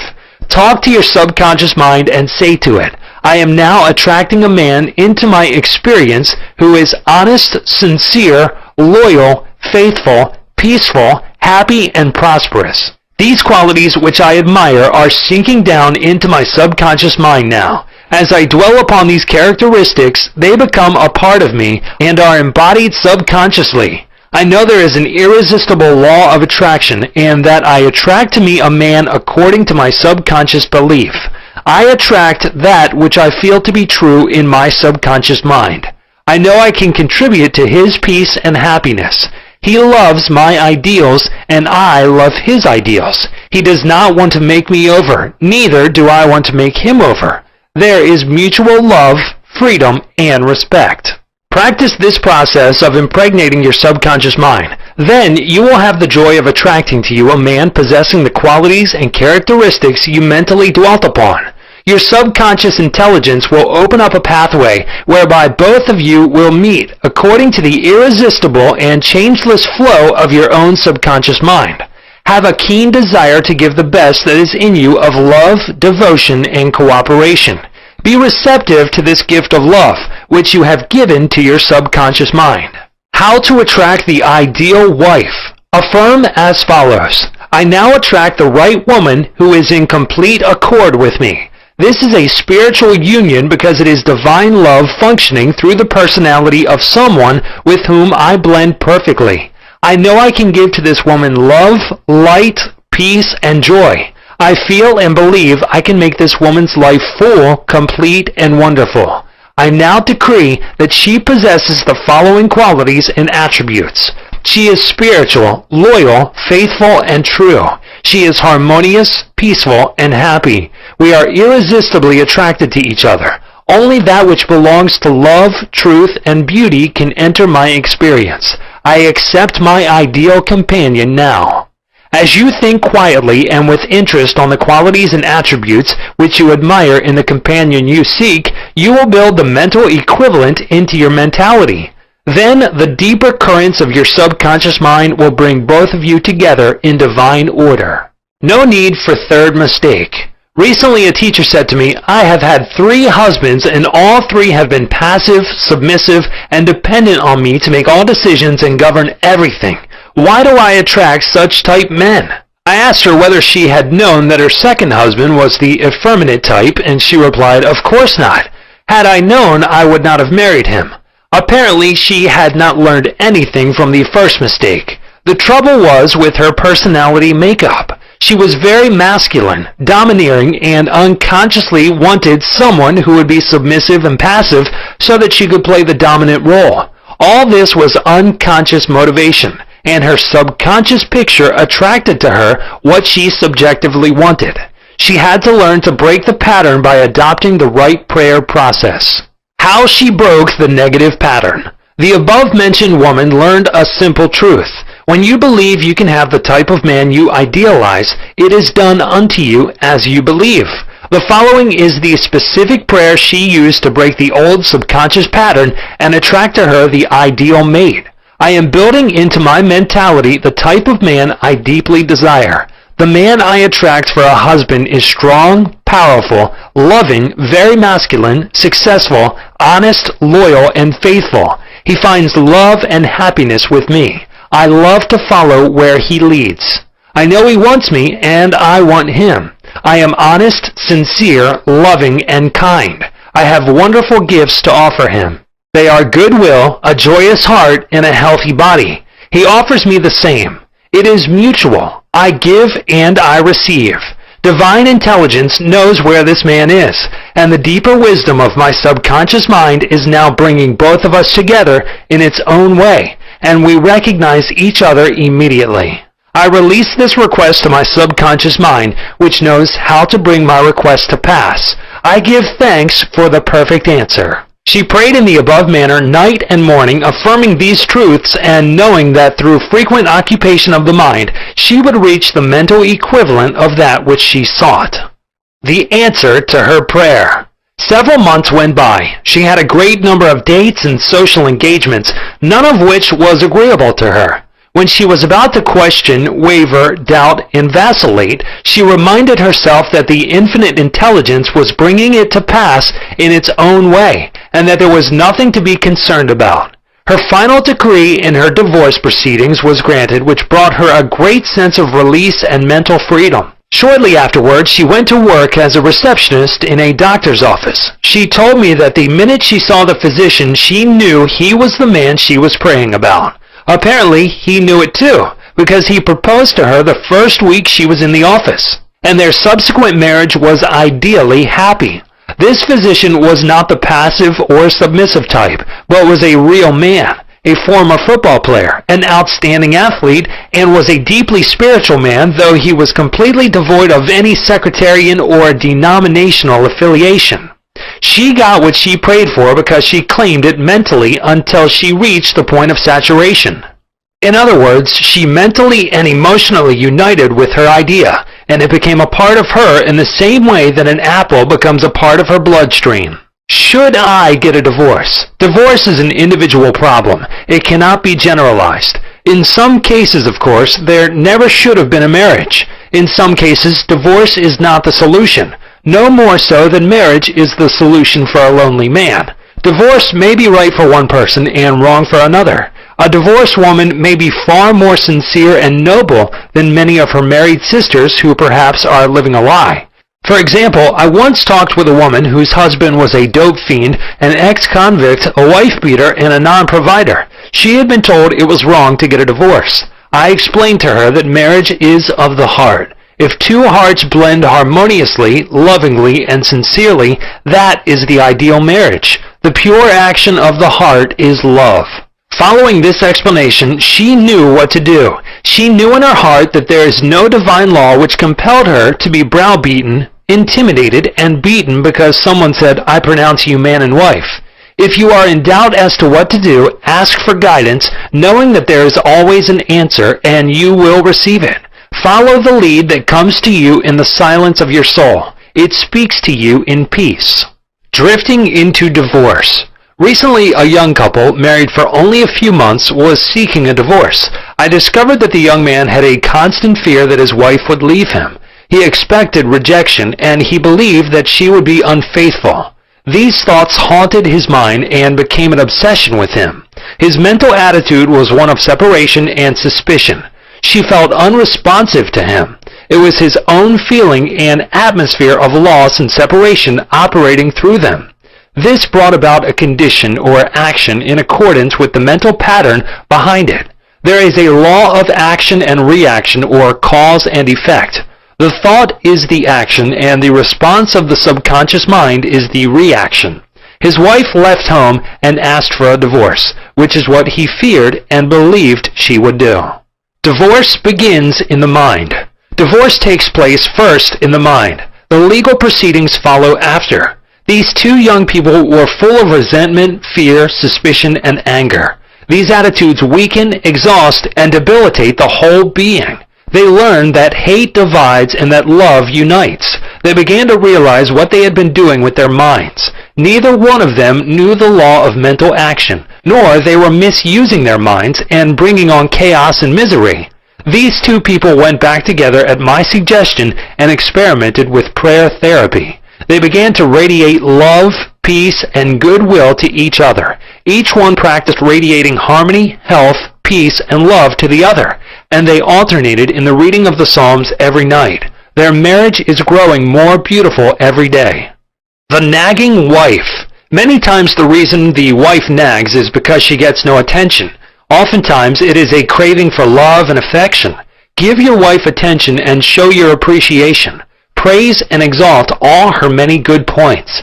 There is also the nagging type of woman who wants to make the man conform to her particular pattern. This is about the quickest way in the world to get rid of a man. The wife and the husband must cease being scavengers, always looking at the petty faults or errors in each other. Let each give attention and praise for the constructive and wonderful qualities in the other. The brooding husband.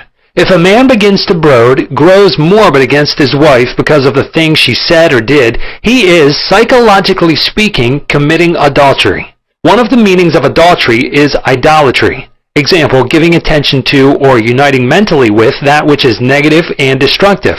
When a man is silently resenting his wife and is full of hostility towards her, he is unfaithful. He is not faithful to his marriage vows, which are to love, cherish, and honor her all the days of his life. The man who is brooding, bitter, and resentful can swallow his sharp remarks, abate his anger, and he can go to great lengths to be considerate, kind, and courteous.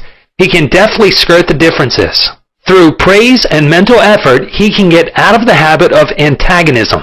Then he will be able to get along better, not only with his wife, but with his business associates also. Assume the harmonious state, and eventually you will find peace and harmony. The great mistake. A great mistake is to discuss your marital problems or difficulties with neighbors and relatives. Suppose, for example, a wife says to the neighbor, "John never gives me any money. He treats my mother abominably, drinks to excess, and is constantly abusive and insulting." Now, this wife is degrading and belittling her husband in the eyes of all the neighbors and relatives. He no longer appears as the ideal husband to them. Never discuss your marital problems with anyone except a trained counselor. Why cause numerous people to think negatively of your marriage? Moreover, as you discuss and dwell upon these shortcomings of your husband, you are actually creating these states within yourself. Who is thinking and feeling it? You are. As you think and feel, so are you. Relatives will usually give you the wrong advice. It is usually biased and prejudiced because it is not given in an impersonal way. Any advice you receive which violates the golden rule, which is a cosmic law, is not good or sound. It is well to remember that no two human beings ever live beneath the same roof without clashes of temperament, periods of hurts and strain. Never display the unhappy side of your marriage to your friends. Keep your quarrels to yourself.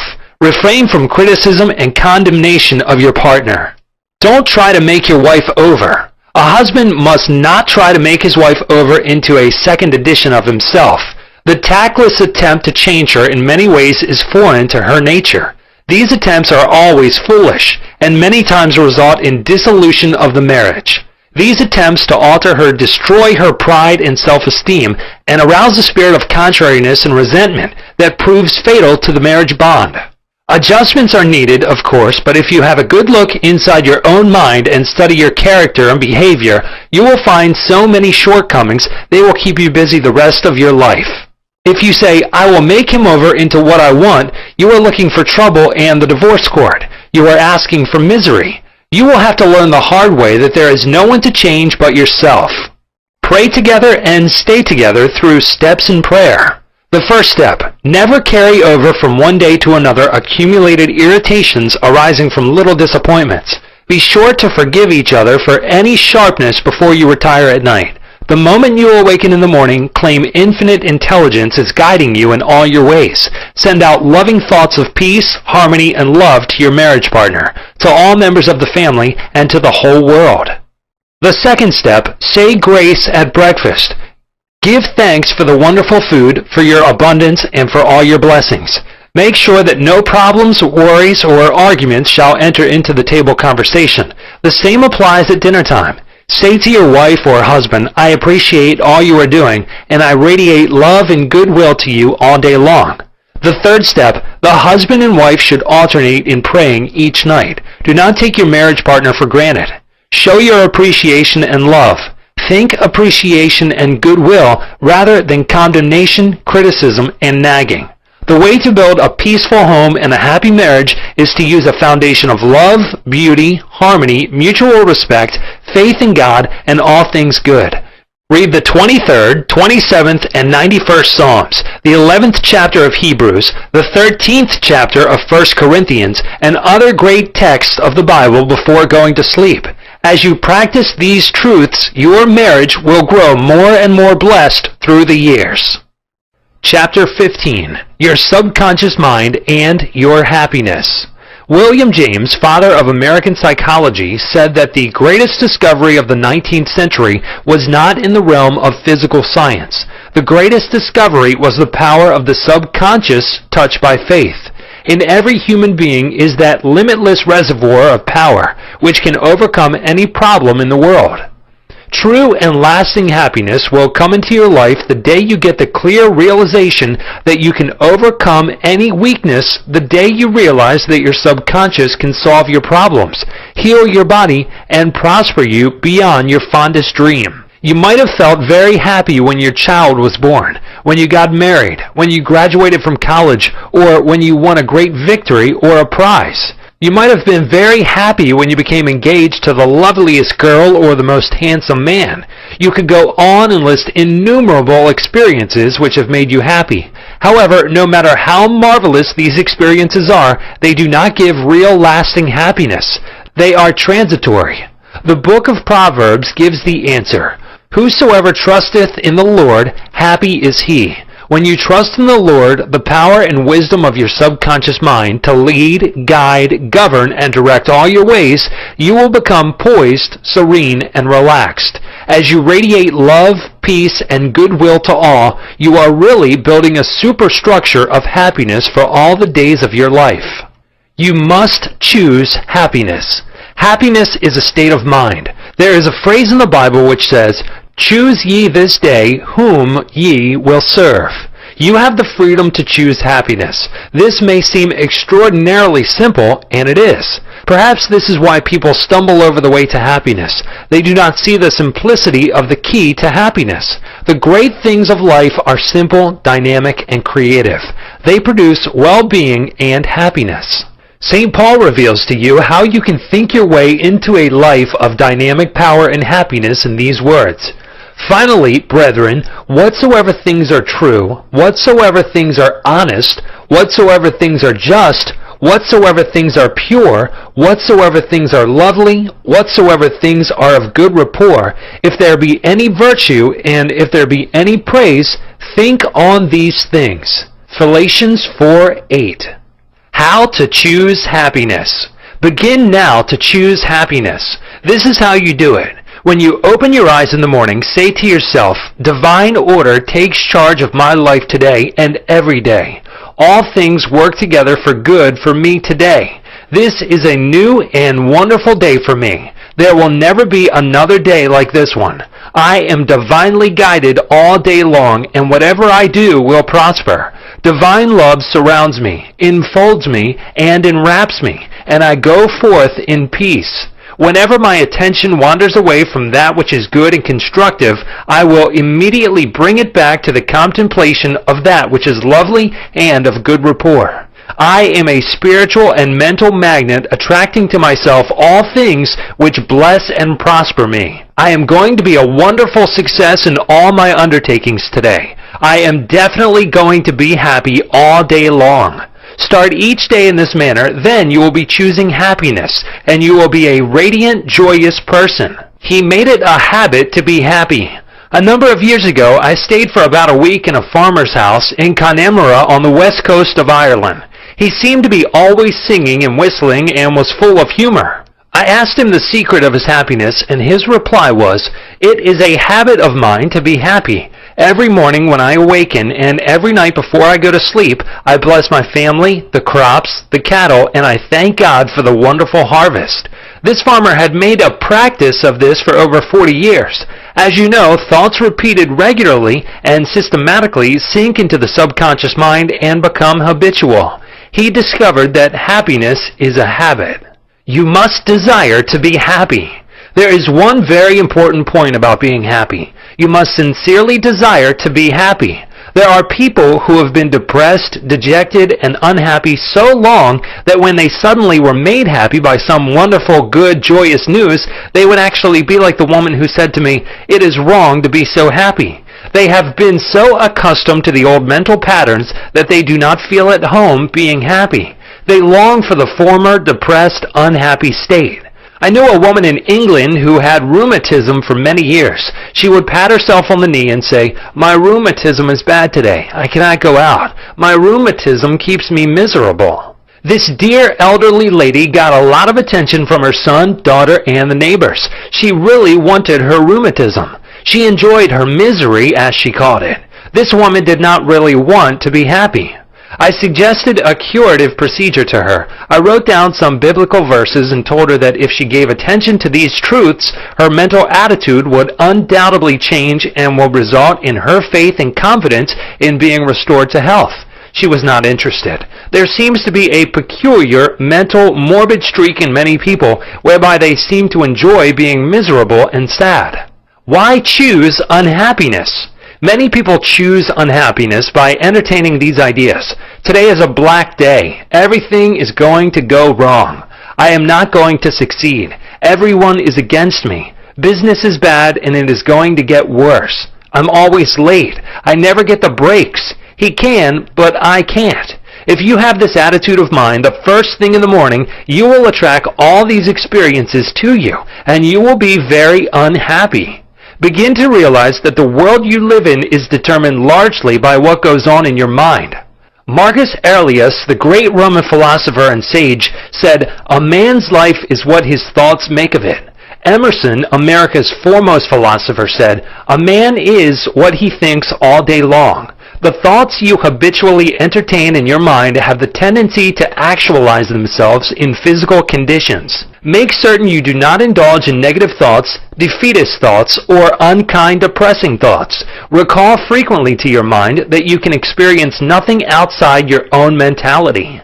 If I had $1 million, I would be happy. I have visited many men in mental institutions who were millionaires, but they insisted they were penniless and destitute. They were incarcerated because of psychotic, paranoid, and manic depressive tendencies. Wealth in and of itself will not make you happy.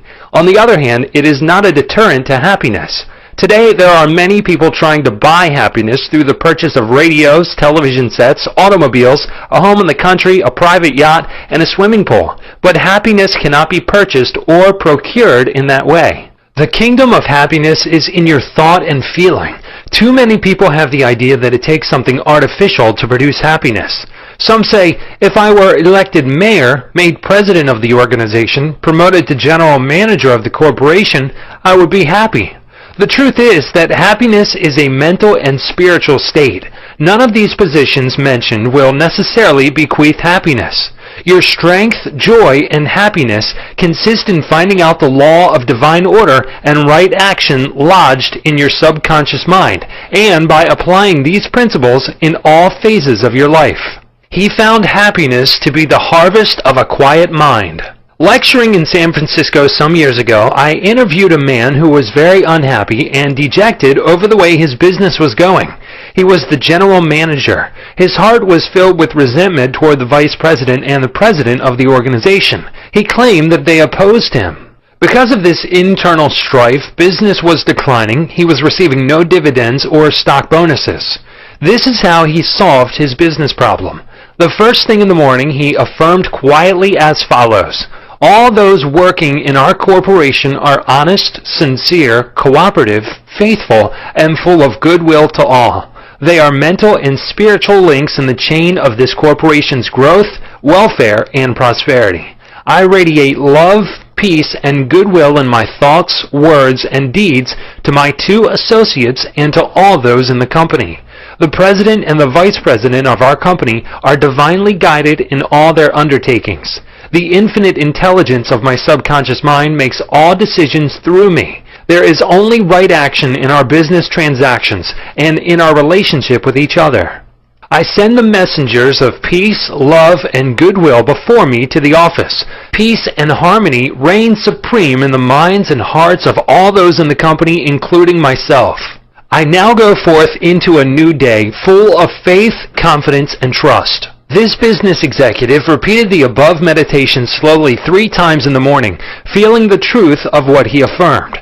When fearful or angry thoughts came into his mind during the day, he would say to himself, "Peace, harmony, and poise govern my mind at all times." As he continued disciplining his mind in this manner, all the harmful thoughts ceased to come, and peace came into his mind. He reaped the harvest. Subsequently, he wrote me to the effect that at the end of about 2 weeks of reordering his mind, the president and the vice president called him into the office, praised his operations and his new constructive ideas, and remarked how fortunate they were in having him as general manager. He was very happy in discovering that man finds happiness within himself. The block or stump is not really there. I read a newspaper article some years ago which told me about a horse that shied when he came to a stump on the road. Subsequently, every time the horse came to that same stump, he shied. The farmer dug the stump out, burned it, and leveled the old road. Yet for 25 years, every time the horse passed the place where the former stump was, he shied. The horse was shying at the memory of a stump. There is no block to your happiness save in your own thought life and mental imagery. Is fear or worry holding you back? Fear is a thought in your mind. You can dig it up this very moment by supplanting it with faith in success, achievement, and victory over all problems. I knew a man who failed in business. He said to me, "I made mistakes. I've learned a lot. I am going back into business and I will be a tremendous success." He faced up to that stump in his mind. He did not whine or complain, but he tore up the stump of failure, and through believing in his inner powers to back him up, he banished all fear thoughts and old depressions. Believe in yourself and you will succeed and be happy. The happiest people. The happiest man is he who constantly brings forth and practices what is best in him. Happiness and virtue complement each other. The best are not only the happiest, but the happiest are usually the best in the art of living life successfully. God is the highest and best in you. Express more of God's love, light, truth, and beauty, and you will become one of the happiest persons in the world today. Epictetus, the Greek Stoic philosopher, said, "There is but one way to tranquility of mind and happiness. Let this, therefore, be always ready at hand with thee, both when thou wakest early in the morning and all the day long, and when thou goest late to sleep, to account no external things thy own, but commit all these to God." Chapter 16. Your Subconscious Mind and Harmonious Human Relations. In studying this book, you learn that your subconscious mind is a recording machine, which faithfully reproduces whatever you impress upon it. This is one of the reasons for the application of the golden rule in human relations. All things whatsoever ye would that men should do unto you, do ye even so to them. This quotation has outer and inner meanings. You are interested in its inner meaning from the standpoint of your subconscious mind, which is, as you would that men should think about you, think you about them in a like manner. As you would that men should feel about you, feel you also about them in like manner. As you would want men to act toward you, act you toward them in like manner. For example, you may be polite and courteous to someone in your office, but when his back is turned, you are very critical and resentful toward him in your mind. Such negative thoughts are highly destructive to you. It is like taking poison. You are actually taking mental poisons, which rob you of vitality, enthusiasm, strength, guidance, and goodwill. These negative thoughts and emotions sink down into your subconscious and cause all kinds of difficulties and maladies in your life. The master key to happy relationships with others. Judge not that ye be not judged. For with what judgment ye judge, ye shall be judged. And with what measure ye mete, it shall be measured to you again. A study of this quotation and the application of the inner truths therein contained represent the real key to harmonious relations. To judge is to think, to arrive at a mental verdict or conclusion in your mind. The thought you have about the other person is your thought because you are thinking it. Your thoughts are creative, therefore you actually create in your own experience what you think and feel about the other person. It is also true that the suggestion you give to another, you give to yourself because your mind is the creative medium. This is why it is said, "For with what judgment ye judge, ye shall be judged." When you know this law and the way your subconscious mind works, you are careful to think, feel, and act right towards others. These verses teach you about the emancipation of man and reveal to you the solution to your individual problems. And with what measure ye mete, it shall be measured to you again. The good you do for others comes back to you in like measure, and the evil you do returns to you by the law of your own mind. If a man cheats and deceives another, he is actually cheating and deceiving himself. His sense of guilt and mood of loss inevitably will attract loss to him in some way at some time. His subconscious records his mental act and reacts according to the mental intention or motivation. Your subconscious mind is impersonal and unchanging, neither considering persons nor respecting religious affiliations or institutions of any kind. It is neither compassionate nor vindictive. The way you think, feel, and act toward others returns at last upon yourself. The daily headlines made him sick. Begin now to observe yourself. Observe your reactions to people, conditions, and circumstances. How do you respond to the events and news of the day? It makes no difference at all. The other people were wrong and you alone were right. If the news disturbs you, it is your evil, because your negative emotions robbed you of peace and harmony. A woman wrote me about her husband, saying that he goes into a rage when he reads what certain newspaper columnists write in the newspaper.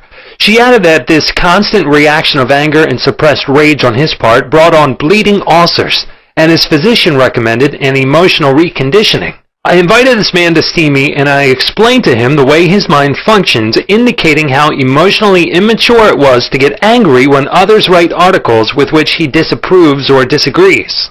He began to realize that he should give the newspaper man freedom to express himself even though the latter disagreed with him politically, religiously, or in any other way. In the same manner, the newspaper man would give him freedom to write a letter to the newspaper disagreeing with his published statements. He learned that he could disagree without being disagreeable. He awakened to the simple truth that it is never what a person says or does that affects him. It is his reaction to what is said or done that matters. This explanation was the cure for this man, and he realized that with a little practice he could master his morning tantrums. His wife told me subsequently that he laughed at himself and also at what the columnists say. They no longer have power to disturb, annoy, and irritate him. His ulcers have disappeared due to his emotional poise and serenity. I hate women, but I like men. A private secretary was very bitter towards some of the girls in her office because they were gossiping about her and, as she said, spreading vicious lies about her. She admitted that she did not like women. She said, "I hate women, but I like men." I discovered also that she spoke to the girls who were under her in the office in a very haughty, imperious, and irritable tone of voice. She pointed out that they took a delight in making things difficult for her. There was a certain pomposity in her way of speaking, and I could see where her tone of voice would affect some people unpleasantly. If all the people in the office or factory annoy you, isn't it a possibility that the vibration, annoyance, and turmoil may be due to some subconscious pattern or mental projection from you? We know that a dog will react ferociously if you hate or fear dogs. Animals pick up your subconscious vibrations and react accordingly. Many undisciplined human beings are just as sensitive as dogs, cats, and other animals. I suggested a process of prayer to this private secretary who hated women, explaining to her that when she began to identify herself with spiritual values and commenced to affirm the truths of life, her voice, mannerisms, and hatred of women would completely disappear. She was surprised to know that the emotion of hatred shows up in a person's speech, actions, in his writings, and in all phases of his life. She ceased reacting in the typical resentful and angry way. She established a pattern of prayer, which she practiced regularly, systematically, and consciously in the office. The prayer was as follows: I think, speak, and act lovingly, quietly, and peacefully. I now radiate love, peace, tolerance, and kindliness to all the girls who criticized me and gossiped about me. I anchor my thoughts on peace, harmony, and goodwill to all. Whenever I am about to react negatively, I say firmly to myself, I am going to think, speak, and act from the standpoint of the principle of harmony, health, and peace within myself. Creative intelligence leads, rules, and guides me in all my ways. The practice of this prayer transformed her life, and she found that all criticism and annoyance ceased. The girls became co-workers and friends along life's journey. She discovered that there is no one to change but myself. His inner speech held back his promotion. One day, a salesman came to see me and described his difficulties in working with the sales manager of his organization. He had been with the company 10 years and had received no promotion or recognition of any kind. He showed me his sales figures, which were greater proportionally than the other men in the territory. He said that the sales manager did not like him, that he was unjustly treated, and that at conferences the manager was rude to him and at times ridiculed his suggestions. I explained that undoubtedly the cause was to a great degree within himself, and that his concept and belief about his superior bore witness to the reaction of this man. The measure we meet shall be measured to us again. His mental measure or concept of the sales manager was that he was mean and cantankerous. He was filled with bitterness and hostility toward the executive. On his way to work, he conducted a vigorous conversation with himself filled with criticism, mental arguments, recriminations, and denunciations of his sales manager. What he gave out mentally, he was inevitably bound to get back. This salesman realized that his inner speech was highly destructive because the intensity and force of his silent thoughts and emotions, and personally conducted mental condemnation and vilification of the sales manager entered into his own subconscious mind. This brought about the negative response from his boss, as well as creating many other personal, physical, and emotional disorders. He began to pray frequently as follows: I am the only thinker in my universe. I am responsible for what I think about my boss. My sales manager is not responsible for the way I think about him. I refuse to give power to any person, place, or thing to annoy me or disturb me. I wish health, success, peace of mind, and happiness for my boss. I sincerely wish him well, and I know he is divinely guided in all his ways. He repeated this prayer out loud, slowly, quietly, and feelingly, knowing that his mind is like a garden, and that whatever he plants in the garden will come forth like seeds after their kind. I also told him to practice mental imagery prior to sleep in this way. He imagined that his sales manager was congratulating him on his fine work, on his zeal and enthusiasm, and on his wonderful response from customers. He felt the reality of all this, felt his hand shake, heard the tone of his voice, and saw him smile. He made a real mental movie, dramatizing it to the best of his ability. Night after night, he conducted this mental movie, knowing that his subconscious mind was the receptive plate on which his conscious imagery would be impressed. Gradually, by a process of what may be termed mental and spiritual osmosis, the impression was made on his subconscious mind, and the expression automatically came forth. The sales manager subsequently called him up to San Francisco, congratulated him, and gave him a new assignment as division sales manager over 100 men with a big increase in salary. He changed his concept and estimate of his boss, and the latter responded accordingly. Becoming emotionally mature. What the other person says or does cannot really annoy or irritate you except you permit him to disturb you. The only way he can annoy you is through your own thought. For example, if you get angry, you have to go through 4 stages in your mind. You begin to think about what he said. You decide to get angry and generate an emotion of rage. Then you decide to act. Perhaps you talk back and react in kind. You see that the thought, emotion, reaction, and action all take place in your mind. When you become emotionally mature, you do not respond negatively to the criticism and resentment of others. To do so would mean that you had descended to that state of low mental vibration and become one with the negative atmosphere of the other. Identify yourself with your aim in life, and you do not permit any person, place, or thing to deflect you from your inner sense of peace, tranquility, and radiant health. The meaning of love and harmonious human relations. Sigmund Freud, the Australian founder of psychoanalysis, said that unless the personality has love, it sickens and dies. Love includes understanding, goodwill, and respect for the divinity in the other person. The more love and goodwill you emanate and exude, the more comes back to you. If you puncture the other fellow's ego and wound his estimate of himself, you cannot gain his goodwill. Recognize that every man wants to be loved and appreciated and made to feel important in the world. Realize that the other man is conscious of his true worth and that, like yourself, he feels the dignity of being an expression of the one life principle animating all men. As you do this consciously and knowingly, you build the other person up and he returns your love and goodwill. He hated audiences. An actor told me that the audience booed and hissed him on his first appearance on the stage. He added that the play was badly written and that undoubtedly he did not play a good role. He admitted openly to me that for months afterward he hated audiences. He called them dopes, dummies, stupid, ignorant, gullible, etc. He quit the stage in disgust and went to work in the drugstore for a year. One day, a friend invited him to hear a lecture in Town Hall, New York City, on how to get along with ourselves. This lecture changed his life. He went back to the stage and began to pray sincerely for the audience and himself. He poured out love and goodwill every night before appearing on the stage. He made it a habit to claim that the peace of God filled the hearts of all present, and that all present were lifted up and inspired. During each performance, he sent out love vibrations to the audience. Today, he is a great actor and he loves and respects people. His goodwill and esteem are transmitted to others and are felt by them. Handling difficult people. There are difficult people in the world who are twisted and distorted mentally. They are malconditioned. Many are mental delinquents, argumentative, uncooperative, cantankerous, cynical, and sour on life.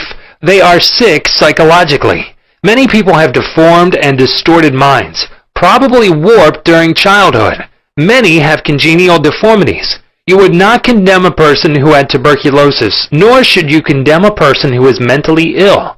No one, for example, hates or resents a hunchback. There are many mental hunchbacks. You should have compassion and understanding.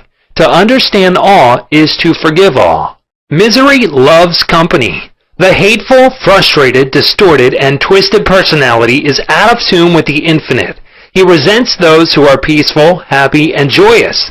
Usually he criticizes, condemns, and vilifies those who have been very good and kind to him.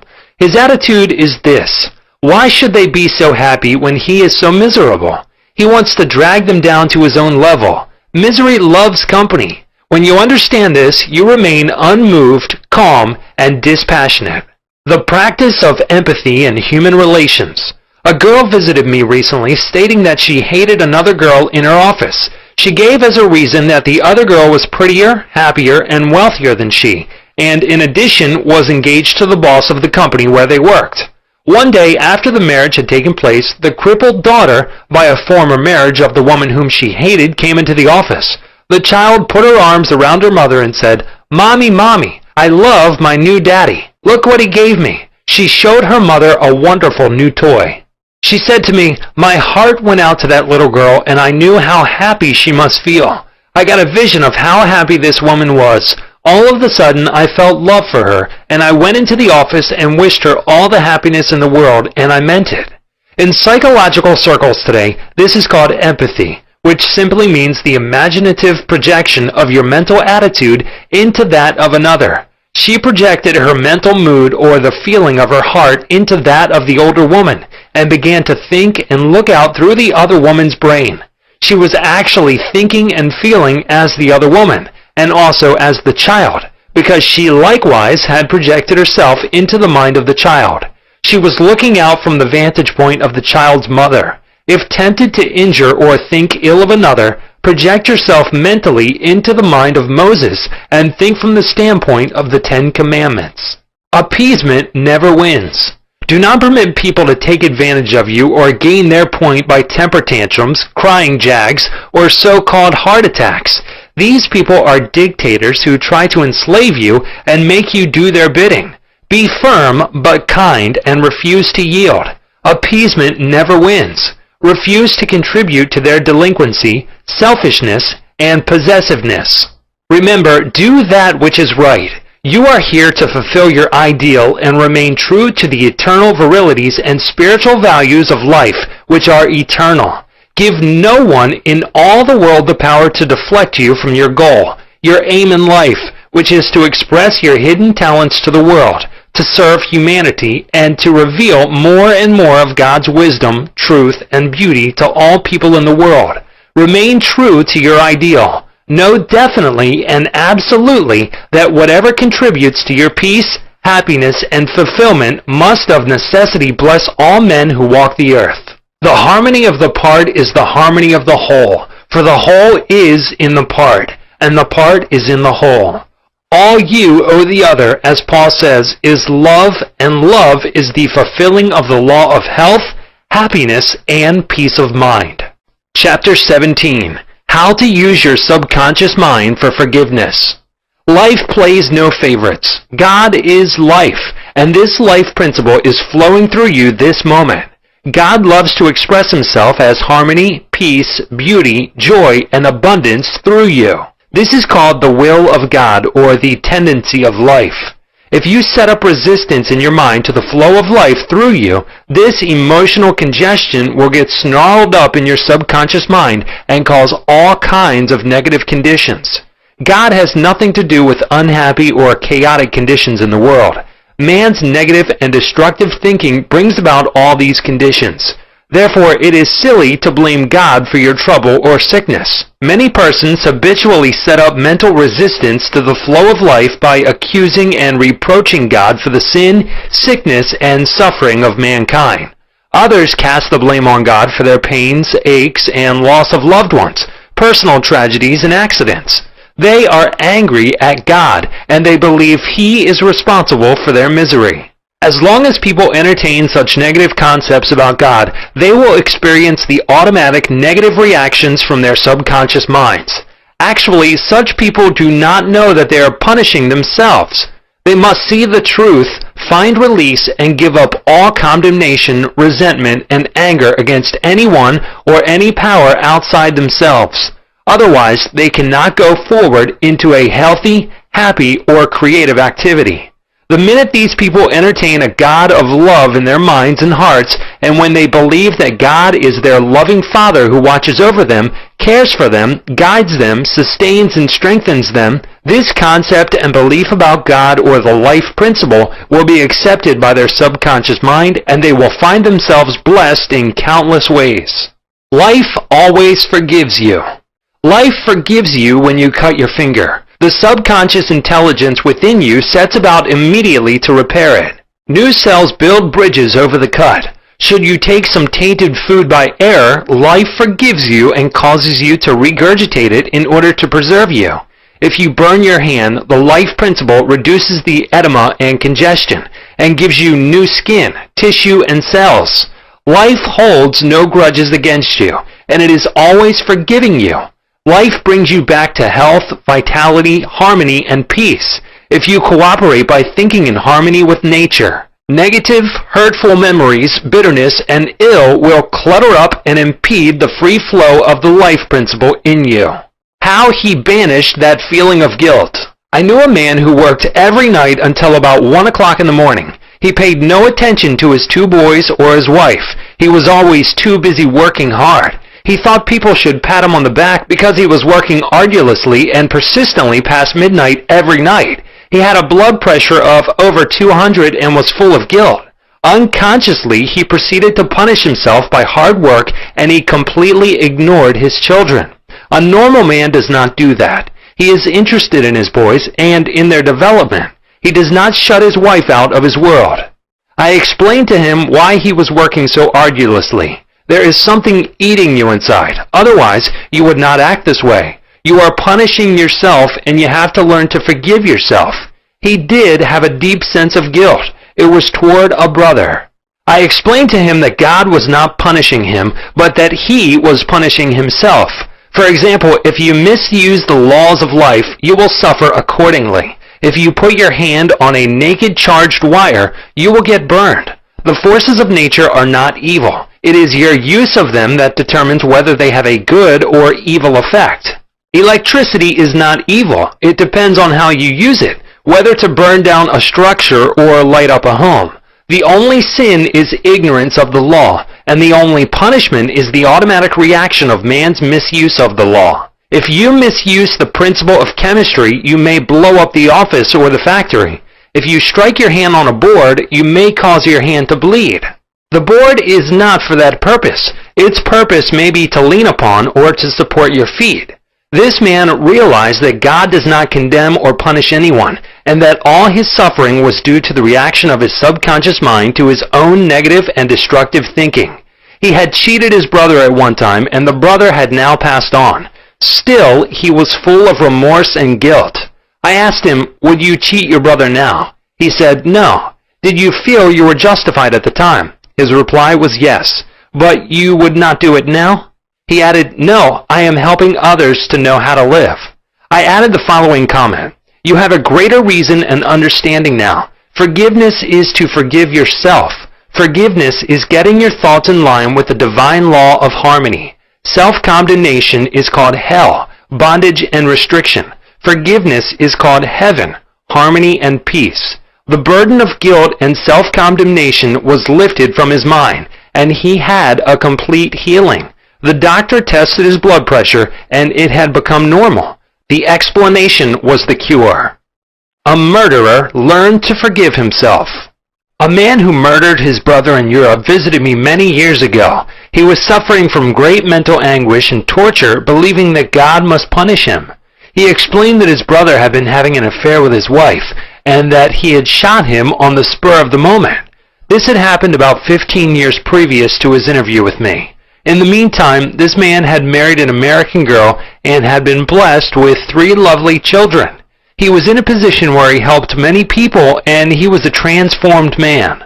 My explanation to him was that physically and psychologically, he was not the same man who shot his brother, since scientists inform us that every cell of our bodies change every 11 months. Moreover, mentally and spiritually, he was a new man. He was now full of love and goodwill for humanity. The old man who committed the crime 15 years before was mentally and spiritually dead. Actually, he was condemning an innocent man. This explanation had a profound effect upon him, and he said it was as if a great weight had been lifted from his mind. He realized the significance of the following truth in the Bible. "Come now, let us reason together, saith the Lord. Though your sins may be as scarlet, they shall be as white as snow. Though they be red like crimson, they shall be as wool." Isaiah 1:18. Criticism cannot hurt you without your consent. A school teacher told me that one of her associates criticized a speech she had given, saying to her that she spoke too fast. She swallowed some of her words. She couldn't be heard. Her diction was poor and her speech ineffective. This teacher was furious and full of resentment toward her critic. She admitted to me that the criticisms were just. Her first reaction was really childish, and she agreed that the letter was really a blessing and a marvelous corrective. She proceeded immediately to supplement her deficiencies in her speech by enrolling in a course in public speaking at City College. She wrote and thanked the writer of the note for her interest, expressing appreciation for her conclusions and findings, which enabled the teacher to correct the matter at once. How to be compassionate. Suppose none of the things mentioned in the letter had been true of the teacher. The latter would have realized that her class material had upset the prejudices, superstitions, or narrow sectarian beliefs of the writer of the note, and that a psychologically ill person was simply pouring forth her resentment because a psychological boil had been hurt. To understand this fact is to be compassionate. The next logical step would be to pray for the other person's peace, harmony, and understanding. You cannot be hurt when you know that you are master of your thoughts, reactions, and emotions. Emotions follow thoughts, and you have the power to reject all thoughts which may disturb or upset you. Left at the altar. Some years ago, I visited a church to perform a marriage ceremony. The young man did not appear, and at the end of 2 hours, the bride-to-be shed a few tears, and then said to me, "I prayed for divine guidance. This might be the answer, for he never faileth." That was her reaction, faith in God and all things good. She had no bitterness in her heart because, as she said, it must not have been right action because my prayer was for right action for both of us. Someone else having a similar experience would have gone into a tantrum, have had an emotional fit, required sedation, and perhaps needed hospitalization. Tune in with the infinite intelligence within your subconscious depths, trusting the answer in the same way that you trusted your mother when she held you in her arms. This is how you can acquire poise and mental and emotional health. It is wrong to marry. Sex is evil, and I am evil. Some time ago, I talked to a young lady aged 22. She was taught that it was a sin to dance, to play cards, to swim, and to go out with men. She was threatened by her mother, who told her she would burn eternally in hellfire if she disobeyed her will and her religious teachings. This girl wore a black dress and black stockings. She wore no rouge, lipstick, or any form of makeup because her mother said that these things were sinful. Her mother told her that all men were evil, and that sex was of the devil and simply diabolic debauchery. This girl had to learn how to forgive herself as she was full of guilt. To forgive means to give for.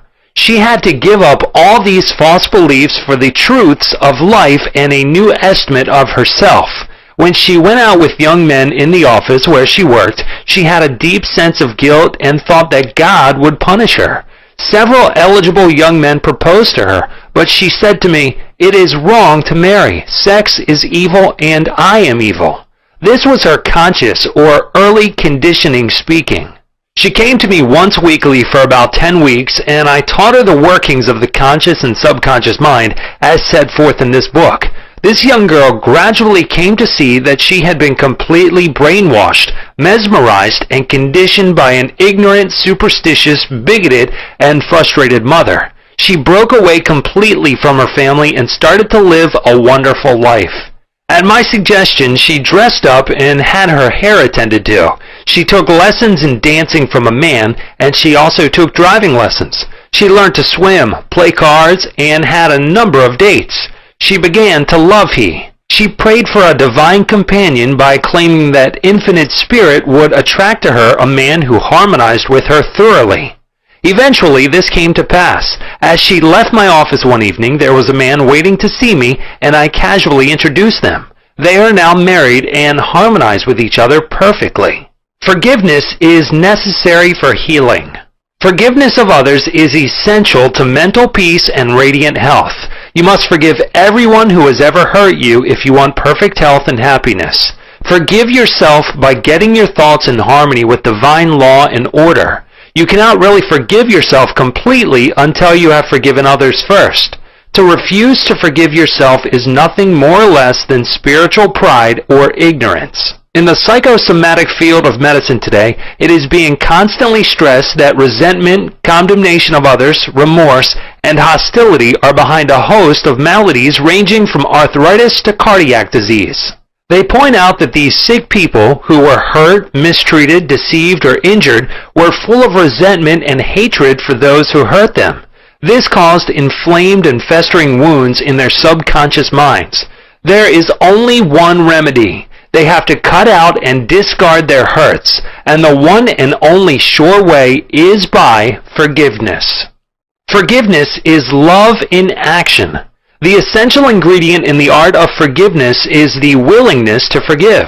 If you sincerely desire to forgive the other, you are 51% over the hurdle. I feel sure you know that to forgive the other does not necessarily mean that you like him or want to associate with him. You cannot be compelled to like someone, neither can a government legislate goodwill, love, peace, or tolerance. It is quite impossible to like people because someone in Washington issues a verdict to that effect. We can, however, love people without liking them. The Bible says, "Love ye one another." This anyone can do who really wants to do it. Love means that you wish for the other health, happiness, peace, joy, and all the blessings of life. There is only one prerequisite, and that is sincerity. You are not being magnanimous when you forgive. You are really being selfish, because what you wish for the other, you are actually wishing for yourself. The reason is that you are thinking it and you are feeling it. As you think and feel, so are you. Could anything be simpler than that? Technique of forgiveness. The following is a simple method which works wonders in your life as you practice it. Quiet your mind, relax, and let go. Think of God and His love for you, and then affirm, "I fully and freely forgive." Mention the name of the offender. I release him mentally and spiritually. I completely forgive everything connected with the matter in question. I am free and he or she is free. It is a marvelous feeling. It is my day of general amnesty. I release anybody and everybody who has ever hurt me, and I wish for each and every one health, happiness, peace, and all the blessings of life. I do this freely, joyously, and lovingly, and whenever I think of the person or persons who hurt me, I say, "I have released you, and all the blessings of life are yours. I am free, and you are free." It is wonderful. The great secret of true forgiveness is that once you have forgiven the person, it is unnecessary to repeat the prayer. Whenever the person comes to your mind or the particular hurt happens to enter your mind, wish the delinquent well and say, "Peace be to you." Do this as often as the thought enters your mind. You will find that after a few days the thought of the person or experience will return less and less often, until it fades into nothingness. The acid test for forgiveness. There is an acid test for gold. There is also an acid test for forgiveness. If I should tell you something wonderful about someone who has wronged you, cheated you, or defrauded you, and you sizzled at hearing the good news about this person, the roots of hatred would still be in your subconscious mind, playing havoc with you. Let us suppose you had a painful abscess on your jaw a year ago, and you told me about it. I would casually ask you if you had any pain now. You would automatically say, "Of course not. I have a memory of it, but no pain." That is the whole story. You may have a memory of the incident, but no sting or hurt anymore. This is the acid test, and you must meet it psychologically and spiritually. Otherwise, you are simply deceiving yourself and not practicing the true art of forgiveness. To understand all is to forgive all. When man understands the creative law of his own mind, he ceases to blame other people and conditions for making or marring his life. He knows that his own thoughts and feelings create his destiny. Furthermore, he is aware that externals are not the causes and conditioners of his life and his experiences. To think that others can mar your happiness, that you are a football of a cruel fate, that you must oppose and fight others for a living, all these and other things like them are untenable when you understand that thoughts are things. The Bible says the same thing. For as a man thinketh in his heart, so is he. Proverbs 23:7. Chapter 18. How your subconscious removes mental blocks.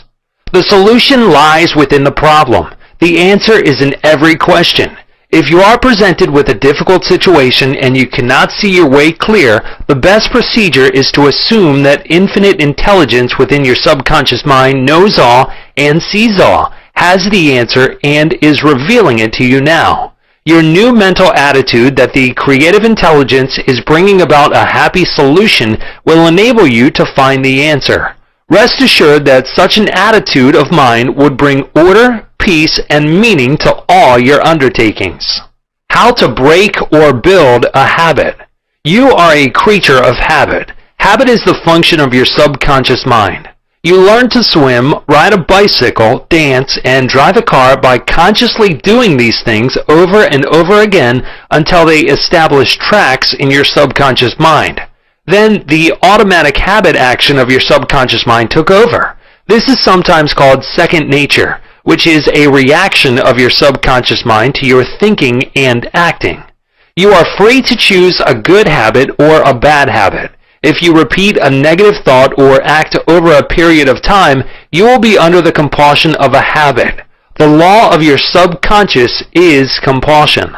How he broke a bad habit. Mr. Jones said to me, "An uncontrollable urge to drink seizes me, and I remain drunk for 2 weeks at a time. I can't give up this terrible habit." Time and time again, these experiences had occurred to this unfortunate man. He had grown into the habit of drinking to excess. Although he had started drinking on his own initiative, he also began to realize that he could change the habit and establish a new one. He said that while through his willpower he was able to suppress his desires temporarily, his continued efforts to suppress the many urges only made matters worse. His repeated failures convinced him that he was hopeless and powerless to control his urge or obsession. This idea of being powerless operated as a powerful suggestion to his subconscious mind and aggravated his weakness, making his life a succession of failures. I taught him to harmonize the functions of the conscious and subconscious mind. When these two cooperate, the idea or desire implanted in the subconscious mind is realized. His reasoning mind agreed that if the old habit path or track had carried him into trouble, he could consciously form a new path to freedom, sobriety, and peace of mind. He knew that his destructive habit was automatic, but since it was acquired through his conscious choice, he realized that if he had been conditioned negatively, he also could be conditioned positively.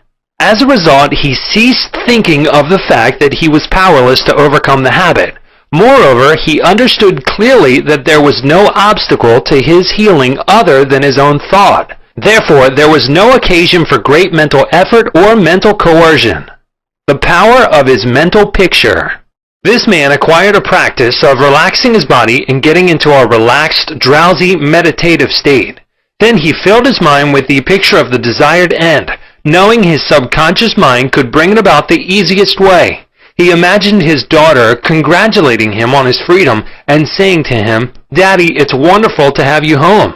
He had lost his family through drink. He was not allowed to visit them, and his wife would not speak to him. Regularly, systematically, he used to sit down and meditate in the way outlined. When his attention wandered, he made it a habit to immediately recall the mental picture of his daughter with her smile and the scene of his home enlivened by her cheerful voice. All this brought about a reconditioning of his mind. It was a gradual process. He kept it up. He persevered, knowing that sooner or later he would establish a new habit pattern in his subconscious mind.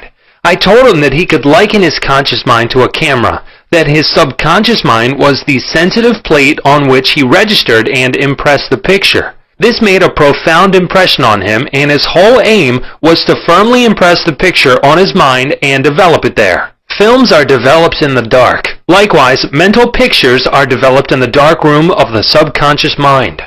Focused attention. Realizing that his conscious mind was simply a camera, he used no effort. There was no mental struggle. He quietly adjusted his thoughts and focused his attention on the scene before him until he gradually became identified with the picture. He became absorbed in the mental atmosphere, repeating the mental movie frequently. There was no room for doubt that a healing would follow. When there was any temptation to drink, he would switch his imagination from any reveries of drinking bouts to the feeling of being at home with his family. He was successful because he confidently expected to experience the picture he was developing in his mind. Today, he is president of a multi-million-dollar concern and is radiantly happy. He said a jinx was following him.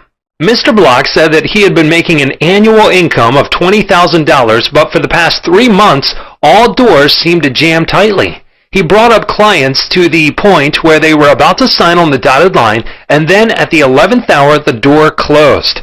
He added that perhaps a jinx was following him. In discussing the matter with Mr. Block, I discovered that 3 months previously, he had become very irritated, annoyed, and resentful toward a dentist who, after he had promised to sign a contract, had withdrawn at the last moment. He began to live in the unconscious fear that other clients would do the same, thereby setting up a history of frustration, hostility, and obstacles. He gradually built up in his mind a belief of obstruction and last-minute cancellations until a vicious circle had been established. What I fear most has come upon me. Mr. Block realized that the trouble was in his mind and that it was essential to change his mental attitude. His run of so-called misfortune was broken in the following way. I realize I am one with the infinite intelligence of my subconscious mind, which knows no obstacle, difficulty, or delay. I live in the joyous expectancy of the best. My deeper mind responds to my thoughts. I know that the work of the infinite power of my subconscious cannot be hindered. Infinite intelligence always finishes successfully whatever it begins. Creative wisdom works through me, bringing all my plans and purposes to completion.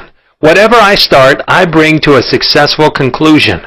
My aim in life is to give wonderful service, and all those whom I contact are blessed by what I have to offer. All my work comes to full fruition in divine order. He repeated this prayer every morning before going to call on his customers, and he also prayed each night prior to sleep. In a short time, he had established a new habit pattern in his subconscious mind, and he was back in his old accustomed stride as a successful salesman. How much do you want what you want? A young man asked Socrates how he could get wisdom. Socrates replied, "Come with me." He took the lad to a river, pushed the boy's head under the water, held it there until the boy was gasping for air, then relaxed and released his head. When the boy regained his composure, he asked him, "What did you desire most when you were underwater?" "I wanted air," said the boy. Socrates said to him, "When you want wisdom as much as you wanted air when you were immersed in the water, you will receive it." Likewise, when you really have an intense desire to overcome any block in your life, and you come to a clear-cut decision that there is a way out, and that is the course you wish to follow, then victory and triumph are assured. If you really want peace of mind and inner calm, you will get it. Regardless of how unjustly you have been treated, or how unfair the boss has been, or what a mean scoundrel someone has proved to be, all this makes no difference to you when you awaken to your mental and spiritual powers. You know what you want, and you will definitely refuse to let the thieves' thoughts of hatred, anger, hostility, and ill will rob you of peace, harmony, health, and happiness. You cease to become upset by people, conditions, news, and events by identifying your thoughts immediately with your aim in life. Your aim is peace, health, inspiration, harmony, and abundance.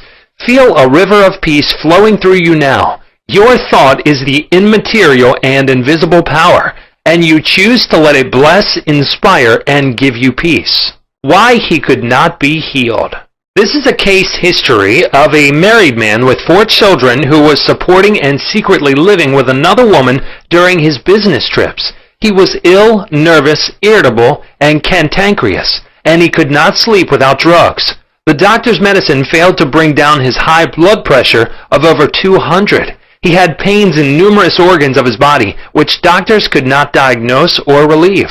To make matters worse, he was drinking heavily. The cause of all this was a deep unconscious sense of guilt. He had violated the marriage vows, and this troubled him. The religious creed he was brought up on was deeply lodged in his subconscious mind, and he drank excessively to heal the wound of guilt. Some invalids take morphine and codeine for severe pains. He was taking alcohol for the pain or wound in his mind. It was the old story of adding fuel to the fire. The explanation and the cure. He listened to the explanation of how his mind worked. He faced his problem, looked at it, and gave up his dual role. He knew that his drinking was an unconscious attempt to escape.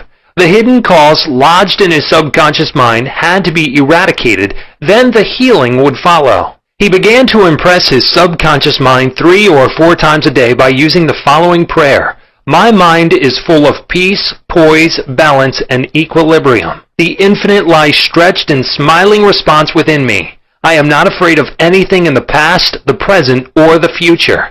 The infinite intelligence of my subconscious mind leads, guides, and directs me in all ways. I now meet every situation with faith, poise, calmness, and confidence. I am now completely free from the habit. My mind is full of inner peace, freedom, and joy. I forgive myself. Then I am forgiven. Peace, sobriety, and confidence reign supreme in my mind. He repeated this prayer frequently as outlined, being fully aware of what he was doing and why he was doing it. Knowing what he was doing gave him the necessary faith and confidence. I explained to him that as he spoke these statements out loud, slowly, lovingly, and meaningfully, they would gradually sink down into his subconscious mind. Like seeds, they would grow after their kind. These truths on which he concentrated went in through his eyes, his ears heard the sound, and the healing vibrations of these words reached his subconscious mind and obliterated all the negative mental patterns which caused all the trouble. Light dispels darkness. The constructive thought destroys the negative thought. He became a transformed man within a month. Refusing to admit it. If you are an alcoholic or a drug addict, admit it. Do not dodge the issue. Many people remain alcoholics because they refuse to admit it.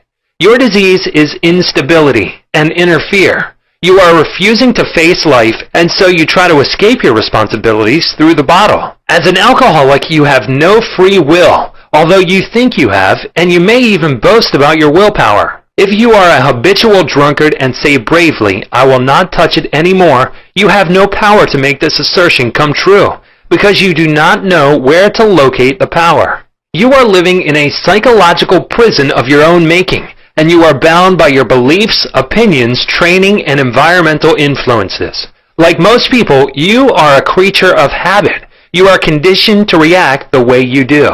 Building in the idea of freedom. You can build the idea of freedom and peace of mind into your mentality so that it reaches your subconscious depths. The latter, being all-powerful, will free you from all desire for alcohol. Then you will have the new understanding of how your mind works, and you can truly back up your statement and prove the truth to yourself. 51% healed. If you have a keen desire to free yourself from any destructive habit, you are 51% healed already. When you have a greater desire to give up the bad habit than to continue it, you will not experience too much difficulty in gaining complete freedom. Whatever thought you anchor the mind upon, the latter magnifies. If you engage the mind on the concept of freedom, freedom from that habit, and peace of mind, and if you keep it focused on this new direction of attention, you generate feelings and emotions, which gradually emotionalize the concept of freedom and peace. Whatever idea you emotionalize is accepted by your subconscious and brought to pass. Your subconscious removes mental blocks. The law of substitution. Realize that something good can come out of your suffering. You have not suffered in vain. However, it is foolish to continue to suffer. If you continue as an alcoholic, it will bring about mental and physical deterioration and decay. Realize that the power in your subconscious is backing you up. Even though you may be seized by melancholy, you should begin to imagine the joy of freedom that is in store for you. This is the law of substitution. Your imagination took you to the bottle. Let it take you now to freedom and peace of mind. You will suffer a little bit, but it is for a constructive purpose. You will bear it like a mother in the pangs of childbirth, and you will, likewise, bring forth a child of the mind. Your subconscious will give birth to sobriety. Cause of alcoholism. The real cause of alcoholism is negative and destructive thinking. For as a man thinketh, so is he. The alcoholic has a deep sense of inferiority, inadequacy, defeat, and frustration, usually accompanied by a deep inner hostility. He has countless alibis as to his reason for drinking, but the sole reason is in his thought life.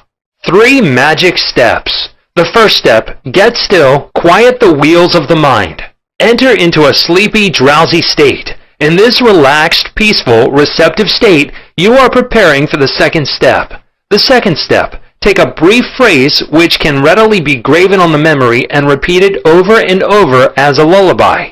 Use the phrase, sobriety and peace of mind are mine now, and I give thanks. To prevent the mind from wandering, repeat it aloud or sketch its pronunciation with the lips and tongue as you say it mentally. This helps its entry into the subconscious mind. Do this for 5 minutes or more. You will find a deep emotional response. The third step, just before going to sleep, practice what Johann von Goethe, German author, used to do. Imagine a friend, a loved one in front of you. Your eyes are closed, you are relaxed and at peace. The loved one or friend is subjectively present and is saying to you, congratulations. You see the smile, you hear the voice, you mentally touch the hand. It is all real and vivid. The word congratulations imply complete freedom. Hear it over and over again until you get the subconscious reaction, which satisfies. Keep on keeping on. When fear knocks at the door of your mind, or when worry, anxiety, and doubt cross your mind, behold your vision, your goal. Think of the infinite power within your subconscious mind, which you can generate by your thinking and imagining. And this will give you confidence, power, and courage. Keep on, persevere, until the day breaks and the shadows flee away. Chapter 19. How to use your subconscious mind to remove fear. One of our students told me that he was invited to speak at a banquet. He said he was panic-stricken at the thought of speaking before 1,000 people. He overcame his fear this way. For several nights he sat down in an armchair for about 5 minutes and said to himself slowly, quietly, and positively, I am going to master this fear. I am overcoming it now. I speak with poise and confidence. I am relaxed and at ease. He operated a definite law of mind and overcame his fear. The subconscious mind is amenable to suggestion and is controlled by suggestion. When you still your mind and relax, the thoughts of your conscious mind sink down into the subconscious through a process similar to osmosis, whereby fluids separated by a porous membrane intermingle. As these positive seeds or thoughts sink into the subconscious area, they grow after their kind, and you become poised, serene, and calm. Man's greatest enemy. It is said that fear is man's greatest enemy. Fear is behind failure, sickness, and poor human relations. Millions of people are afraid of the past, the future, old age, insanity, and death. Fear is a thought in your mind, and you are afraid of your own thoughts. A little boy can be paralyzed with fear when he is told there is a boogeyman under his bed that is going to take him away. When his father turns on the light and shows him there is no boogeyman, he is freed from fear. The fear in the mind of the boy was as real as if there really was a boogeyman there. He was healed of a false thought in his mind. The thing he feared did not exist. Likewise, most of your fears have no reality. They are merely a conglomeration of sinister shadows, and shadows have no reality. Do the things you fear. Ralph Waldo Emerson, philosopher and poet, said, do the thing you are afraid to do, and the death of fear is certain. There was a time when the writer of this chapter was filled with unutterable fear when standing before an audience. The way I overcame it was to stand before the audience, do the thing I was afraid to do, and the death of fear was certain. When you affirm positively that you are going to master your fears, and you come to a definite decision in your conscious mind, you release the power of the subconscious, which flows in response to the nature of your thought. Banishing stage fright. A young lady was invited to an audition. She had been looking forward to the interview. However, on 3 previous occasions she had failed miserably due to stage fright. She possessed a very good voice, but she was certain that when the time came for her to sing, she would be seized with stage fright. The subconscious mind takes your fears as a request, proceeds to manifest them and brings them into your experience. On 3 previous auditions, she sang wrong notes, and she finally broke down and cried. The cause, as previously outlined, was an involuntary autosuggestion.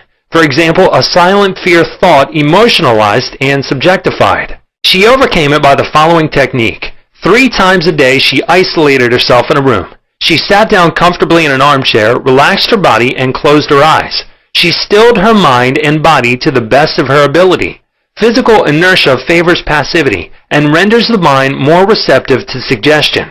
She counteracted the fear suggestion by its converse, saying to herself, "I sing beautifully. I am poised, serene, confident, and calm." She repeated the words slowly, quietly, and with feeling from 5 to 10 times at each sitting. She had 3 such sittings every day and 1 immediately prior to sleep at night. At the end of a week, she was completely poised, confident, and gave a definitely outstanding audition. Carry out the above procedure, and the death of fear is certain. Fear of failure. Occasionally, young men from the local university come to see me, as well as school teachers, who often seem to suffer from suggestive amnesia at examinations. The complaint is always the same. I know the answers after the examination is over, but I can't remember the answers during the examination. The idea, which realizes itself, is the one to which we invariably give concentrated attention. I find that each one is obsessed with the idea of failure. Fear is behind the temporary amnesia, and it is the cause of the whole experience. One young medical student was the most brilliant person in his class, yet he found himself failing to answer simple questions at the time of written or oral examinations. I explained to him that the reason was he had been worrying and fearful for several days previous to the examination. These negative thoughts became charged with fear. Thoughts enveloped in the powerful emotion of fear are realized in the subconscious mind. In other words, this young man was requesting his subconscious mind to see to it that he failed, and that is exactly what it did. On the day of the examination, he found himself stricken with what is called, in psychological circles, suggestive amnesia. How he overcame the fear. He learned that his subconscious mind was the storehouse of memory, and that it had a perfect record of all he had heard and read during his medical training. Moreover, he learned that the subconscious mind was responsive and reciprocal. The way to be in rapport with it was to be relaxed, peaceful, and confident. Every night and morning he began to imagine his mother congratulating him on his wonderful record. He would hold an imaginary letter from her in his hand. As he began to contemplate the happy result, he called forth a corresponding or reciprocal response or reaction in himself. The all-wise, omnipotent power of the subconscious took over, dictated, and directed his conscious mind accordingly. He imagined the end, thereby willing the means to the realization of the end. Following this procedure, he had no trouble passing subsequent examinations. In other words, the subjective wisdom took over, compelling him to give an excellent account of himself. Fear of water, mountains, closed spaces, etc. There are many people who are afraid to go into an elevator, climb mountains, or even swim in the water. It may well be that the individual had unpleasant experiences in the water in his youth, such as having been thrown forcibly into the water without being able to swim. He might have been forcibly detained in an elevator, which failed to function properly, causing resultant fear of closed spaces.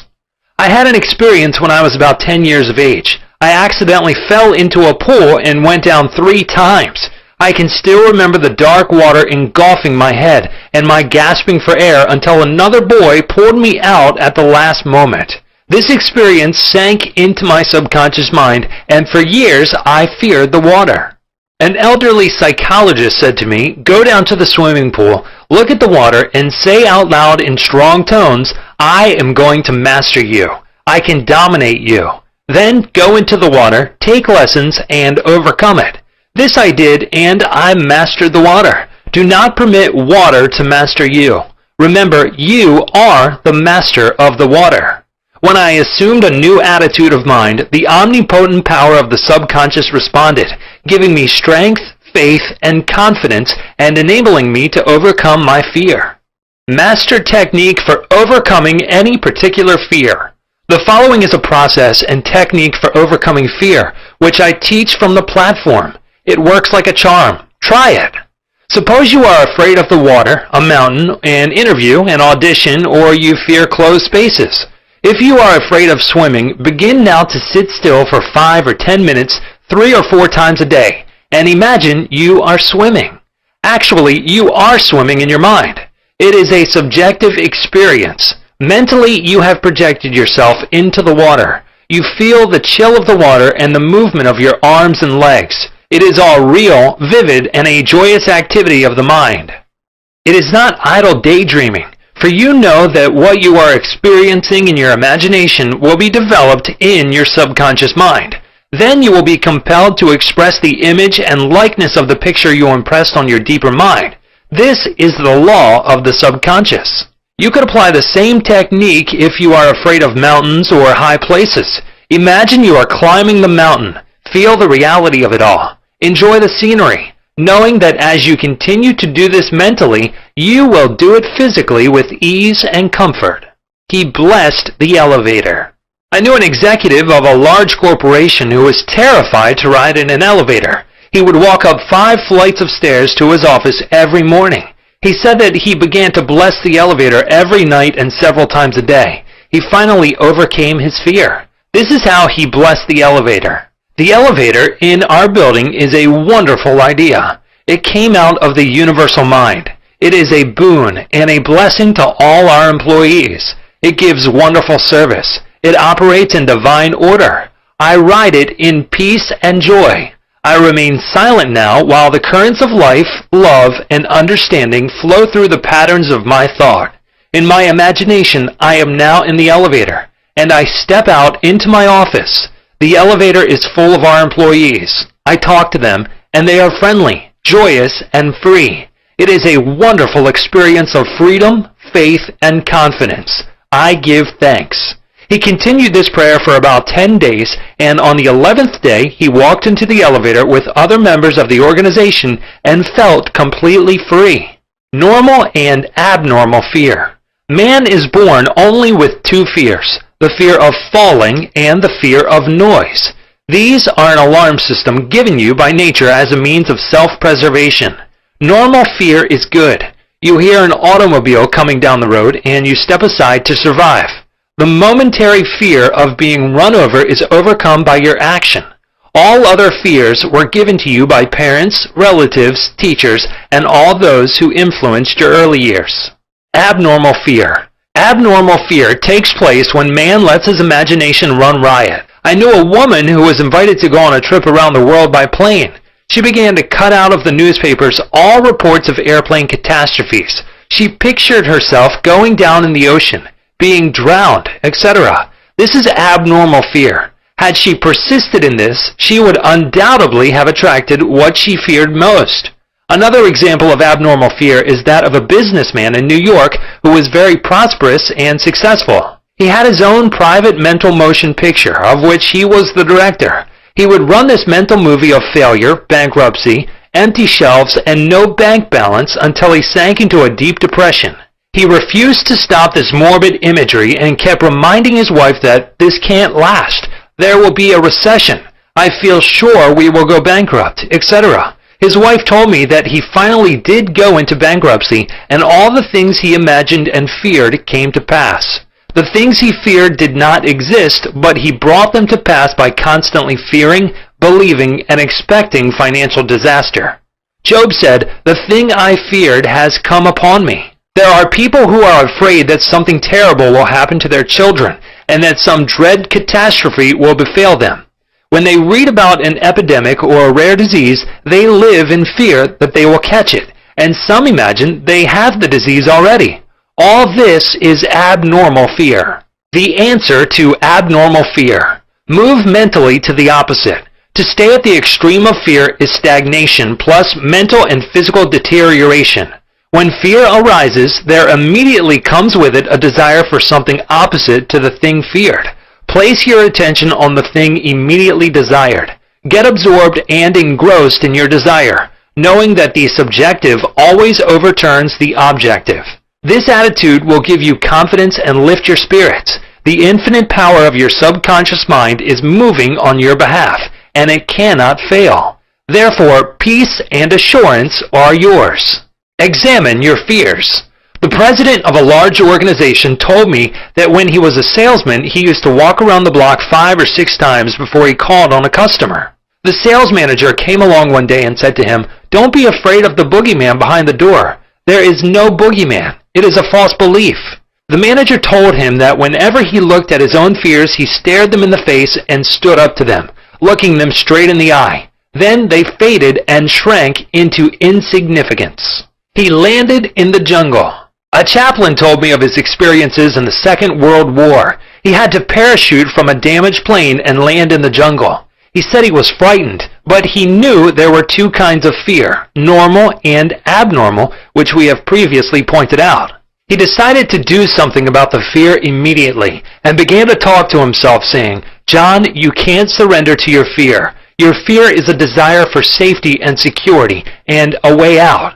He began to claim infinite intelligence which guides the planets in their courses is now leading and guiding me out of this jungle. He kept saying this out loud to himself for 10 minutes or more. Then, he added, something began to stir inside me. A mood of confidence began to seize me, and I began to walk. After a few days, I miraculously came out of the jungle and was picked up by a rescue plane. His changed mental attitude saved him. His confidence and trust in the subjective wisdom and power within him was the solution to his problem. He said, "Had I begun to bemoan my fate and indulge my fears, I would have succumbed to the monster fear and probably would have died of fear and starvation." He dismissed himself. The general manager of an organization told me that for 3 years he feared he would lose his position. He was always imagining failure. The thing he feared did not exist, save as a morbid anxiety thought in his own mind. His vivid imagination dramatized the loss of his job until he became nervous and neurotic. Finally, he was asked to resign. Actually, he dismissed himself. His constant negative imagery and fear suggestions to his subconscious mind caused the latter to respond and react accordingly. It caused him to make mistakes and foolish decisions, which resulted in his failure as a general manager. His dismissal would never have happened if he had immediately moved to the opposite in his mind. They plotted against him. During a recent world lecture tour, I had a 2-hour conversation with a prominent government official. He had a deep sense of inner peace and serenity. He said that all the abuse he receives politically from newspapers and the opposition party never disturb him. His practice is to sit still for 15 minutes in the morning and realize that in the center of him is a deep, still ocean of peace. Meditating in this way, he generates tremendous power, which overcomes all manner of difficulties and fears. Sometime previously, a colleague called him at midnight and told him a group of people were plotting against him. This is what he said to his colleague: "I am going to sleep now in perfect peace. You can discuss it with me at 10 a.m. tomorrow." He said to me, "I know that no negative thought can ever manifest except I emotionalize the thought and accept it mentally. I refuse to entertain their suggestion of fear. Therefore, no harm can come to me." Notice how calm he was, how cool, how peaceful. He did not start getting excited, tearing his hair, or wringing his hands. At his center, he found the still water, an inner peace, and there was a great calm. Deliver yourself from all your fears. Use this perfect formula for casting out fear. I sought the Lord, and he heard me, and delivered me from all my fears. Psalm 34:4. The Lord is an ancient word meaning law, the power of your subconscious mind. Learn the wonders of your subconscious and how it works and functions. Master the techniques given to you in this chapter. Put them into practice now, today. Your subconscious will respond, and you will be free of all fears. I sought the Lord, and he heard me, and delivered me from all my fears. Chapter 20. How to stay young in spirit forever. Your subconscious mind never grows old. It is timeless, ageless, and endless. It is a part of the universal mind of God, which was never born, and it will never die. Fatigue or old age cannot be predicted on any spiritual quality or power.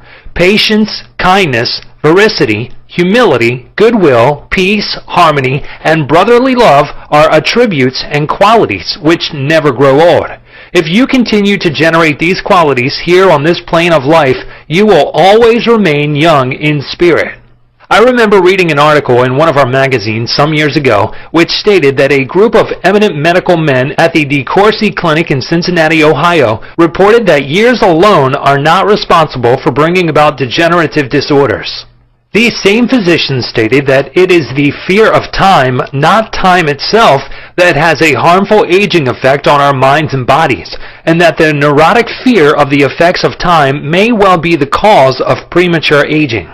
During the many years of my public life, I have had occasion to study the biographies of the famous men and women who have continued their productive activities into the years well beyond the normal span of life. Some of them achieved their greatest in old age. At the same time, it has been my privilege to meet and to know countless individuals of no prominence who, in their lesser sphere, belong to those hardy mortals who have proved that old age of itself does not destroy the creative powers of the mind and body. He had grown old in his thought life. A few years ago, I called on an old friend in London, England. He was over 80 years of age, very ill, and obviously was yielding to his advancing years. Our conversation revealed his physical weakness, his sense of frustration, and a general deterioration almost approaching lifelessness. His cry was that he was useless and that no one wanted him. With an expression of hopelessness, he betrayed his false philosophy. We are born, grow up, become old, good for nothing, and that's the end. This mental attitude of futility and worthlessness was the chief reason for his sickness. He was looking forward only to senescence, and after that, nothing. Indeed, he had grown old in his thought life, and his subconscious mind brought about all the evidence of his habitual thinking. Age is the dawn of wisdom. Unfortunately, many people have the same attitude as this unhappy man. They are afraid of what they term old age, the end, and extinction, which really means that they are afraid of life. Yet life is endless. Age is not the flight of years, but the dawn of wisdom. Wisdom is an awareness of the tremendous spiritual powers in your subconscious mind and the knowledge of how to apply these powers to lead a full and happy life. Get it out of your head once and for all that 65, 75, or 85 years of age is synonymous with the end for you or anybody else. It can be the beginning of a glorious, fruitful, active, and most productive life pattern, better than you have ever experienced. Believe this, expect it, and your subconscious will bring it to pass. Welcome the change. Old age is not a tragic occurrence. What we call the aging process is really change. It is to be welcomed joyfully and gladly as each phase of human life is a step forward on the path, which has no end. Man has powers which transcend his bodily powers. He has senses which transcend his 5 physical senses. Scientists today are finding positive, indisputable evidence that something conscious in man can leave his present body and travel thousands of miles to see, hear, touch, and speak to people, even though his physical body never leaves the couch on which it reclines. Man's life is spiritual and eternal. He need never grow old, for life or God cannot grow old. The Bible says that God is life. Life is self-renewing, eternal, indestructible, and is the reality of all men. Evidence for survival. The evidence gathered by the psychical research societies both in Great Britain and America is overwhelming. You may go into any large metropolitan library and get volumes on the proceedings of the Psychical Research Society based on findings of distinguished scientists on survival following so-called death. You will find a startling report on scientific experiments establishing the reality of life after death in the case for psychic survival by Hereward Carnington, director of the American Psychical Institute. Life is. A woman asked Thomas Edison, the electrical wizard, "Mr. Edison, what is electricity?" He replied, "Madame, electricity is, use it." Electricity is a name we give an invisible power which we do not fully comprehend, but we learn all we can about the principle of electricity and its uses. We use it in countless ways. The scientist cannot see an electron with his eyes, yet he accepts it as a scientific fact because it is the only valid conclusion which coincides with his other experimental evidence. We cannot see life. However, we know we are alive. Life is, and we are here to express it in all its beauty and glory. Mind and spirit do not grow old. The man who thinks or believes that the earthly cycle of birth, adolescence, youth, maturity, and old age is all there is to life is indeed to be pitied. Such a man has no anchor, no hope, no vision, and to him life has no meaning. This type of belief brings frustration, stagnation, cynicism, and a sense of hopelessness resulting in neurosis and mental aberrations of all kinds. If you cannot play a fast game of tennis or swim as fast as your son, or if your body has slowed down or you walk with a slow step, remember, life is always clothing itself anew. What men call death is but a journey to a new city in another dimension of life. I say to men and women in my lectures that they should accept what we call old age gracefully. Age has its own glory, beauty, and wisdom, which belong to it. Peace, love, joy, beauty, happiness, wisdom, goodwill, and understanding are qualities which never grow old or die. Ralph Waldo Emerson, poet and philosopher, said, "We do not count a man's years until he has nothing else to count." Your character, the quality of your mind, your faith, and your convictions are not subject to decay. You are as young as you think you are. I gave public lectures in Caxton Hall, London, England, every few years, and following one of these lectures, a surgeon said to me, "I am 84 years of age. I operate every morning, visit patients in the afternoons, and I write for medical and other scientific journals in the evening." His attitude was that he was as useful as he believed himself to be, and that he was as young as his thoughts. He said to me, "It's true what you said. Man is as strong as he thinks he is, and as valuable as he thinks he is." This surgeon had not surrendered to advancing years. He knows that he is immortal. His final comment to me was, "If I should pass on tomorrow, I would be operating on people in the next dimension, not with a surgeon's scalpel, but with mental and spiritual surgery." Your gray hairs are an asset. Don't ever quit a job and say, "I am retired, I am old, I am finished." That would be stagnation, death, and you would be finished. Some men are old at 30, while others are young at 80. The mind is the master weaver, the architect, the designer, and the sculptor. George Bernard Shaw was active at 90, and the artistic quality of his mind had not relaxed from active duty. I meet men and women who tell me that some employers almost slam the door in their faces when they say they are over 40. This attitude on the part of employers is to be considered cold, callous, evil, and completely void of compassion and understanding. The total emphasis seemed to be on youth. For example, you must be under 35 years of age to receive consideration. The reasoning behind this is certainly very shallow. If the employer would stop and think, he would realize that the man or woman was not selling his age or gray hair. Rather, he was willing to give of his talents, his experience, and his wisdom gathered through the years of experience in the marketplace of life. Age is an asset. Your age should be a distinct asset to any organization because of your practice and application through the years of the principles of the Golden Rule and the law of love and goodwill. Your gray hair, if you have any, should stand for greater wisdom, skill, and understanding. Your emotional and spiritual maturity should be a tremendous blessing to any organization. A man should not be asked to resign when he is 65 years of age. That is the time of life when he could be most useful in handling personnel problems, making plans for the future, making decisions, and guiding others in the realm of creative ideas based on his experience and insight into the nature of the business. Be your age. A motion picture writer in Hollywood told me that he had to write scripts which would cater to the 12-year-old mind. This is a tragic state of affairs if the great masses of people are expected to become emotionally and spiritually mature. It means that the emphasis is placed on youth in spite of the fact that youth stands for inexperience, lack of discernment, and hasty judgment.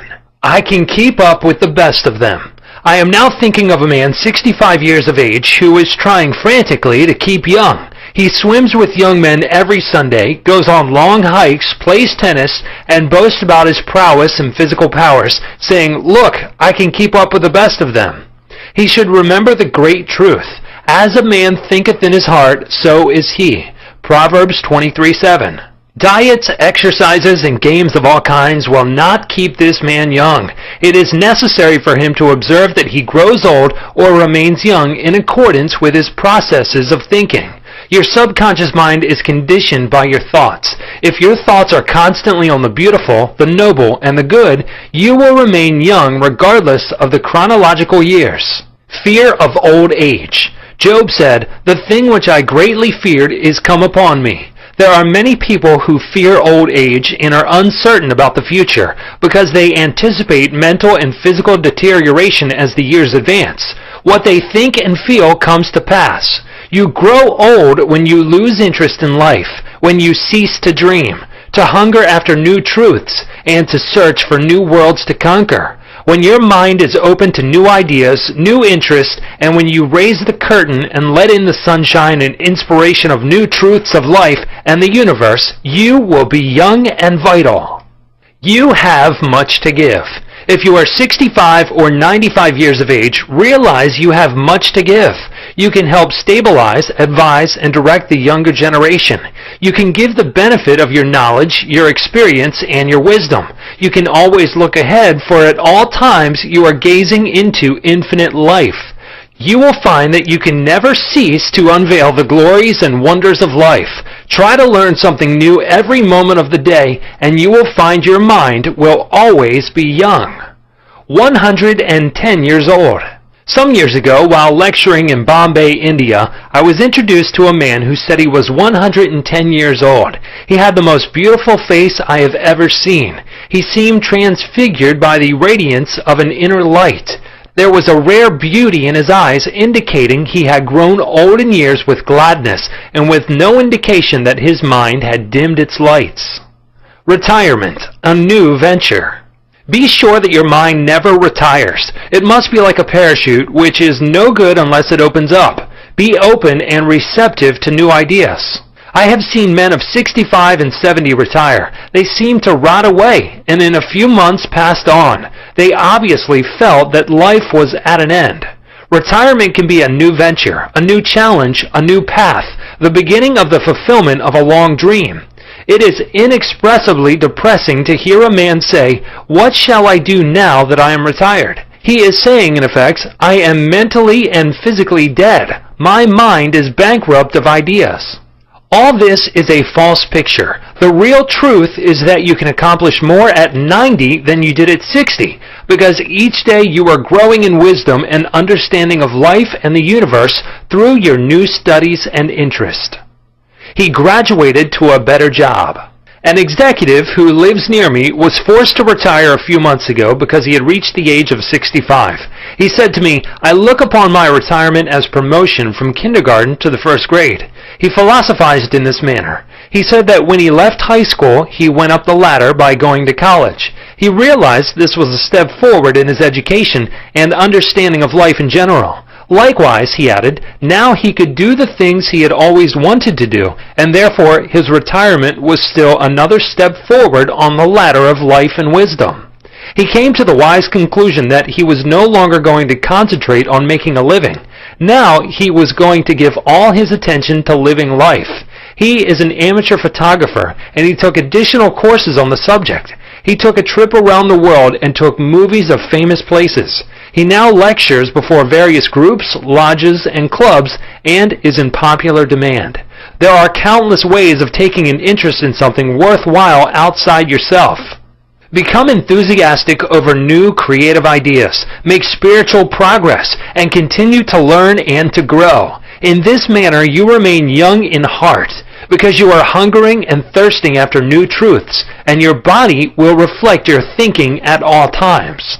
You must be a producer and not a prisoner of society. The newspapers are taking cognizance of the fact that the voting population of the elderly in California elections is increasing by leaps and bounds. This means that their voices will be heard in the legislature of the state and also in the halls of Congress.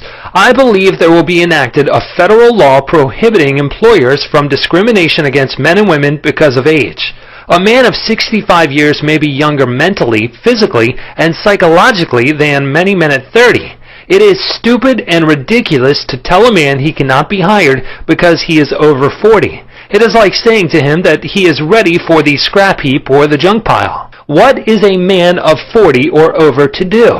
Must he bury his talents and hide his light under a bushel? Men who are deprived and prevented from working because of age must be sustained by government treasuries at county, state, and federal levels.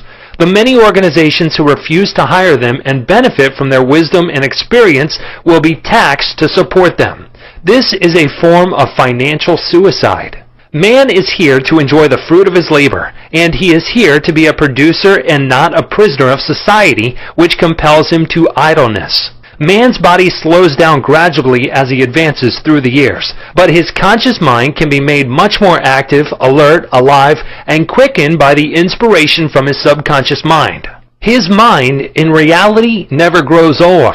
Job said, "Oh, that I were as in months past, as in the days when God preserved me, when his candle shined upon my head, and when by his light I walked through darkness, as I was in the days of my youth, when the secret of God was upon my tabernacle." Job 29, verses 2 through 4.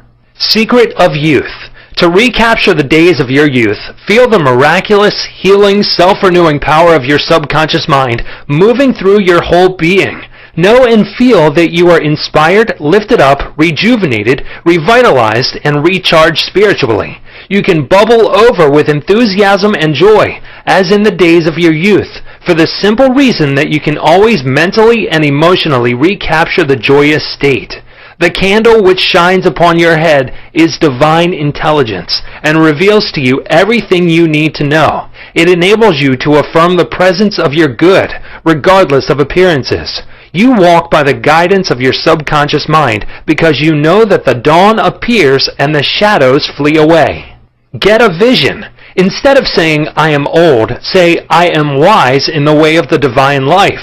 Don't let the corporation, newspapers, or statistics hold a picture before you of old age, declining years, decrepitude, senility, and uselessness. Reject it, for it is a lie. Refuse to be hypnotized by such propaganda. Affirm life, not death. Get a vision of yourself as happy, radiant, successful, serene, and powerful. Your mind does not grow old. Former President Herbert Hoover, now 88 years old, is very active and is performing monumental work. I interviewed him a few years ago in his suite at the Waldorf Astoria, New York City. I found him healthy, happy, vigorous, and full of life and enthusiasm. He was keeping several secretaries busy handling his correspondence and was himself writing books of a political and historical nature. Like all great men, I found him affable, genial, amiable, loving, and most understanding. His mental acumen and sagacity gave me the thrill of a lifetime. He is a deeply religious man and is full of faith in God and in the triumph of the eternal truth of life. He was subjected to a barrage of criticism and condemnation in the years of the Great Depression, but he weathered the storm and did not grow old in hatred, resentment, ill will, and bitterness. On the contrary, he went into the silence of his soul, and communing with the divine presence within him, he found the peace which is the power at the heart of God. His mind active at 99. My father learned the French language at 65 years of age and became an authority on it at 70. He made a study of Gallic when he was over 60 and became an acknowledged and famous teacher of the subject. He assisted my sister in a school of higher learning and continued to do so until he passed away at 99. His mind was as clear at 99 as it was when he was 20. Moreover, his handwriting and his reasoning powers had improved with age. Truly, you are as old as you think and feel. We need our senior citizens. Marcus Porcius Cato, the Roman patriot, learned Greek at 80. Madame Ernestine Schumann-Heink, the great German-American contralto, reached the pinnacle of her musical success after she became a grandmother. It is wonderful to behold the accomplishments of the oldsters. General Douglas MacArthur, Harry S. Truman, General Dwight David Eisenhower, and the American financier Bernard Baruch are interesting, active, and contributing their talents and wisdom to the world. The Greek philosopher Socrates learned to play musical instruments when he was 80 years old. Michelangelo was painting his greatest canvases at 80. At 80, C.O. Simonides won the prize for poetry. Johann von Goethe finished Past, and Leopold von Ranke commenced his History of the World, which he finished at 92. Alfred Tennyson wrote a magnificent poem, Crossing the Bar, at 83. Isaac Newton was hard at work close to 85. At 88, John Wesley was directing, preaching, and guiding Methodism. We have several men of 95 years who come to my lectures, and they tell me they are in better health now than they were at 20. Let us place our senior citizens in high places and give them every opportunity to bring forth the flowers of paradise. If you are retired, get interested in the laws of life and the wonders of your subconscious mind. Do something you have always wanted to do. Study new subjects and investigate new ideas. Pray as follows. As the hart panteth after the water brooks, so panteth my soul after thee, O God. Psalm 42:1. The fruits of old age. His flesh shall be fresher than a child's. He shall return to the days of his youth. Job 33:25. Old age really means the contemplation of the truths of God from the highest standpoint. Realize that you are on an endless journey, a series of important steps in the ceaseless, tireless, endless ocean of life. Then, with the psalmist, you will say, they shall bring forth fruit in old age. They shall be fat and flourishing. Psalm 92:14. But the fruit of the Spirit is love, joy, peace, patience, gentleness, goodness, faith, meekness, temperance. Against such there is no law. You are a son of infinite life, which knows no end, and you are a child of eternity.